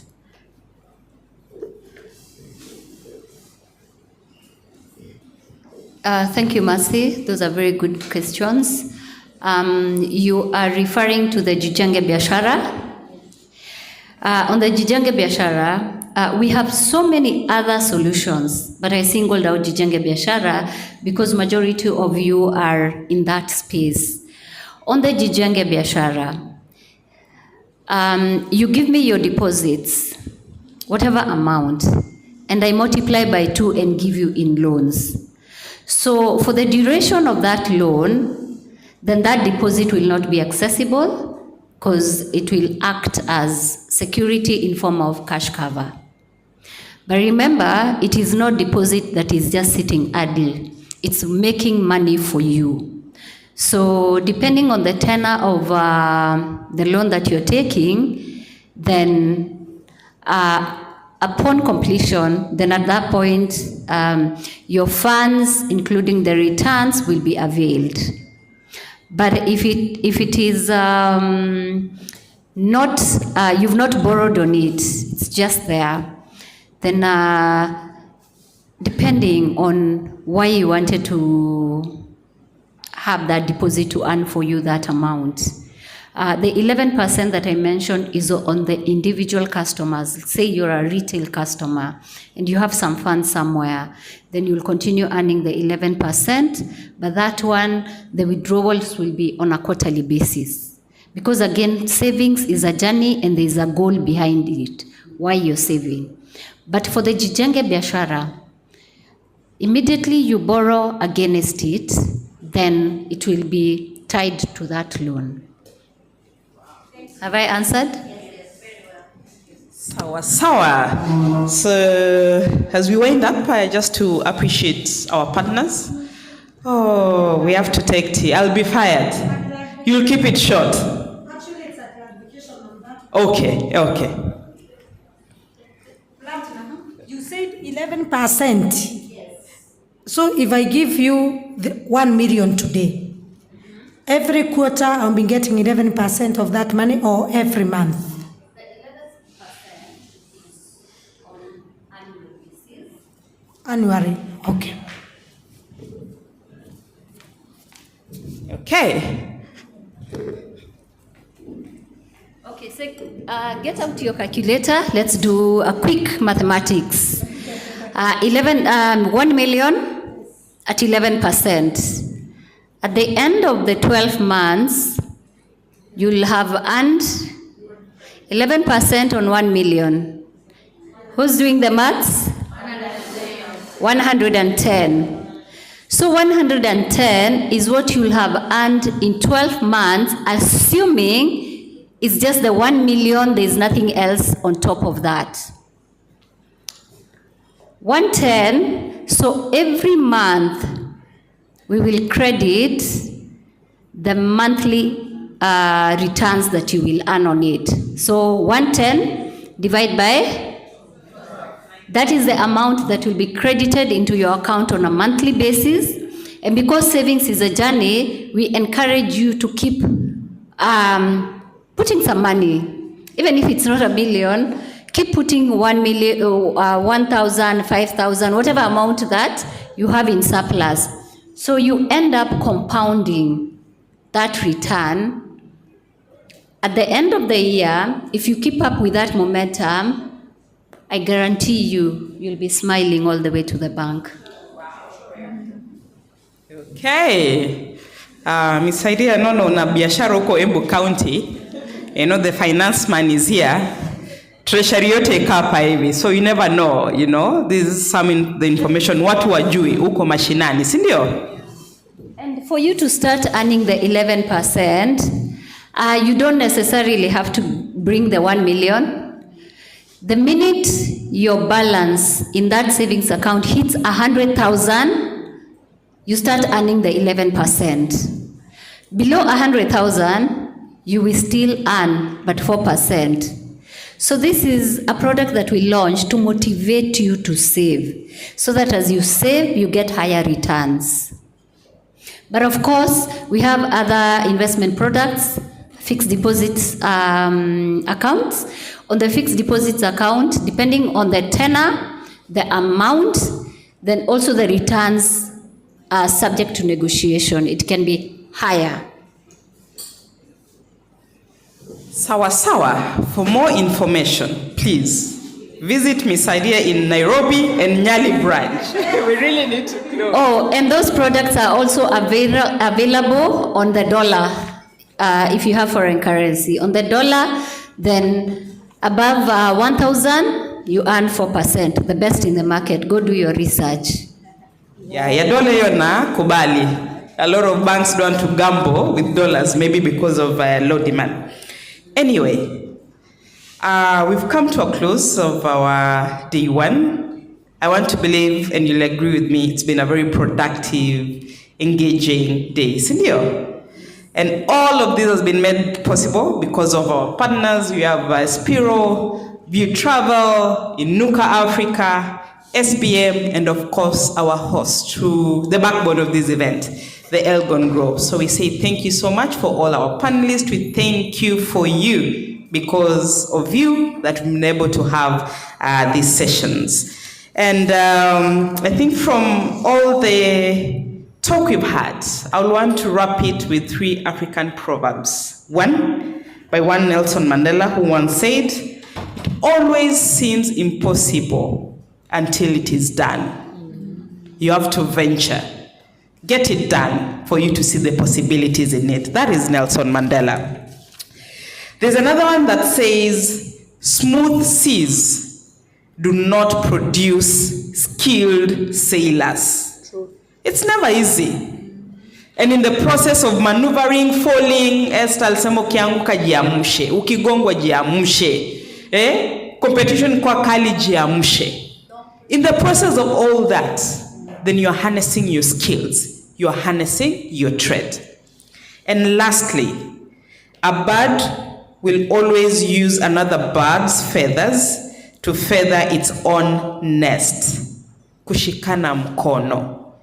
Kama huyu Esther huyu amefika, saidia mwingine ajenge hiyo nest. Kimsaidia, as you said, usually say huyo. If it was not for this person, I wouldn't be here. You've mentored others. Let's have this culture of mentorship, you know. From here, can we mentor someone? Give someone a skill. Give someone some knowledge. Open someone's eyes to opportunities that maybe they did not know. We've heard from SBM.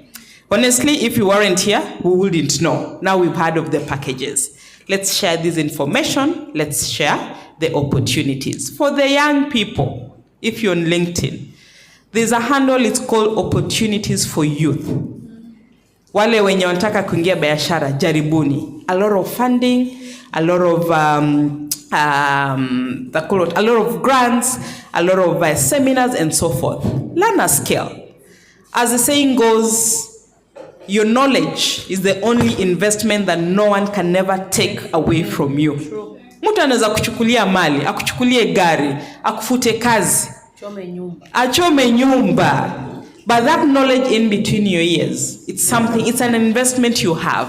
So use it, leverage it. But si kukaa tu, paka utoke. Ukitoka, utapata. Sawa sawa? So tomorrow is another day, and I just wish to quickly share the program. As you all know, we are going to have the walk tomorrow, the GBV Femicide Walk, sivyo? Na itakuwa tu kwa hii beach hapa hivi. The venue is still the same. So we'll be starting at 8:30. We'll have a brief keynote, then that will flag off the walk. Tunawaomba mababi, kesho kujua umevaa kispoti, you're comfortable. Tuko kwa beach, we are going to walk, so that also we enjoy the walk and we enjoy the course while we are walking. So we start at 8:30. We'll have some speeches from GBV and Femicide ambassadors. We'll have a talk on cervical cancer. Alafu we should be finishing by 11:30. Let us 12. Tutakuwa tumemaliza hii program yote. Mule nataka kutuma salamu, mmemwona. Hii program yote tutakuwa tumemaliza. Then remember, in the evening we have the networking dinner. I'm happy that today you've been able to network. I hope each and every one of us you've been able to know a new person. Umechukua contact za mtu. Tuliambiwa ukinyamaza utakula huu. Alituambia nini? Jipe shughuli, you know, speak up. Want to know someone. The worst, someone can snob you. The worst, mtu atasema no. But there may also be an opportunity. Huwezi jua ni vibaraka gani utapata out of that. So our networking dinner will be starting at 6:30 p.m. in the evening. We'll give you more details in the morning when we'll be concluding the walk. But ni mtu, so mkuje mmevaa, mnapendeza, tukue tayari kujuana some more. Tukitoka hapa wacha tusikie, you know, Irene na Niria walishikana wamefanya event. Nani na nani walishikana wamefanya hivi. Tushikane mikono, so that we also debunk maneno ya we are each other's enemy. A financial support masa anaweza kuambia maybe SBM alimpa hii amefika hapa. Let us learn knowledge, you know, we perish because of lack of knowledge. Let's shikana mkono na tusaidiane. Must you want to say something?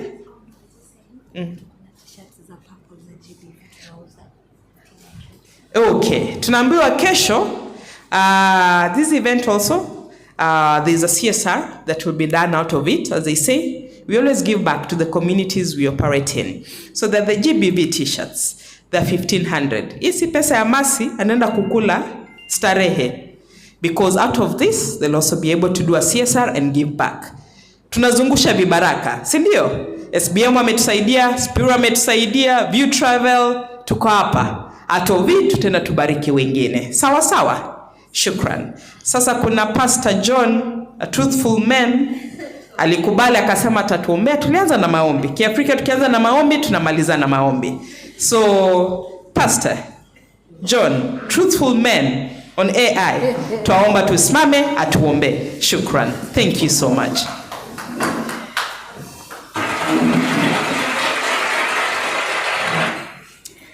Thank you. That was a wonderful wrap up. So let's call God in our midst so that He can see us through. Let's bow down and pray. Our dear Father, we come before you this evening, God. We thank you that you have given us this opportunity just to gather here, Father. We thank you for Elgon Group, Father, just to make this event success, Father. The CEO and the management, Father, the whole team, Father, I put them before you, Father. All the participants, Father, everyone who came to visit, Father, who came to join hands, who came to share the ideas, Father, who provided every support to make sure that this event become a success today, Father. All of them, we put them before you so that you may bless them, Father. As we leave this place this evening, God, may you just be with us, protect us, God. Provide us, Father. Be with us, Father. Everything that we have heard, taught, shared here today, make it have a place in our heart and to change our minds as well, Father, so that we may do the right thing before you, God. Father, everything that we do, we just call you, Father. There is no anyone else, but it is who we come to at the end of everything, Father. We thank you, Father, tomorrow as we plan to gather here and do every bit of activity which is pending, Father. We still ask you to be with us, protect us, guide us as we go to our places, Father. Father, to retire for the day. We call upon you, Father, to be with us and to protect us. In Jesus' name we pray. Amen. Thank you. Thank you. Sawa sawa. See you tomorrow 8:30 and have a blessed. Ochai iko hapo nje.